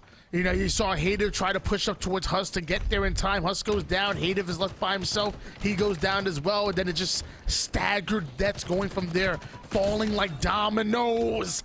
As Zonvor gets yet another pick, a double kill going in favor of Excel. And they're not going to run it towards utility right down the mid. The Zonvor for Excel. Oh, I love players. I love watching players be fast, man. Onboard wants to get this flag home, and he's using all the movement possible to make that a reality, and it will be a 2-0 lead for Excel. Definitely not out of this game yet as EXO. I mean, we've seen 3 flag caps in under a minute in HCS history before. You just have to start being able to get control of the opposing base, and so far it looks like they're doing a great job at it. They're inside Excel's base. They just need to finish the fight and get these kills and get the flag away. Husk gonna get right behind this fringe player. Actually doesn't even need to, because Bid Teach is gonna finish them off with the nade, and the one-shot player, and Shock is gonna go down. There's one more that Husk wants to take out, and it's mortally being a nuisance, but instead he's gonna double back, take a bit of team damage. EXO immediately taking height here and fighting for this peace side control, fighting for this, and with camouflage coming up, Husk ends up going down. And Hus falls to a team nade, and that's going to be a devastating one. EXO going to have some friendly fire over at P2, and that's going to be a massive cost. Hus was in a great spot to play high, be that last line defense who can just stay high, shoot down, and when he's needed to, drop. But the team nade comes through, and he has to fall first, and then the rest of his team follows, and Excel are able to stabilize from a scary position. The camouflage Shock taking a bit of damage from the Shock grenade, ends up being spotted out, and the trade's gonna go for Hus, but 3 down for Excel. So with that, EXO might be able to respond here, and if they could put a cap on the board, this is definitely doable. Like I said, we've seen plenty of plays, we've seen plenty of caps go in favor within 1-2s. They're 3 minutes able to steal away games. All they need is that return, does EXO. It has to be aware of where the push is coming from behind. The pistol in hand, there's 2 players there, and he's not going to be able to win that fight. The nades come through. Looks like they were able to get the touch at the last moment, so EXO able to keep that flag alive for now, but it's Tony Two Turn who's taking his turn to go on the hunt. And he's found his first target, and Shikois. I mean, sometimes the deer fights back. Let's just say that. Oh my God, the strafe left and right. He dips and dodges, and eventually puts in the shots necessary to get a massive kill. And it's Hus who gets the return. First flag on board, and we could be seeing a second one in a quick succession with how EXO is set up on the map. The relay flag comes in. Almost back-to-back kills going in favor of EXO. At least the kills coming in. Looks like that flag is not being stopped. 3 down, go Excel on for the final player alive, and he's in no position to stop the flag. Within 45 seconds, you see 2 captures going in favor of EXO. We have a tied-up game. And we have a third one on its way, and Bid's going to be able to get the back smack. Tony on the way to try to get that return, but oh my, Bid has been just going off from top mid as he looks to get this return. I mean, to look to get this flag touch. 2 more players to deal with, but you can see Bid wants to get this flag away. Hative is there, ready to play defense with Bid, and this is going to be 3 flags in a minute to take the lead. Excel are staggered. They are stumbling right now. EXO able to have so much momentum, so much energy on their side. Finally, a response coming out of Excel as they push that flag forward. We do see the overextenders coming in, but 3 down go EXO. Huss now going to be the final player alive of EXO, right down the mid and right to the black screen he goes. But to stop short, Bid Teachers catches an angle all the way from the P side. It looks like that flag is relayed forward. Another kill goes in. They're working so hard to try to cap this flag, and it's not gonna happen. Oh, it's so close. There we go. Excel gets it in, and Shock's playing some heavy defense. He's the last alive for his team, and eventually they come through, and Envor coming up a first spawn and is trying to get damage through, but that flag's going to get over to the closet in time, and Envor's on a trek. He needs to find the kill, but he knows there's players behind. Hayden's going to be able to get away for free, and this flag could quickly come in. Is there anyone there to stop it? The shots are coming from top mid. Hayden, he gets it in. 4-3 lead for EXO. Only one more cap needed for EXO, but we do see a counter pull going in favor of Excel, and mortally gonna be stopped there. 2 down go Excel, and now EXO want to take advantage of these numbers. They want to get out of that base and get into the face of Team Excel. The problem is you just can't want it. You have to do it. You have to execute. And so far, what we've seen in the back half of this game is Excel just fall apart. EXO is starting to dominate the kill feed. EXO can't lose a fight. Huss finds 2, and now it's Envor who's last alive, and he nades himself. He's dead. He's on the respawn screen, and this is looking devastating for the side of Excel. They just can't get their bearings. Tony able to finally get a kill, but it's the heat wave that claps back. EXO has done everything possible to wrench this game away from Excel. And now Shock trying to stay alive over toward the P side, having Bid Teachers right in the face, putting his 19th on the board. Bid Teachers once again going off in this game. Tony finds the angle, but he's out in the courtyard. And oh my gosh, the strafe too nice, almost losing him. 3 down, go Excel. The 4th one is gonna fall. There is nobody in sight, nobody extended in. Team EXO are about to put the 5th and final flag cap of this game number 1. What a comeback.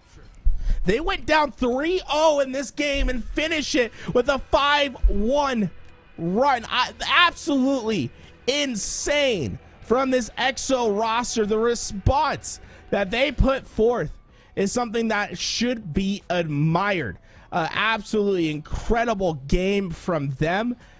Just showing that you have to be consistent. You cannot let up at any moment. EXO waited for the lapse in judgment, and they absolutely ran away with that game. I don't think I've ever seen a team go up 3-0 in Aquarius and then just look defeated afterwards. Like, EXO were able to cap those 3 flags back to back to back, and then Excel did eventually stabilize. They did eventually slow them down. The problem is they never did anything with it. They were never able to take advantage from there, and EXO continued to pressure, continued to play phenomenal Halo, and absolutely stole that away. I can't even fathom what we just saw. Yeah, I'm going to say Bid Teachers is legit, man. The plays that he was making at the end of that game, it all started with that camo play that he made over at P2, right? Him getting behind all those players, keeping that flag alive, pushing it in for his teammate. I was just really impressed with how EXO stayed resilient, never looking down on themselves, and they have to be feeling themselves now. It's just a matter of coming in and doing the job for Catalyst Slayer. I'm just lost for words when it comes to this EXO roster, man. They've been just so impressive and been just so consistent throughout the day, especially when they're playing against these teams that many would have them ranked higher. I mean, we've seen this before, and the first time these teams match up, everyone would say that, yeah, this is Excel's game to win. No one really had EXO going the distance, and EXO once again proving everyone wrong. Well, Bid Teachers and we learn apparently Shock could open things up with a double kill. Luckily, Excel are not quite chalking the vibes just yet, but you gotta think that loss must linger in the back of your mind, and Shock going to linger right off the map. Hey man, you know, sometimes you just gotta take a swim. Or I guess a swim in the air. You know what I was saying? Go find a ride yourself on the back of a Sentinel somewhere. You're gonna have to see the respawn screen, but so far Excel doing their job. They got the shot. They got the skewer. They have the weapons. You can see EXO all on top of each other in the back base, and Mortally finds the opening pick with that skewer, and look at this collapse. They're getting in. They're trying to get behind these players, although they're going even on the slays. You don't hate it because they're the ones that are controlling the pace, right? If it was the other way around, you might be feeling some sort of way, but instead they've been able to find a couple important picks. On screen, there's 3 members of Excel that were trying to break through the same exact angle, and instead Mortally's going to end up being caught out of bounds. So now hopefully this sword might be able to defend Excel from this push. Hater's going to come in, getting ISO'd out, blocking those lines of sight. Bid Teachers comes in for the flank. Envoy not able to get the kill. Tony chasing him down, but Huss has Bid's back. It's going to mean a quick escape for Tony to stay alive, and you can see all of Excel really just stacking on top of each other. They decide to do a 3-1 split. Who is that? Envor, who's by his lonesome, and Envor is by himself, and he's going to take the engagement on Huss, a big one to win, and he's able to come out on top, and that's going to create some much needed space for his team. Excel are playing angry right now. They have over doubled the enemy's team score line here in the early game. And now we have Overshield in the hands of Excel. Things are not looking good if you're a fan of EXO. EXO needs to find a response, and luckily the teammates are coming in. So in addition to Excel doing damage to the opposite team, between the jumping off the map, the team grenades, they're also doing damage to themselves. Yeah, they're just winning every one-on-one. It doesn't feel as if they can lose a fight right now. Onboard somehow stayed alive and got the pick, and the nade goes back, and it's going to cause some massive damage as Onboard's able to clean up one. Hayden comes through the back to at least get the trade outs, but Tony's lingering, and it's going to be a ratty spot that earns another kill.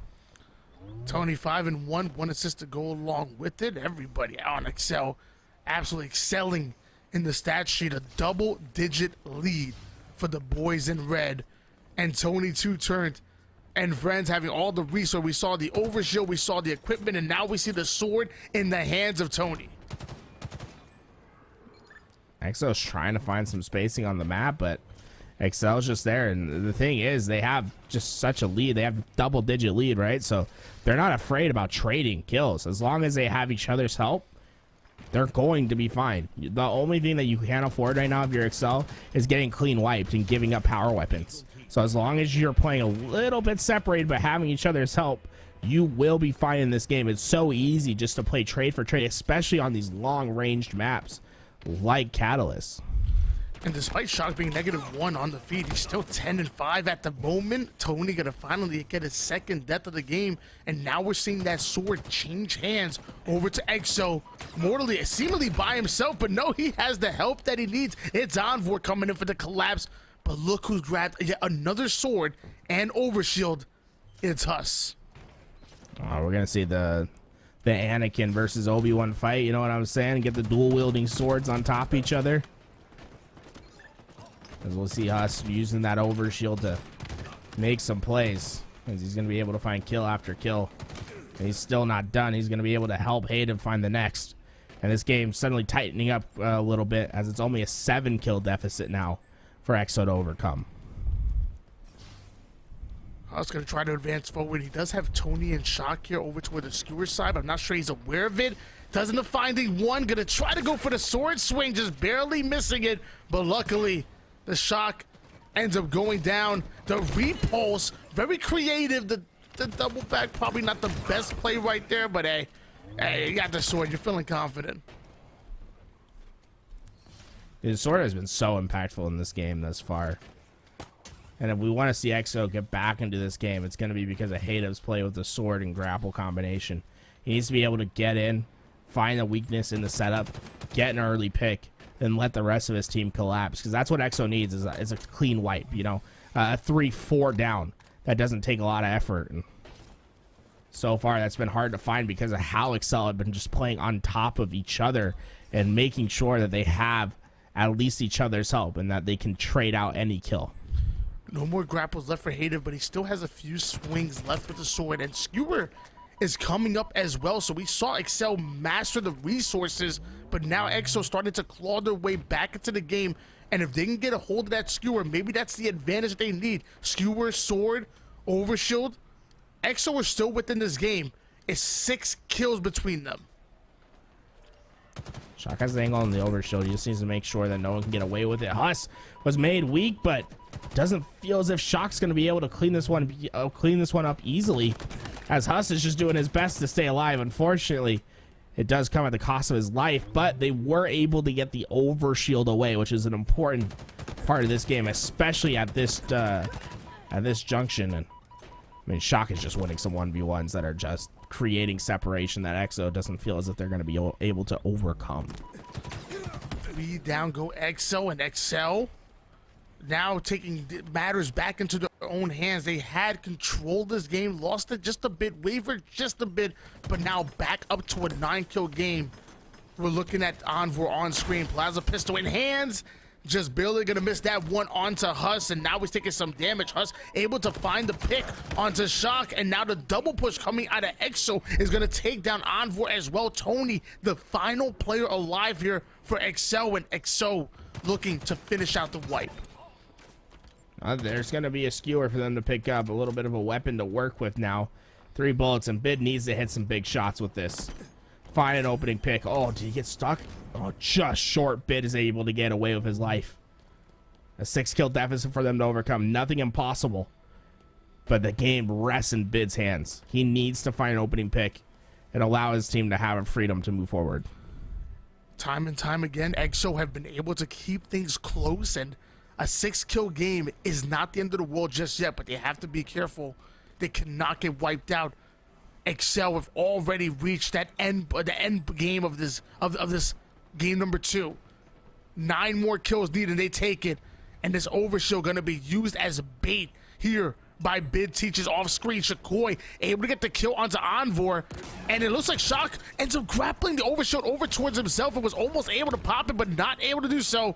Bid gonna take advantage of that. Overshield flying at Tony. This comeback may be doable. They're only down by 3 kills now. Once was a double digit. The stick gonna connect, and Bid Teaches absolutely running things here on Catalyst.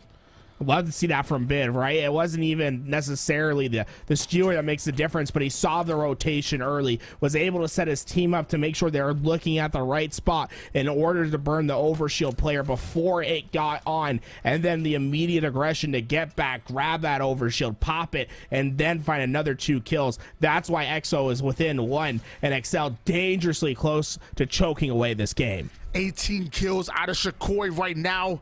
A large reason why they're only down by 1. And the grapple and sword, the combo that you need in the hands of Hative.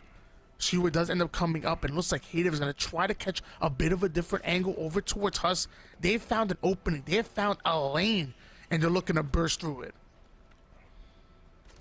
You see Excel, I mean, they've been doing the same strategy for about the last 20 kills, where they've slowed this game down, played on top of each other, tried to play trade for trade.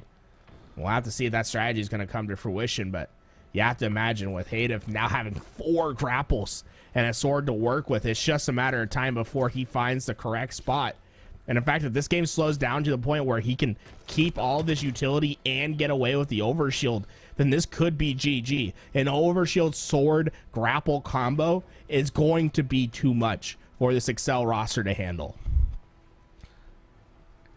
I know it's not going to happen, but in my mind, Hative grapples behind the base and gets behind Excel. But hold on.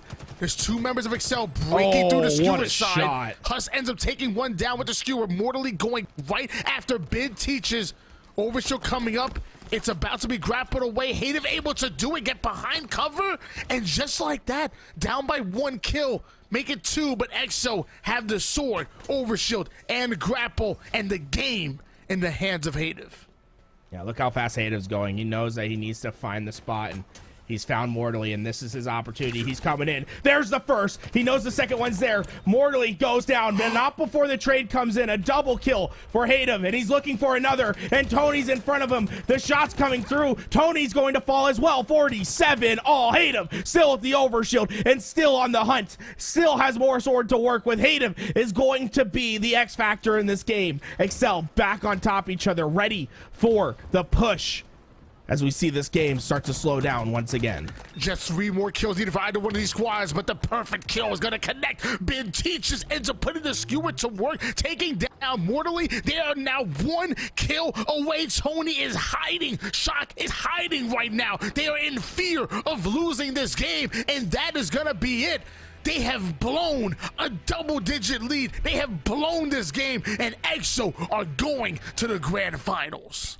They just played it. It's way too slow at the end of that game. They had a lead. Just be aggressive, play with each other, go trade for trade. Instead, they slowed the game down, decided to play on top of each other at the end of the base. And what did that do? It lost them control, the skewer, the sword, the grapple, the overshield, the 4 pillars that made the difference in that game. The way that Hayden was able to move with that sword, grapple, and overshield combination earned kill on kill. The critical skewer shots that were hit by Bid, by Huss, that opened up plays for Hayden to move forward, made the difference. EXO are resilient. They're able to come back not only in 1 game but 2, and are able to put their stamp on this tournament and now have a chance to try to take home the top prize.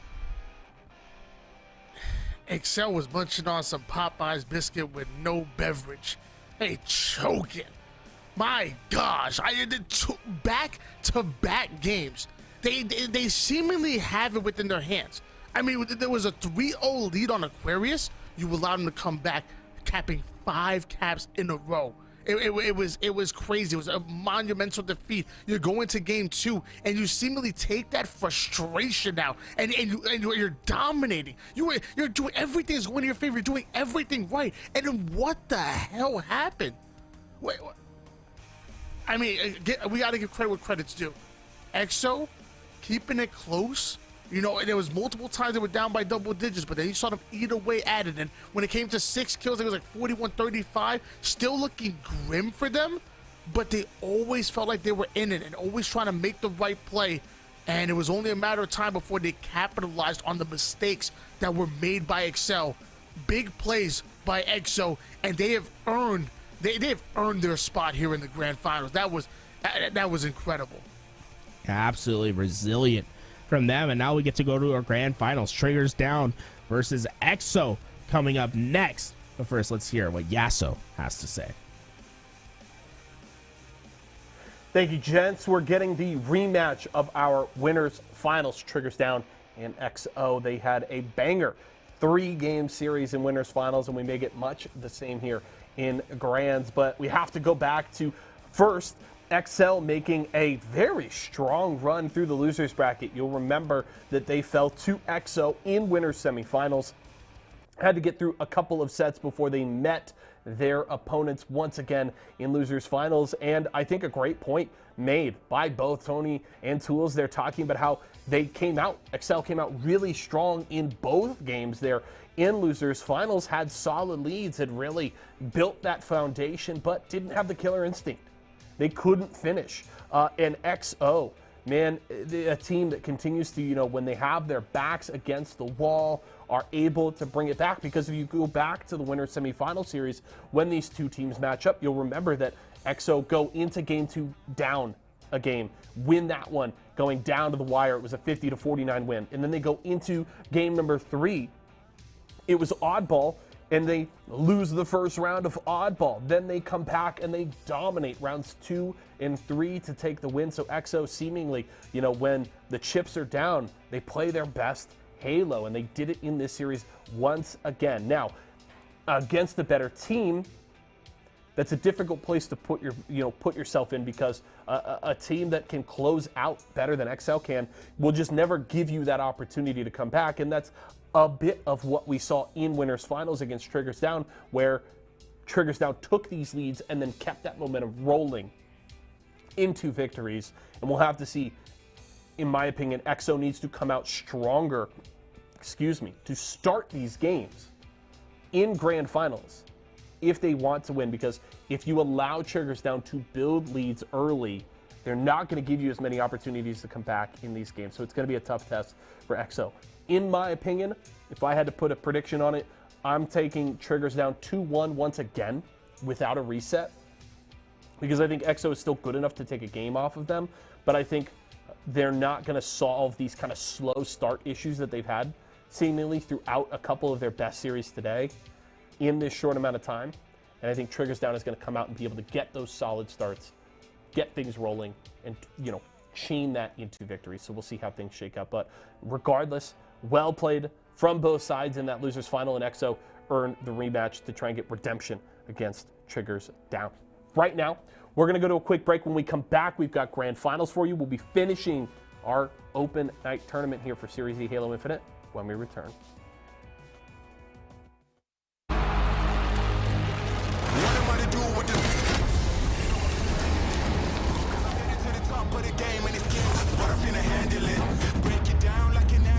I'll be loading up, they wanna package this. Pray for peace, pacifist, I'm never old enough to give a promise.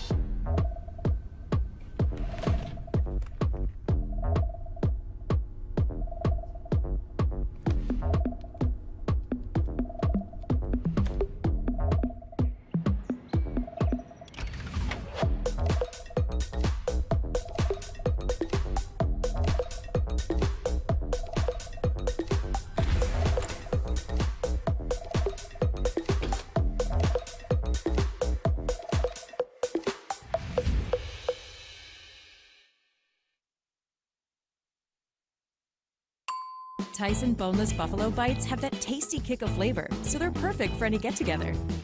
If there are any left when your guests arrive. Tyson Anytizers Chicken. More kicks of flavor, more smiling snackers, more to love. Tyson. Nation finals that we have just witnessed here in your Esports Arena $1,000 open event, and it is time for your grand finals. Triggers Down going up against EXO, and wow, it's the rematch. This is the rematch of the winners bracket finals, where Triggers Down were able to come out in a game number 3, but man, this EXO squad are built different. Yeah, EXO, you can never count them out, but it's going to be a tough task. Triggers Down, they're very talented. They have the history, right? They have the ability to close out these games. They've been there, done it. Whatever you need done, they can get the job done. EXO, on the other hand, they're like that shiny little thing on the storefront. You know what I'm saying? You go on window shop and you're looking at a bid teaches and you're like, you guys take credit? You know what I'm saying? Like can I get a little layaway? Because you develop a guy like Bid, and you're gonna see results in a few months' time. You know, he just needs a little bit more, TLC. But I really see a lot of potential on this EXO roster, and I'm really excited to see how they come out and play against Triggers Down. Yeah, I mean, I can't imagine that there's a world where Triggers Down and Hysteria and even Neighbor are winning tournaments in 3 different decades. Like, what is going on? Like, this cannot happen. I think EXO literally have to win, otherwise the universe will implode. Hysteria's gonna be teabagging kids when he's 60. Okay, like, that's just the reality of the situation. He's not going might be anywhere 60 anytime now. soon. Yeah, he might be 60 now. You know what I'm saying? He's basically a dinosaur in esports terms, but he's just shooting like he's 19 off the block once again. No, he's done it in multiple games as well. It's not even just multiple games at Halo, right? What's so impressive, he's done it in Halo. He's done it in Fortnite. Like he is just a natural talent in the game, but Trigger's down. Knock off to a hot start. It's a trip cap right away for EXO. And they're looking to continue the onslaught. But are you seeing it as a counter trip cap for Triggers down, though, huh? The meta has been shifted, apparently. I don't think I've ever seen a trip cap and then a counter trip cap. And wow. EXO going 2 down, 2 caps going in favor of Triggers down, but the lead still in favor the boys in blue. They're trying to get away, but is he able to get? Oh my God! Somehow he just dipsy chooses the way away, and Carmea's left to run with his tail between his legs. Not going to be able to get that kill, and it looks like Bid's trying to take advantage, but Aperture able to stay alive and keep putting the damage down. And this is the Triggers down that you expect to see here coming out of the winners finals to make it here in the grand finals, only having to win 1 best-of-3 series. Meanwhile, EXO will have to go the distance and do it twice against Triggers down, holding on to the double cap of 43-32 lead, and a shock rifle in the hands of Neighbor trying to make a play. I like this from Neighbor, right? Just getting right back to the cross. He's going to find Haida before he can do any damage. And now he has the opportunity to continue finding kills. And now this is where it gets dangerous, right? EXO go all down. They are going to be able to collapse on this pond. They left A open. I don't agree with that. I think Neighbor could have pushed back, tried to maybe put some pressure towards A, and then force the spawns towards long haul. Instead, they sort of split them out long haul and A, which is, you know, okay. They're going to be able to hold the 2 cap. But I definitely felt like there was an ability there to get the trip cap, spawn them in long haul, and really start to work up the score. As of right now, Triggers down, comfortable with the double cap at the moment, holding on to a bit of a lead. Shock rifle now in the hands of Coach Cobb, just barely missing the shot onto Shakoi, putting him down to 1 shot. The nades start to fall, and he finds the pick that he's looking for. Slays start to go in. Hative now caught out of bounds, going to try to stay alive. It looks like they're going to allow him to get away, as now they're working on A.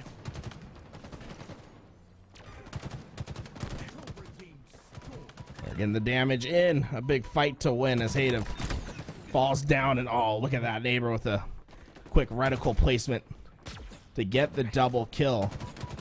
And both these teams having their opportunities thus far, but really I think EXO with that early trip cap has made the difference, and I think that's what these teams need to be searching for, right? Trip cap opportunities is the name of the game. If you're able to get a clean 3 or 4 down, you need to translate that into a triple cap. A lead being changed, going back in favor of EXO, and Shakoi still having the shock rifle, barely missing that one, but the BR gonna finish him off. 3 down, make it all 4 down for Triggers down. Not able to steal away B, and with camouflage coming up, this can be huge. Just from Bid, another double. Camo going towards Carmea as Hysteria is able to put down the shots and let Carmea get away with this, and this is where it gets dangerous for EXO. If Carmea is able to stay alive and his teammates are able to push back towards C, they could find an immediate pinch and get a trip cap on board. Triggers down, splitting up their resources. You have 2 on the A side, 2 on B, and now cutting the map in half. The shots go in onto Hative. The information does as well, but Hative still finds the kill onto Aperture. Hysteria able to get the pick, and now going in for a double kill. That was a huge double kill by Hysteria. They momentarily lost the numbers, and he had to make a play in order to stabilize, and he was able to do so. That was a big play on Hysteria's shoulders, and I'm glad it works out for them, but in my opinion, I don't think Triggers down is playing the situation right. They're relying too much on being able to hold strong in their home bases, and it's just not a strategy that you can employ for a long period of time. I think they had a great opportunity to maybe push for a trip cap, but I think they're just being a bit too passive for my liking right now. They're not really looking to push into trip caps from all the gameplay that we've seen thus far. Well, with that, we do see a double cap going in favor of EXO, and it looks like Trigger's down, overextending, and now going to work on a CB setup here, and this time spawning on the A side is going to be EXO. You said you wanted to see a little bit more trip caps, but I mean, Trigger's down perfectly fine with playing over for the dub, and now they're moving into the A side. Carmea taking down Husk, getting very aggressive here, and that A does get taken away. This was a trip cap that you wanted to see. Yeah, absolutely. You see how much of an impact that plays. Hysteria immediately moving into A, gets the flank on a couple players. Although he isn't able to finish that kill on Bid, if he did, we'd be seeing this EXO roster in a very bad spot where they would have no ability to move on the map. I like those high-risk plays. You just have to be able to execute on them. Unfortunately, did not quite work in their favor this time around, but they need to take care of Bid. I think Bid's been the reason why they've been struggling thus far to really close out this game in a timely fashion. He just manages to stay alive, gets kills, and is constantly a thorn in the side for Triggers down. Bid Siege is currently 13-4, 5 assists, and having that sword in his back pocket. You said they have to deal with them, but it's so tough to work around that sword as he can isolate some of these battles, taking down Coach Cobb, but Aperture coming in for the cleanup. Finally, that sword will change hands. And Aperture is going to be able to immediately put it to work. One last swing before it's out of its ammo, but we're starting to see Triggers down being where they're most comfortable at 2 cap. And it looks like, are they able to get this rotation over to B? This is going to be a pivotal fight right here. If EXO can somehow find the slays towards B and not allow them to get that capture, they could start to really find some momentum in this game. But I think Neighbor, he didn't come out on top. Hysteria finds the trade, though. So great job by Hysteria to be there right away. And that is a great job by them, and they're going to spawn them. Okay, so they're spawning them towards long haul. What I'd like to see here, Tony, is for them to be a little bit more aggressive and taking this fight towards control rather than giving up control and then letting them push into A. You see, this is like very reactive, right? You're not really able to push your own advantage. Instead, you're resting on your laurels, and that could come to bite you heavily as we see B rotating hands to EXO, and A could be just as soon as well if Bid's able to win his fight over at bottom A. Well, 3 down, go EXO, Triggers down, able to find the kills that they need. Hative doing a great job of staying alive on the bottom A side and ends up turning it into a kill, taking down Hysteria, and now we're seeing numbers go in favor of EXO. 3 down. Go Triggers down, the final player here on the A side. Thought he would post 1 off the map, and he did, but the second one was there for the cleanup. Oh my. And it's a trip cap for EXO. Momentary, at least. We see players spawning towards B, and Bid has a great spot right here. They jump into B. He's going to shoot that pad, get the damage down. They know Carmea sitting over at the L2 pillar. And although B switches hands, you can see Bid knows what his job is. Just get the damage down. Let your teammates do their job. And it's going to be 3 that quickly see the respawn screen as Neighbor's able to get A, but I don't know how long that's going to last them as you already see the push from EXO to take advantage. 201 to 183 lead in favor of Triggers down, but it's EXO that still have the dub cap, actually working for a trip as they now rotate over toward the A side. Carmea finding his 13th kill onto 1, and once again EXO stealing away A. Now we're seeing Triggers down having to force the action, having to break the setup that EXO have on them. And EXO, although they're down in this match, they've been winning the slays largely due to the change in momentum that we've seen in probably the last 3 minutes of gameplay. But what all that matters is the final point on board, and Carmea with the shock rifle starts the heat on up as Hative needs to take care of Carmea. But I love this from Carmea. He knows what his job is. He just needs to stay alive and be able to reposition into a fight at any moment, and that grapple hook makes it so easy for him to do so. So creative, so calculated is Carmea. And he's not done yet, sliding right into the action, finding the kill onto Bid Teach with the shock rifle. That's going to be a killing spree. Can't quite get away from the second one. But excellent job by Carmea to literally cross map with the grapple, find the picks that he needs. But once again, EXO stealing away A and B.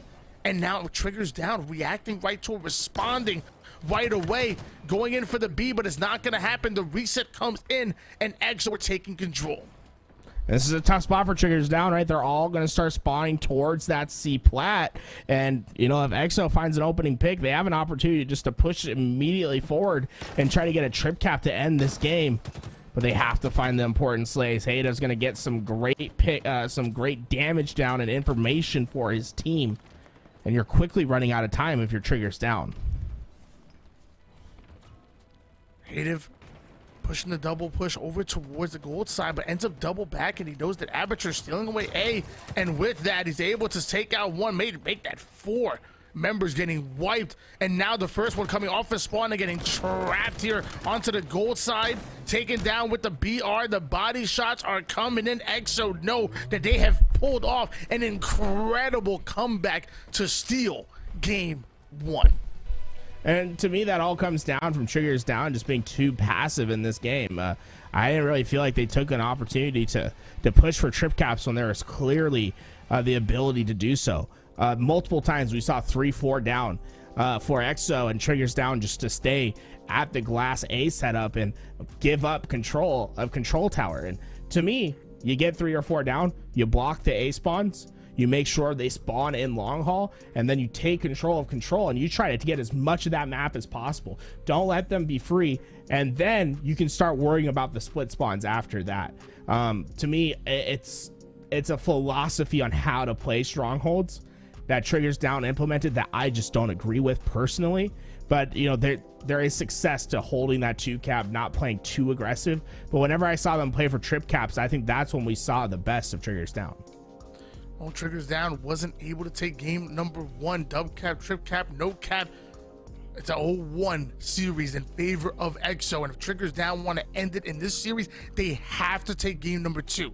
If EXO go up 2-0 and force the bracket reset, and now you're going into another bracket with all of that momentum, with all of that energy, that can be devastating for Triggers Down. It rolls down. It rolls down slow. It really does. Slayer Live Fire is going to be up next. Garrett, what do you want to see? I want to see control of the sniper. Really put it to the best use possible. Heat up with it. Make sure that you are making the plays necessary. Get that thing in the player that you have the most confidence in to consistently hit their shots. 3-1 to start things off for Triggers Down, but they started off well in game 1. I feel like I've read this chapter. I've read this whole book before. Triggers Down can't just start off well. They need to close this out. And EXO are, again, the ultimate underdogs, the ultimate comeback killers. They always find a way to keep things close, and they find a way to steal games. Aperture was able to get this overshield and has a sniper to work with as well. He's desperately trying to weasel his way behind enemy lines, and it's the snipe that hits. Going in with his BR for some more action, but he's gonna have to back away, and well, he's gonna leave that sniper for the opposing team to pick up for now, but looks like they will recover the goodie as Aperture hit a crazy good shot. Like I said, I really want to see the sniper making some impact plays today. Sniper rifle definitely the difference maker here on Live Fire. Seeing Carmea trying to find an angle towards the nest side, ratting it out behind the box, and tower side is being controlled here by Aperture. Finally, Carmea makes his presence known, but not able to get the kill, and Triggers Down getting broken down as EXO bring us within 3. Oof. It's Bid. I really want to see Bid really step up to the plate here and just close out a game for his team. He's been incredible throughout this elimination bracket run, and I think he's really making a name for himself. You know, people are watching. They're taking note of what he's capable of, and I wouldn't be surprising if you see him get a few more opportunities in a couple months' time. Overshield coming up, the drop wall in. That's going to help get a layer of defense as Carmea slides in to steal away the overshield, but not able to pop it in time, and Hysteria now being left alone, having no chance to defend against that overshield. EXO have already made headway at this lead. They're only down by 2, and now they have the resources they need to steal the lead. How are they going to approach this push? It looks like they might opt just to go out towards that pillar store, but they're very nervous about someone being over towards dummy side. But There's nowhere to be, no one's there to be found. Except finally, the overshield does get popped up. They're able to burn off that overshield, but I feel as if they let EXO have maybe a little bit too much freedom of movement, as they really are just playing a bit more back and letting this EXO roster push into them at moments.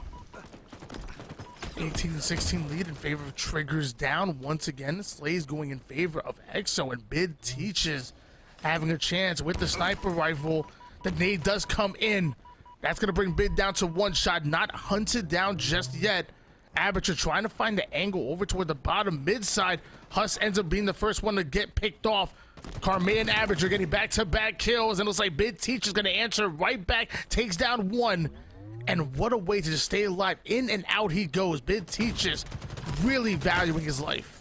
Yeah, I really like the way that he was weaving in between top, mid, and cuts right there. He's trying to actively get as much damage in as possible while keeping that sniper active in play. Obviously, the heat wave shuts him down short from being able to continue on that spree, but I really like that middle play of just constantly trying to apply pressure, apply damage, knowing where the spawns are, and being that middle player who's really just responsible for laying down as much of that damage as possible.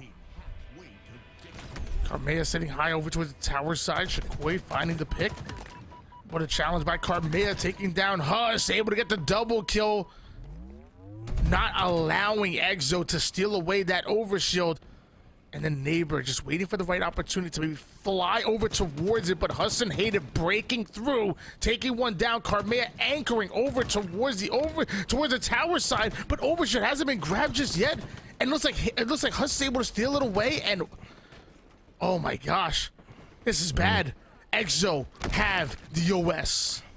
Yeah, a little bit too overzealous on trying to get that overshield is Hysteria. They didn't really have the numbers to work with. He thought maybe he could grab it, get around the corner. They just needed to work together to get a team shot going and to finish that kill. And you can see the butterfly effect happening right now. You know, you give up one death and an overshield, and how much does that cost you? Well, the answer is right now 6 kills and counting. They're reeling from that mistake as you suddenly start to see EXO build themselves a substantial lead. The last time these two teams matched up, it was Triggers down that was able to win it after 3 games, but EXO not even allowing this first series to go to 3 games. It looks like they're trying to end this first series in a 2-0 sweep and send us into a second one. They're playing absolutely lights out. They now have a 10-kill lead, making 9 going into the end game.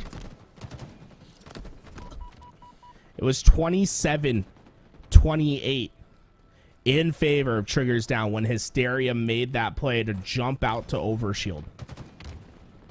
Now 41-32, showing you just how much this game has completely changed by giving up one death that was too costly.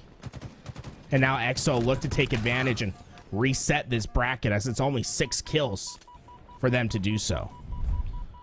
Heat wave in the hands of Hadev, able to swap that heat wave out for a sniper rifle.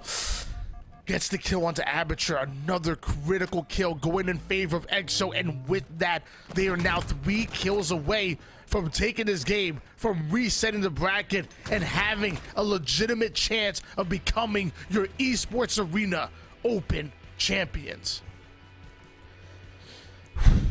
I mean, what a performance from EXO at the end of that game, just taking advantage when they can. And honestly, there's not much to really hate on what they did at the end of that game. As soon as they started to get momentum, they started to run with it. They didn't sit back and let the other team push into them. They said, no, we're going to be the aggressor. We have the advantage now. We need to take advantage of all these kills. And like I said, Tony, it comes down to the butterfly effect of the game, right? It's one moment that can make a difference in a game. If you get average in a certain spot, it can absolutely change the course of a game. And it was 27-28 in favor of Triggers down when Hysteria pushed out for that overshield while weak, with 2 players waiting and watching. They tie the game up 28. Overshield moves over towards the side of EXO, and well, that game, what it finished 50-35. It just shows you how important certain kills can be on the map. 50-36 was that final scoreline. So let's do the math real fast, Tony, right? 28, so that's 7 7 kills. So what, 22-7 run, 23-7 run. It's just, you can't make mistakes like that in game. Team EXO able to bracket reset here. Triggers down, the ones coming out of the winners finals. So at this point, this next best of 3 series is going to be the one to decide it all. King of the Hill making its entrance for the first time here in this grand finals. We are going back to Recharge, like you said, one of your favorite maps. Aquarius Slayer will be game 2, and then if necessary, we'll be going back to Live Fire, but this time for Oddball and King of the Hill Recharge. If EXO take game number 1, I mean, that is so much energy. That is so much momentum going in favor of EXO. I think they treat this game 1 like it's a game 5. I don't think Triggers Down can afford to go down here. No, I mean, right now, like, all the momentum is over for EXO. I mean, yeah, there hasn't been really one thing to write home for Triggers Down since their loss, and it's gonna be a tough matchup for Triggers Down right here. It's I very much could see a 4-0 sweep from EXO if they're able to keep doing what they've been doing. Well, this is it, ladies and gentlemen. King of the Hill on Recharge. This is your game number 1 of your bracket reset here in your grand finals. The winner of this taking the lion's share of this $1,000 prize pool. We saw EXO win on Recharge in game number 1 in that first series, but it wasn't King of the Hill. It was Strongholds, which is somewhat similar. Very similar, but I will say Strongholds does play a little bit more in Triggers Down favor with how they like just to set up on the map and not have to rotate too much, right? So it's like King of the Hill is very much like Strongholds, but bar their rotations, very much about breaking setups instead of out rotating the team. And that's where Triggers Down, I think, is a bit stronger, right? When it comes to getting their setup and just having to hold it, I think they're a good team at that. It's when you have to add the quick rotation game that's where they sort of find their struggles. Shakoi able to get a pivotal double kill right there. They did not have the numbers that they need, but Shakoi gonna stabilize, equalize the situation here. And EXO getting some valuable hill time already halfway through this this round 1, but Hysteria shutting it down. What's important right here is for these teams to make sure they're controlling A and C spawns on this first hill. If you're able to do that, then you can force the spawns all the way at pipes, and it's forcing the other team to have to really go through the choke point of either turbine or batteries in order to get towards this hill. And it makes it a lot easier for EXO just to maintain their advantage. So far, we're seeing right now EXO winning the fight when it comes to map control, but it's Avatar who's trying to stay alive at C. Unfortunately, he's gonna fall, but you need to see some spawn control from Triggers Down right now. And so far, what they are seeing is the back of the respawn screen as they just continually fall down in this fight as Hayden eventually finishes his kill.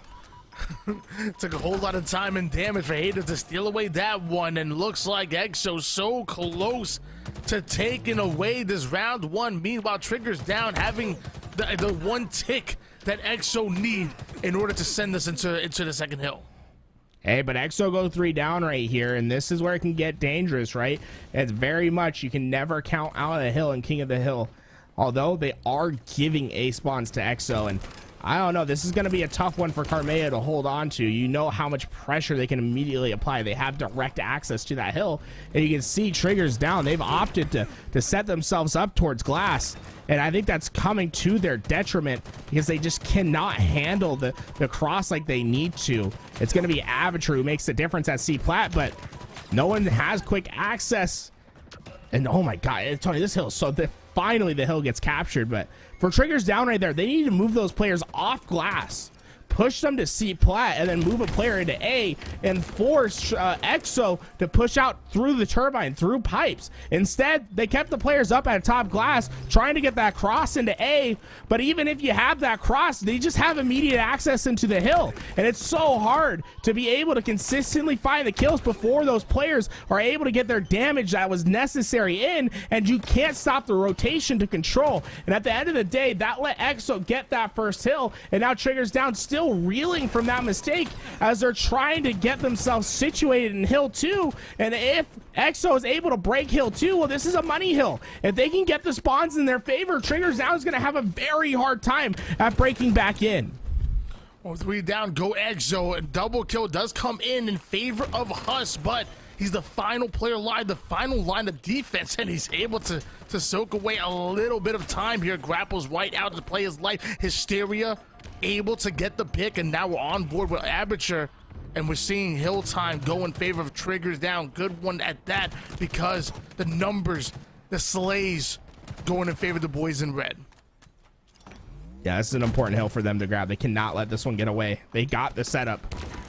But you're already seeing EXO applying a great amount of pressure, and Haas needed to die right there. He's going to be able to stay alive, and you can see it. Triggers Down is going to try to push through this glass, but they're very aware of where the push is going to come from. Haas is going to be able to trade one, and I believe just Carmea is the player who can maybe try to get a contest, but I think they're just going to give it up. A 2-0 deficit for Triggers Down to overcome early in this game. Triggers Down now going to rotate over toward the A side. That's exactly where this next hill is moving. A 2-0 lead for EXO. And I feel like we have to talk about Huss. 17 kills, 10 deaths, 6 assists. Just winning every piv, not fearing Triggers Down, keeping them on their back foot. EXO now 2 caps away from taking game number 1. I don't think Triggers Down can afford to lose this setup. And with that player getting killed on the cross, it could be a devastating one, but Aperture, I think a saving grace, able to hit his noob combo shot right there is going to slow down EXO. But if they lose this setup, I think EXO will take this hill. I think EXO has decided that it's not worth it. They're going to set up for next.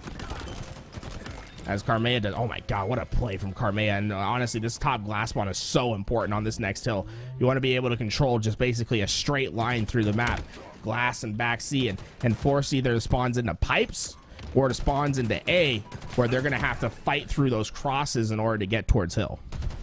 I swear I feel like that A side hill captures faster than any other one.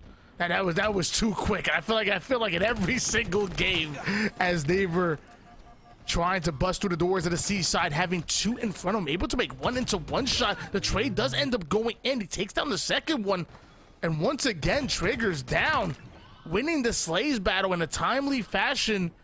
Will that convert to this next hill? Can they tie things up here in game 1? And then Neighbor doesn't have any direct support yet, so he has to be kind of weary in this hill. You can't just stay in it for too long. You have to make sure that you're playing your life and letting your teammates get back into position. That's what Neighbor exactly does, and I'm a big fan of how Neighbor played that back hill right there. It's not very important to get the hill time right now. It's more important to get the kills and the setup. The hill time will come. You have to find the slays first. And unfortunately, you can see Triggers Down forced all the way back towards A, and they don't have any direct access to this hill, so EXO going to have a great opportunity to rack up some time. Huss trying to stop Hysteria from getting over toward the tower side. Not going to happen. Shakoi is watching the back C. Shakoi taking down Aperture, ends up getting taken down himself and sends one flying. Does Shakoi for his 15th kill. Almost gets the stick. That's going to be a triple kill. Carmea has to be the only one to stop them, but eventually EXO should be able to take him down. And halfway done with this hill is EXO. What a play by Shakoi. Can't let Shakoi stay alive in the back over there. A huge misstep, and it might cost them this hill. As you're starting to see Triggers Down consistently spawning into A and trying to take control of that tower, and it's just not working. And look at this rotation from Bid. This is the nerdy stuff that you love to see from new players. He has confidence that his team is going to be able to finish this hill. He's working to get the quick flank right now and set up for next hill. There is a heavy risk associated to doing that, but I love the play. And look at that camouflage getting away from Neighbor, man. He got him absolutely one shot, and that camo just jumps away from him, and it looks like Shakoi and the crew are getting the third hill done. Triggers Down still spawning over toward the A side, so very close to where this next one is moving, but it's EXO that only need one more cap to take game number 1 and momentum here in this bracket. Reset Hative getting a double kill when it matters most, has a third one in front of him. That's going to be Aperture, goes down as well. There's only one more player alive for Triggers Down. It's Neighbor taking down one slowing down the second. Excellent job by Neighbor to slow down the enemy team in EXO because they were getting way too hot. A spawns are what's going to be most important right here, and Neighbor needs to be careful with this push. Yeah, you can see Bit has already taken over A, so Neighbor gets that kill. But if they don't control A spawns, he's going to be in trouble. And you can see A is clearly in the favor of EXO, and you're going to see the next spawner, Sugars, now is going to spawn towards Glass, towards Long Haul. And they're going to have to fight back through batteries to get towards this hill. And although they're able to get there, that's not a recipe for success. You have to control A spawns. And finally, you see them put the resources in. They get towards A. They find the kills. And now this should be a hill that easily enough goes into the favor of Triggers down as they're starting to control the spawns. Avatar trying to stay alive within the Huss hill. got 2? Ends up losing half of his team right there, as like you said, Huss taking 2 by himself, putting his 25th on the board here. Triggers down, desperately need this hill. They cannot afford another one. Not for this game, not for the mental, not for the tournament. And Bid just needs to stay alive. It's okay if you don't get this hill. Shock rifle is coming up. Camo has gone into the favor of Triggers down. Honestly, for Bid, I'd say you just give up this hill. You get that shock rifle and you get away.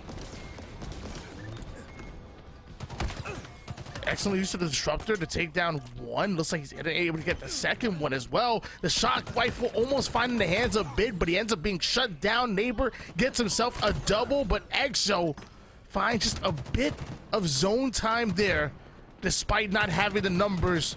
Triggers down, still having trouble with cleaning out EXO off the map.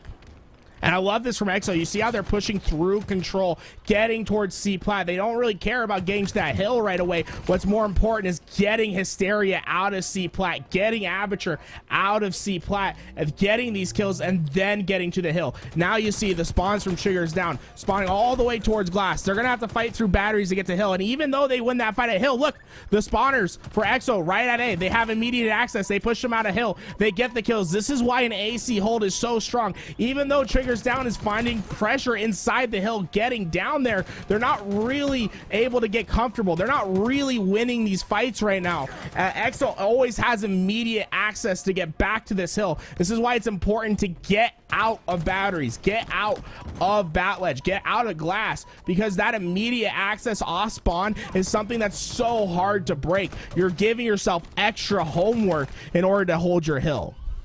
Well, Triggers down, getting the full squad wipe onto EXO, and Slays win objective.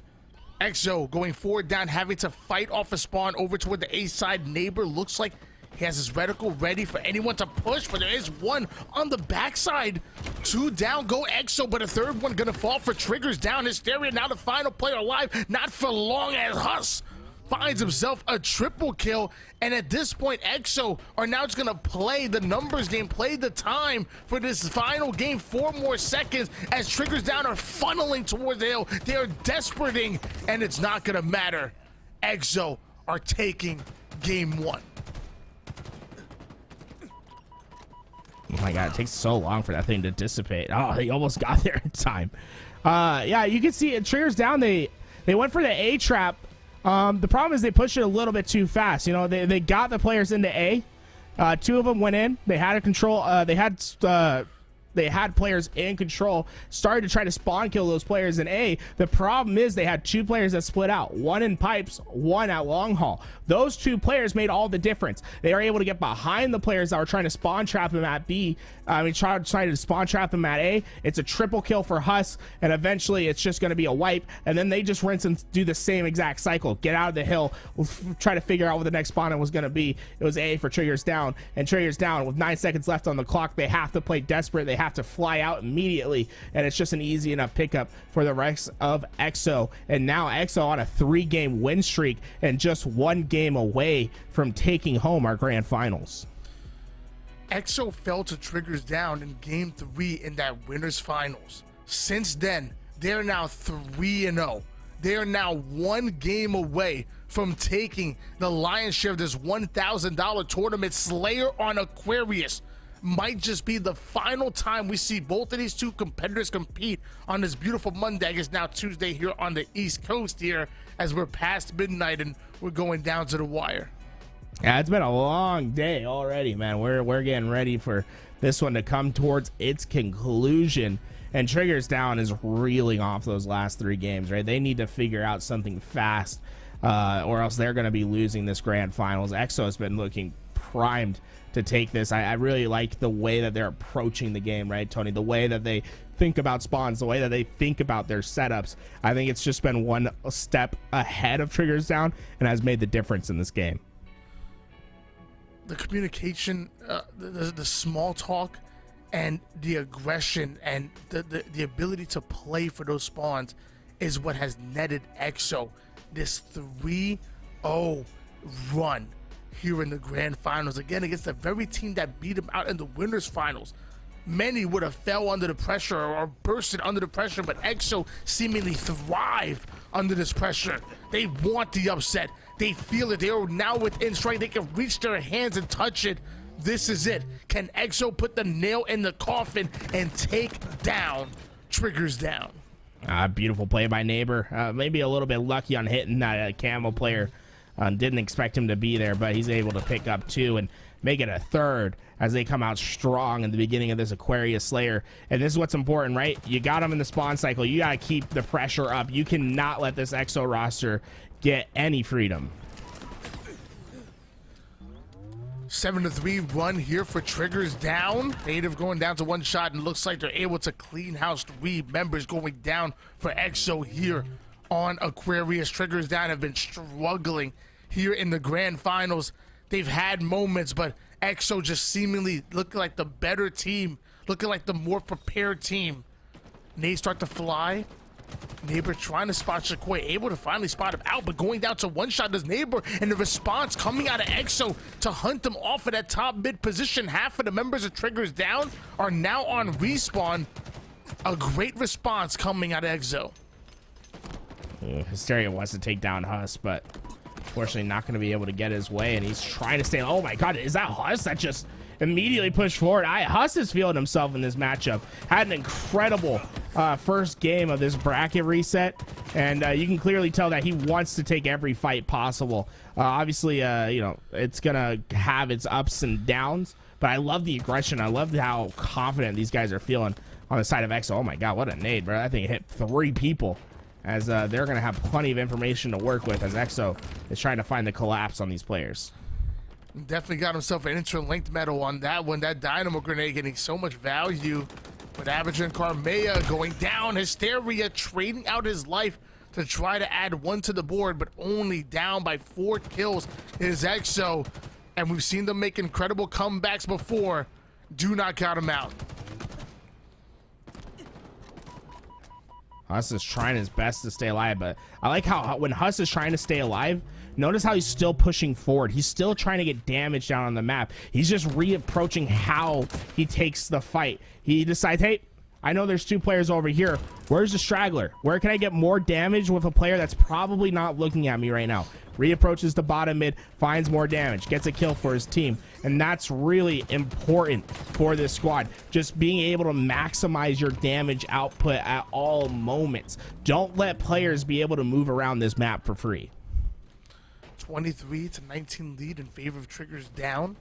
On board now with Shakoy, though. The Knights start to go in. You know, I love me some dynamo grenades, but he having 3 players focusing him over towards the car side. And eventually Shakoy ends up going down, but so do 3 members of Triggers Down. Hysteria, the final player alive, as EXO bring us within 2. As you know, Shakoy, he has a membership to some whole stores. You know what I'm saying? He's got the Costco card.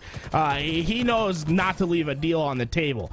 He knows his life is probably going to be done. He decides, hey, I'm going to push forward. If I'm going to die, you're coming with me, is able to get the trade out. And that's really an important aspect to have for players. You know, there's some players who have this ability to hit some great shots, get some great damage output, but sometimes they value their life just a little bit too much. It's okay to die. die. I think it's a lesson that a lot of players need to learn, and it's a lesson that players like Shakoi are very adept at. They know that sometimes you're gonna die. You can't do anything about it. It's about taking a player with you. It's about making sure this score doesn't get out of hand.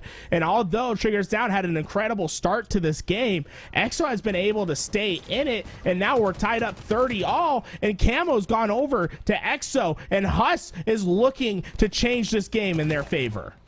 Huss with the camouflage, putting his 32nd kill on the board for the team, but not able to stay alive there.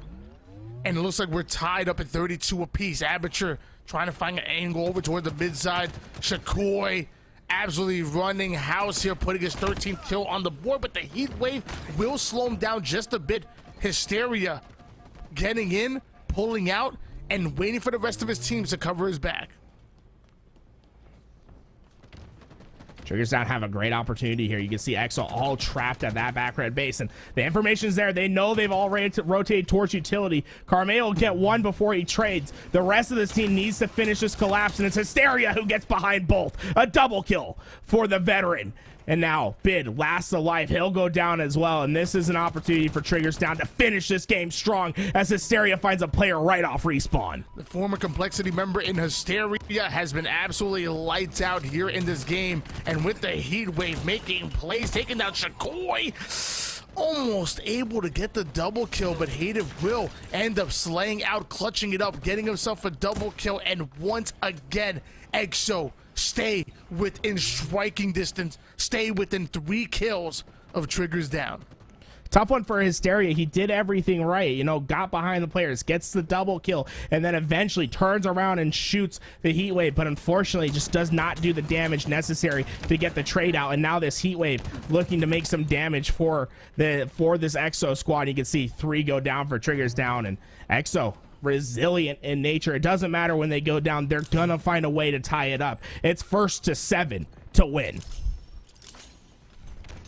And Triggers Down need to watch out how many times have EXO kept things close and then stolen the games, swiped the carpet with under the feet of their opposition. Shakoi having the camouflage in hands and having the game in hands as well, right behind enemy lines, not allowing his teammate to go down. That's the back smack. A second one's gonna fall as well. That's actually Hative that's able to pull off a double kill, but 45 all. EXO still having control of the midway point of the map. And that's going to be the rest of Shakoi's camouflage. I don't think he's going to be able to hold on to it as it's going to expire in this utility. And 1st to 5, and Shakoi just cannot get his shields back, and he needs to win this fight. And those nades were so critical for Triggers Down. It kept Shakoi weak, and that has given them the edge in this game. He goes down because he could not put up the fight, and now Triggers Down just need to get 2, and it's going to be Hysteria who makes it 1. Shots looking clean for Hysteria as they're looking at just 1 more kill. Somehow able to avoid the dynamo grenade damage, but Hative off the screen, taking down Carmea. And it looks like it's going to be an Aperture who finds that final kill, sending us into a game 3. This is your bracket reset. This is your grand finals. EXO were able to win back-to-back-to-back games to force this reset. Now both of these teams 1 game away from taking the lion's share of this $1,000 prize pool, but at this point it's more than the money. At this point, this is pride on the line right now. This is EXO going up against Triggers Down, and neither one of these squads wanted to lose here. Definitely pride on the line. I think these guys could probably care less about the prize money today. I really like the way the Triggers Down played that end game. They very much were aggressive. They were the ones who took action, right? Being very proactive on what needed to happen. Keeping that player Shakoi 1 shot in the utilities with those nades proves to be all the difference, right? They found that little bit advantage. They probably heard the grunt and said, okay, this is our opportunity. We have a 2-on-2 right here. We need to make the most out of it. They push in. They're able to find 2 unanswered kills, make it 46-48. That proves to be too much for EXO to overcome. And now we're going into game 3. Excellent job by Triggers Down to clutch it up. I mean, all that momentum was on the side of EXO. EXO have been looking incredible here in this tournament, especially the late game, the losers bracket finals into the grand finals. EXO were running house and looking like they might end up getting a clean sweep here in the grand finals, but now we are going into oddball live fire. This is it. Winner will go in and get that was our lion's share of $1,000. What are your keys to success going into oddball live fire? It's about controlling the power weapon. Sniper, heat wave, going to be so important on this game. We've already seen the kind of damage that the heat wave can do, and if you're able to hit your snipe shots, it makes all the difference. Obviously, being on top of your rotations is going to be important, but you can't cheat slays in oddball. It's so important to get these power weapons away, get them in power positions, and then execute on the kills, and that's exactly what EXO has done out of the gate. They have heat wave, they have sniper, they're playing for this overshield, although some weaknesses in the armor. It looks like Triggers Down is going to be able to steal away the overshield. Hush starting off 4-0, able to get first hands on ball. 3 down, go Triggers Down, but the final player was Carmea, overshield and sniper rifle, as EXO going to try to rotate this ball away. It looks like that tower side controlled by Carmea, dropping down, getting the beat down onto one, and then the no-scope body shot onto the second one.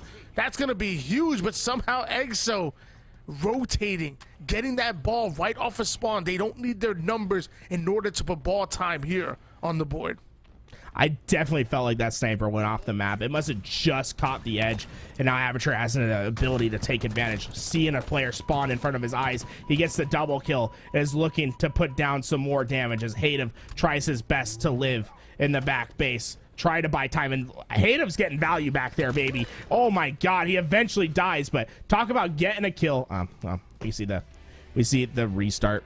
I guess a player lagged out. Unfortunate over there, but we'll have to get back into this oddball as soon as possible. That's a shame for both of these teams, because I thought EXO came out the gate really hot. I like the response from Triggers Down, able to win the fight for the overshield. Aperture gets the sniper. I felt like there's a lot of great things that we saw from both teams early in that game. I didn't even get to actually get a peek at the scoreboard right there to see even what was going on. I believe it was in favor of EXO because they just seemingly always had that ball in hands.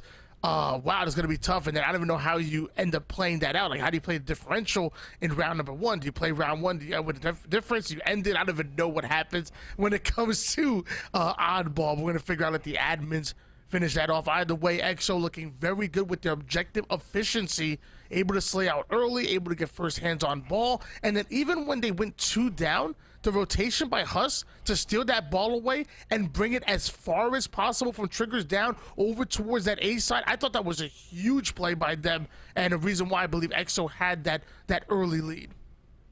Yeah, it was 22-2 when the round ended, but ball control did just move over the Triggers Down, and I'd say with the amount of kills that they had gotten, that was a clean wipe.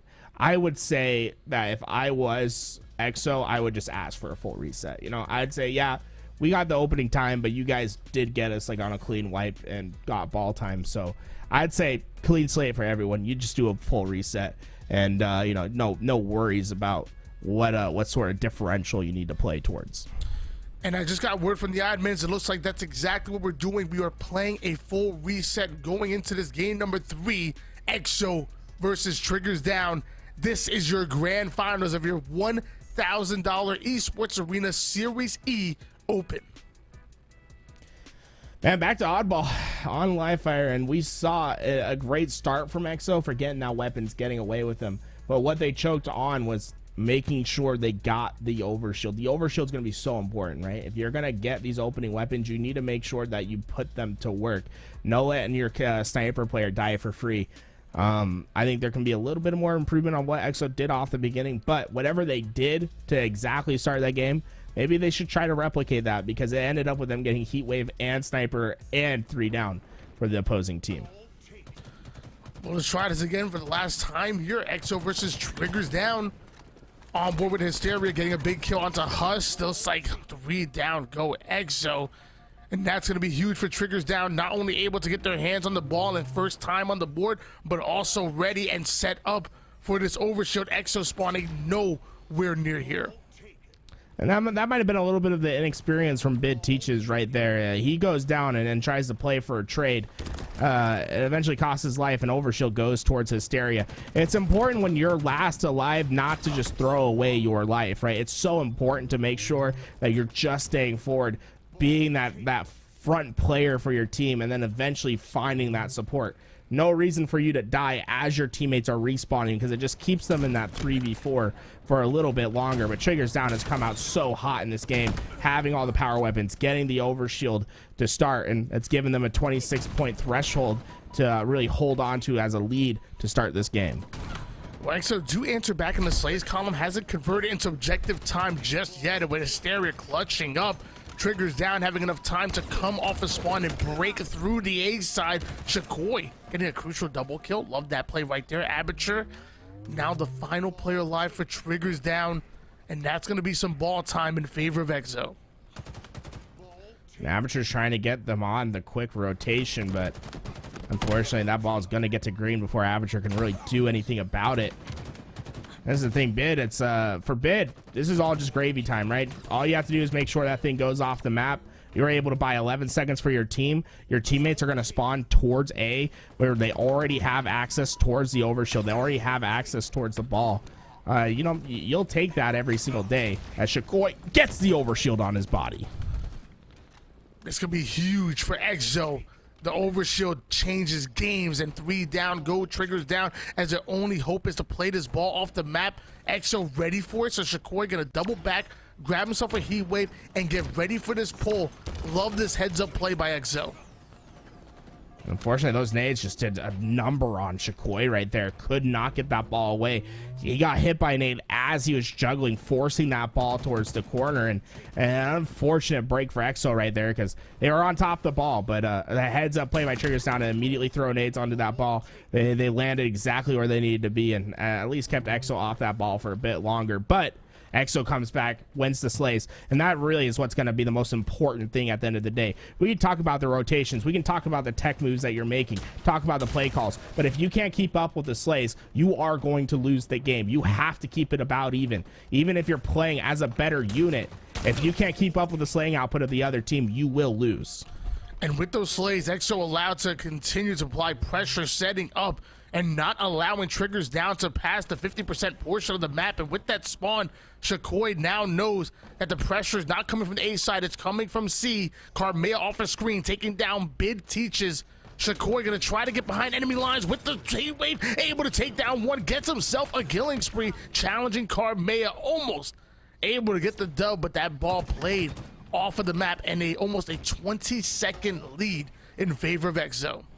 I love the idea from Shakoi right there, right? Get behind the enemy team right as soon as possible. As soon as he saw his teammate spawn in the big door, he said, okay, I'm going on this flank. Now, the only thing I would say is you got to be just a little bit faster. If he was there 1 second earlier, he's able to get an easy double kill, and his team still is holding that ball over at back green. But so far, there's not been a lot to critique about how EXO has played their ball setups. They've been in the right positions, they've been finding the right kills, and now Shakoi is in the perfect power position with the sniper to keep them off this overshield. They keep coming, and they're dropping like flies as Shakoi keeps hitting the shots. Snipe after snipe, Shakoi baiting out that overshield.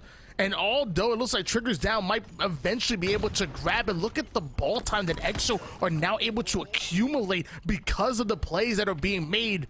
3 down go EXO. That ball was not played off the map, so now we will see Triggers Down start to respond here. Hative doing a great job of disguising his presence, allowing his teammates to come off a spawn as they go here for another break. They can be patient and play for the pick that they ultimately need. I love this from Hative. It's so important that he's low presence, right?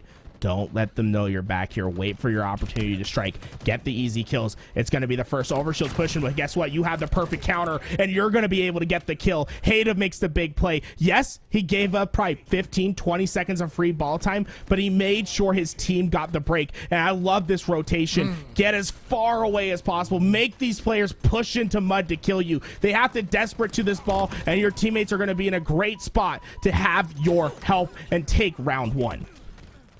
Would have liked to see him jump on that electrical box and avoid some of those grenades, but either way, goes down. EXO are able to scoop up that ball time, and that's a 1-0 lead in rounds for EXO. EXO are now 1 round, now 100 points away, or 5 minutes away from taking this game, taking this tournament, and taking the lion's share of this $1,000 prize pool. If anything, Triggers Down needs to get the sniper rifle this time around. They cannot let Shakoi do the same damage they did previously. If you're gonna die with a sniper, make sure it goes off the map. The biggest difference maker in that round was the snipes that were hit towards that overshield. It kept players away from that ball 20, 30 seconds and got them within striking distance where they were able just to get one break that Hate have made, and it made all the difference. Early ball time going in favor of Triggers Down here. Carmea gonna push forward. He does have a player in front of him. The damage gonna go in. Love that teamwork out of Carmea and Hysteria. Little bait and switch action. Hative now forced to back down. The pressure too much. The push coming in from Triggers Down. Triggers Down know what's on the line here. Again, one more loss, and that is it. The upset has been completed.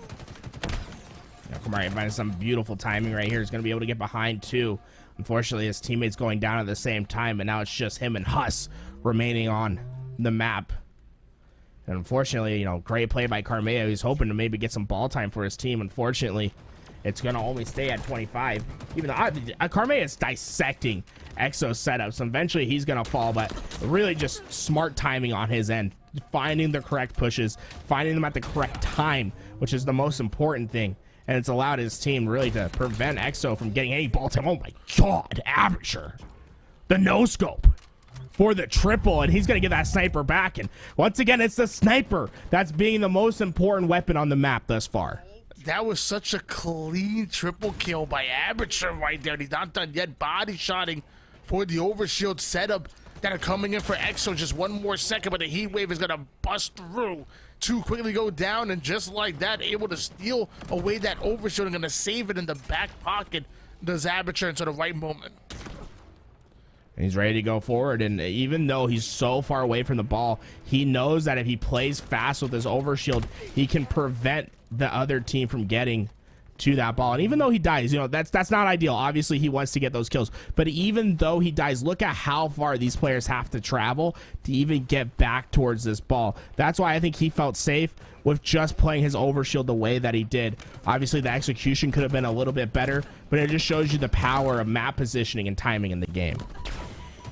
A 59-0 run by Triggers Down. This is what we wanted to see for quite some time here in the grand finals. They're finally looking like the squad that beat out Exo in that winner's bracket, that earned that bracket reset potential, or that advantage, I should say.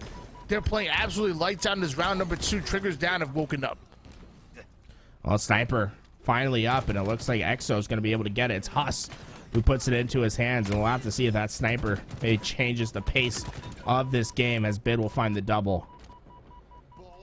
Looks like I think Exo's going to be able to finally not going to be shut out in round 2 at least, as they do get some ball time, but they do need to continue finding slays. So far in round 2, Triggers Down has just dominated the kill feed.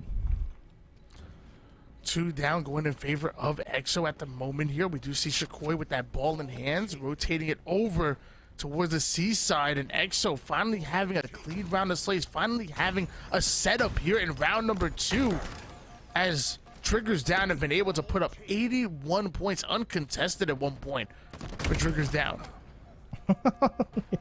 Bid just being annoying, right? Like he said, hey, Hysteria, if you want me, you're gonna have to push into me. And eventually Hysteria did find the kill, but it could have been a 50-50 on Bid somehow getting away with his life there, and it bought enough time for the overshield to change hands, and Huss is going to be able to push forward with it. And suddenly this game is quickly becoming a dangerous one for Triggers Down. Okay, dude, what is going on down here? Someone just get the kill. There we go. As Exo start to continue to cut into this lead. Huss staying alive over toward the tower side. Assault rifle out. Meanwhile, Exo doing a great job of rotating that ball away. The shots coming with the assault rifle, almost able to get the kill. The nades will come in clutch for Neighbor. And now we're seeing Triggers Down, slow down Exo. They find the slays that they need. Half of the members of Exo now hitting the black screen as they're looking to bring that ball back to the tower side. And so the benefit of getting such an early lead, right? You only need 15 seconds, and Exo's going to have to be desperate here. They don't have any option. They have to just continue forward as it's 9 seconds and ticking. But Neighbor's in trouble. The heat wave's coming through. He's going to be able to get the kill. Is there another player to try to take down Neighbor? Yes, they're there. The break comes in, but Shakoi's last alive, and Aperture's coming to hunt. Aperture not able to get the pick that they were looking for. EXO keeping their hopes alive here in round number 2, but now there's too much ball time being accumulated, and with just only 1 more second needed for Triggers down, EXO would have to play near perfect Halo at this point. It's still possible though, as all of Triggers down coming off the spawn, having to make a long rotation to break the setup that EXO currently have. Well, they're in the perfect position to play perfect, right? They have them spawning as far away as possible. Hadev has a quick route to get towards play position, and that's the biggest part, right? Play this ball early and get towards the next spawn. And it looks like Shakoi is going to be the player that does that. He needs to get it off map. He's trying to buy his team time, but I don't think anyone else is there at ball, and that's the thing is they had to hold that ball for a little bit longer. When Shakoi got it, he needed to go take himself to that ledge and force the enemy team to kill him so that his respawners had enough time to get down into the tunnels and not let Triggers down have instant access. This is it, ladies and gentlemen. Game number 3, round number 3. We will be crowning a champion here. Both of these teams have absolutely gone the distance, and it went to a game 3 in the winners finals, and might as well do it again in the grand finals and go the distance. Shakoi opening things up with a beautiful double kill, now going in for a triple, not able to get that one off, but 3 down. Go Triggers down, and EXO gonna grab that ball and bring it towards their A-side setup. Carmea can be their saving grace right now. He has plenty of sniper to work with, but he needs to hit the big shots.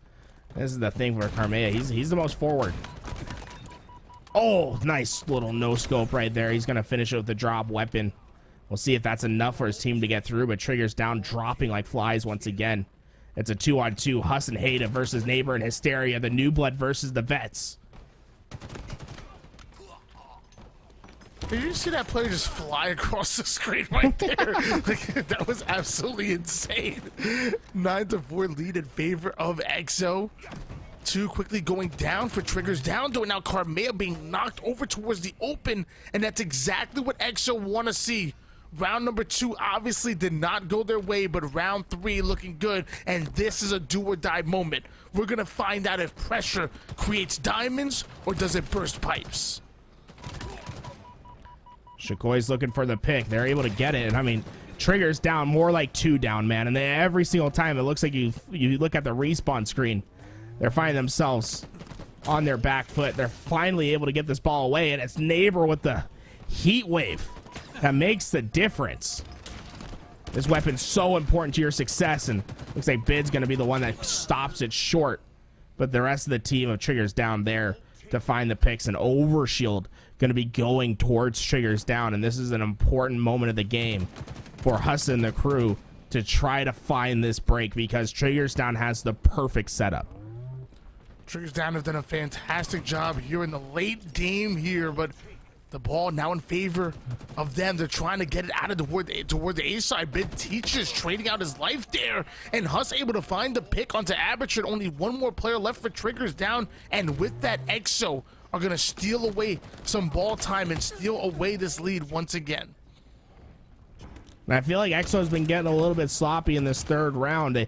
They've started to open up some routes for Triggers down to get quick rotations. They need to be aware of where the weaknesses in their setup are. Too many times we've seen Triggers down come through Big Door or Rat Tunnel without being shot at and making big plays to break the ball setup.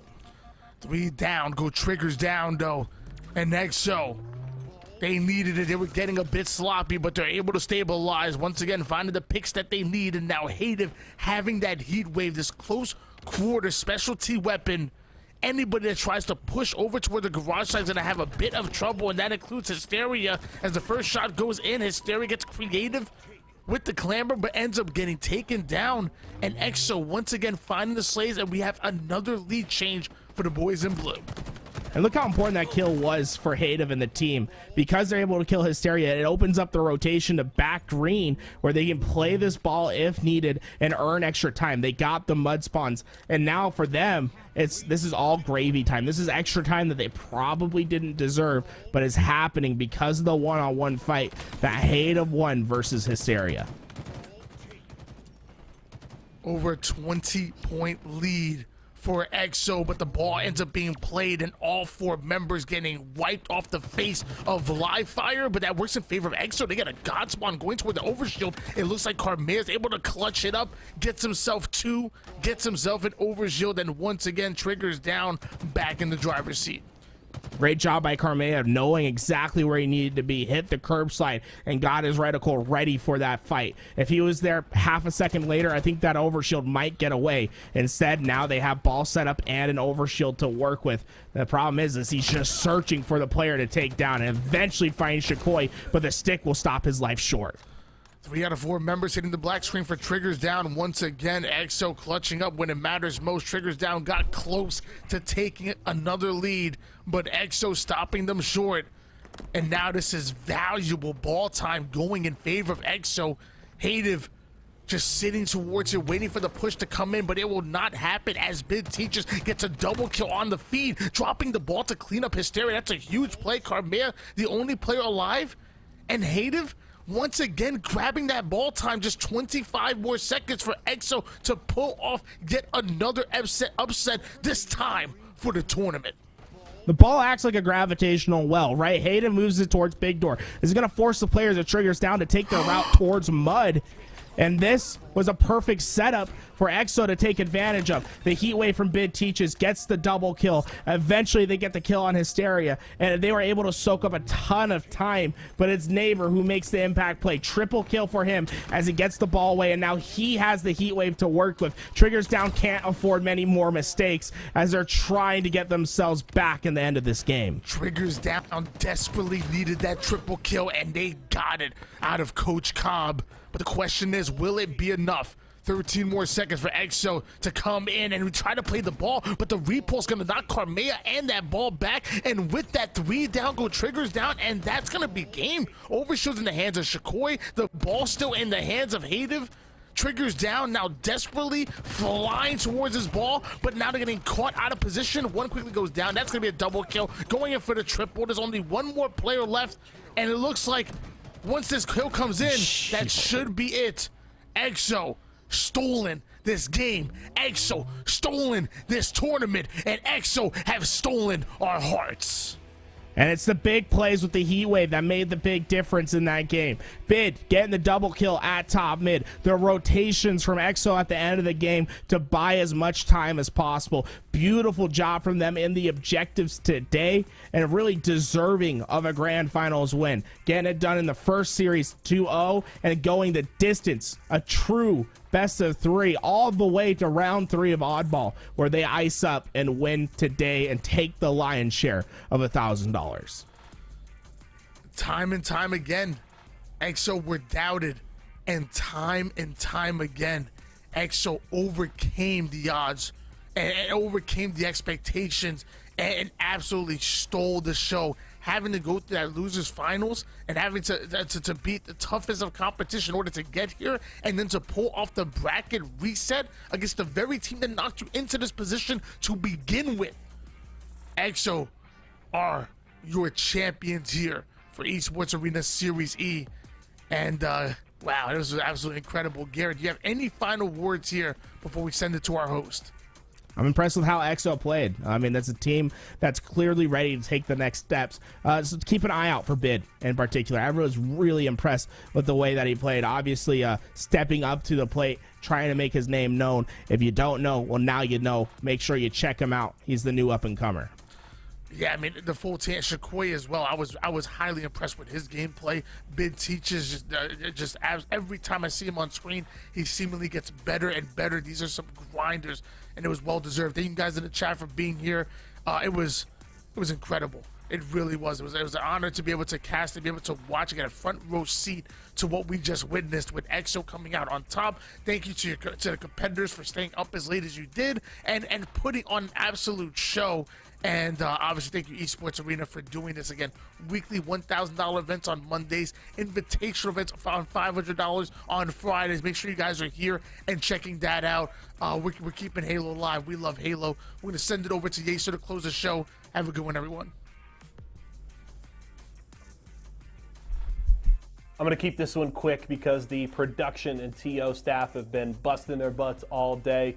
Shout outs to both Tools and Why Not. They crushed it on the cast. They absolutely grinded through a long bracket here. They kept the energy up. Great analysis. A whole lot of fun to listen to those two gents. They're always a pleasure. So thank you to them. Congratulations to EXO. Hell of a run tonight, getting redemption in grand finals and taking the win. Love to see it. And they played a hell of a bracket, and they played their best Halo in grand finals when it mattered most. So hats off to them. Thank you to all the viewers and everybody who came and hung out with us here today. I hope you enjoyed it. We certainly did, but that's going to do it, folks. We've got plenty more coming this week, of course, as Intel Week continues. Apex the next couple of days.